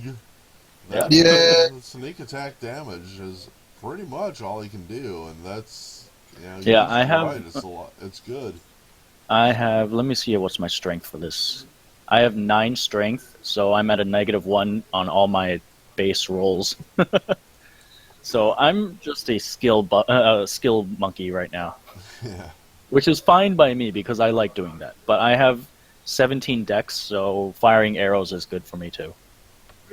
Well, So- Dex really doesn't affect your arrows. No, Dex is the base for your ranged weaponry. Yeah, I thought, but not on your damage. No. No, I don't need that. I just need to be able to hit the person. Yeah, that's true. But how does range and rogues work in Pathfinder? Well, there are two things that a ranged rogue does. One being the sneak attack damage. If he does have flanking, he qualifies as sneak attack. Yeah, but can a range have flanking? Yes, Yes. certainly can. You just have Really? to be in the right position. So I sneak did not know attack that. automatically works on a finesse or ranged attack weapon if they are flanking or if the enemy has lost his dex. Flat-footed. So looking at the map here, Danzig and Xander both have flanking on Alex. Even though they're not directly up next to him, they are on opposite sides. The line goes straight through him. So even with ranged weapons, they would both count as flanking. And then with the rogue sneak attack ability, that's all you need is to have somebody on the other side, and you get your sneak attack damage. Neat. Oh, okay. So it's very similar to 5e, except Yeah. for, there's no flanking really, unless you put it in as a optional DM rule. Uh-huh. But as long as there's one of your allies is within 5 feet of the enemy, you get your sneak attack bonus. So Now, see, this doesn't. You don't have to be in 5 feet. You just have to be in active combat with them. yeah, you just have to have an ally within 5 feet, or get that surprise round, Ah. or being obviously in concealment. Now, I suddenly realized that I may be wrong. I'm pretty sure in this condition, Alex would be flanked from both of you. And that's the way I would rule it unless somebody showed me differently. But I don't think it matters whether you're within 5 feet. You don't have to be in melee. You just have to be directly across. Oh, right. Pathfinder's interesting. It is. In all these games, I mean, really, when you come down to it, as the GM, it's like whatever the fuck I think is coolest is what's going to be the rule. But it's nice to have like some specifics out there to kind of work with, some fallbacks. Yeah, Actual rules. this is true. A baseline is good, Yeah. and then you can kind of go off from that. Yeah. Extenuating circumstances can change shit. Rules are guidelines and nothing more in my world. That's right. Maybe a player could be like, well, normally you can't, like, if you're falling down a pit trap, but maybe you have an ability. You could say, I'm going to try a fly check and Yeah. stab Flap my your scythe arms, into man. the wall. If you're falling off a cliff, go ahead and flap your arms. Nothing worse is going to happen and something better might. This is true. Fly check. You rolled a nat 20. You grow dragon wings for some reason. You find out you had a dragon ancestor. Congratulations. Never would have known unless you were about to die and you tried. That's where evolution happens. That's right. Yep. Or the rocks were actually an illusion. It was actually a big pillow factory underneath. Congratulations. Yeah, you never know unless you try. That's I the fun of it. love role-playing games. I really do. It's just so much fun. I like D&D role. Like I play a lot of role playing games, and I always found D&D, as long as you have the right GM, you can do. I mean, you're only limited by your imagination. Yep. Have you ever played Paranoia? I have not. I've heard the name, but I have not played it. I have played so few games. I played, I think, 3, maybe 4 games in my life. And it is so dependent on having a really good GM. I don't think I could really do it justice. 2 of the 3 games I played have been really good. 1 was poor. But it's such a great concept in that if you play it right, you don't take it too seriously, it's just so much fun. Just the paranoia, the killing each other, and just, oh, okay, you're a clone, I forgive you, let's go on with the game. The not having any idea what's really going on, the deception, the intrigue, the backstabbing. Oh my god, it's such a great game. That sounds interesting. It can be, man. It really can. I would love to play a game, a Paranoia with somebody good sometime. Does who what was the you said he was one of the Roll20 legends he played last week. Oh, Ajax. Ajax. Does he run them? He does 5e, I believe. Oh, really? Yeah, and man, I'm telling you, he is. I call him one of the Roll20 top 10. I've had the honor of playing in his games twice, man. He is a little brusque, but for my taste, he's not as into humor as I am. But he certainly accepts it. But man, he makes the best maps of any game that I've played. He gets into it. He has everything set up so beautifully. He's got his API system set up. It's such a joy to play with him. I love it. Neat. Yeah, it's a good map can really bring the world to life too. Yeah, it's the GM preparation. Even if it's just a hand-drawn map, if the GM takes the little bit of time it takes to set things up and have them ready and just be ready for whatever happens, and Ajax does that. Oh, I hope to play with him again. He played his character. It's funny you say but his character was awfully humorous. Yeah, no, I mean, I'm not saying he's like humorless or anything, but I mean, he takes his games a little seriously, but he does it well. I mean, oh yeah, but I'm saying for someone who likes to take it, seriously more than kind of jokingly. It's just kind of funny that he plays a character that he literally crack jokes all the time. Oh, he does. He's a good guy, man. I don't mean that in any negative fashion. I'm just, yeah. It's just the style of the guy. He does have his, he is a very humorous guy, and I like playing with him. Oh, I hope we get to play with him at some time. Yeah. Oh, but alright, it's 6 o'clock in the morning, and I'm going to have to fucking drive here in a couple hours. Oh, ouch. Yeah, I gotta go, because I have a game at noon. Oh. But, oh man, I wouldn't have traded this for anything. I had so much fun. Thank you so much. Man, I really enjoy playing with you both. All of you, everybody who's played with me. This is such... I didn't know what to expect when this thing started, and it's going so well. I just have such a great time every week. I'm still got my eyes on that rapier, by the way. I want it. I want it too. He is intended as a long-term baddie. He's going to show up many times before you kill him. Oh, not if I get a lucky crit. Oh, well, that's true. You know that's never going to happen, so. Hey, you'd have such bad luck that when the good luck happens, it makes up for it. I'm a It little does, like worried. that 20 appraisal check. I mean, it's hell. I know it's just a stupid appraisal check, but you know what? It brought in a name. Yeah, that is the case. So I don't know. I had fun though, and thank you for hosting. Thank you for having me. It was great playing with you, Red. You Great too. playing with everyone.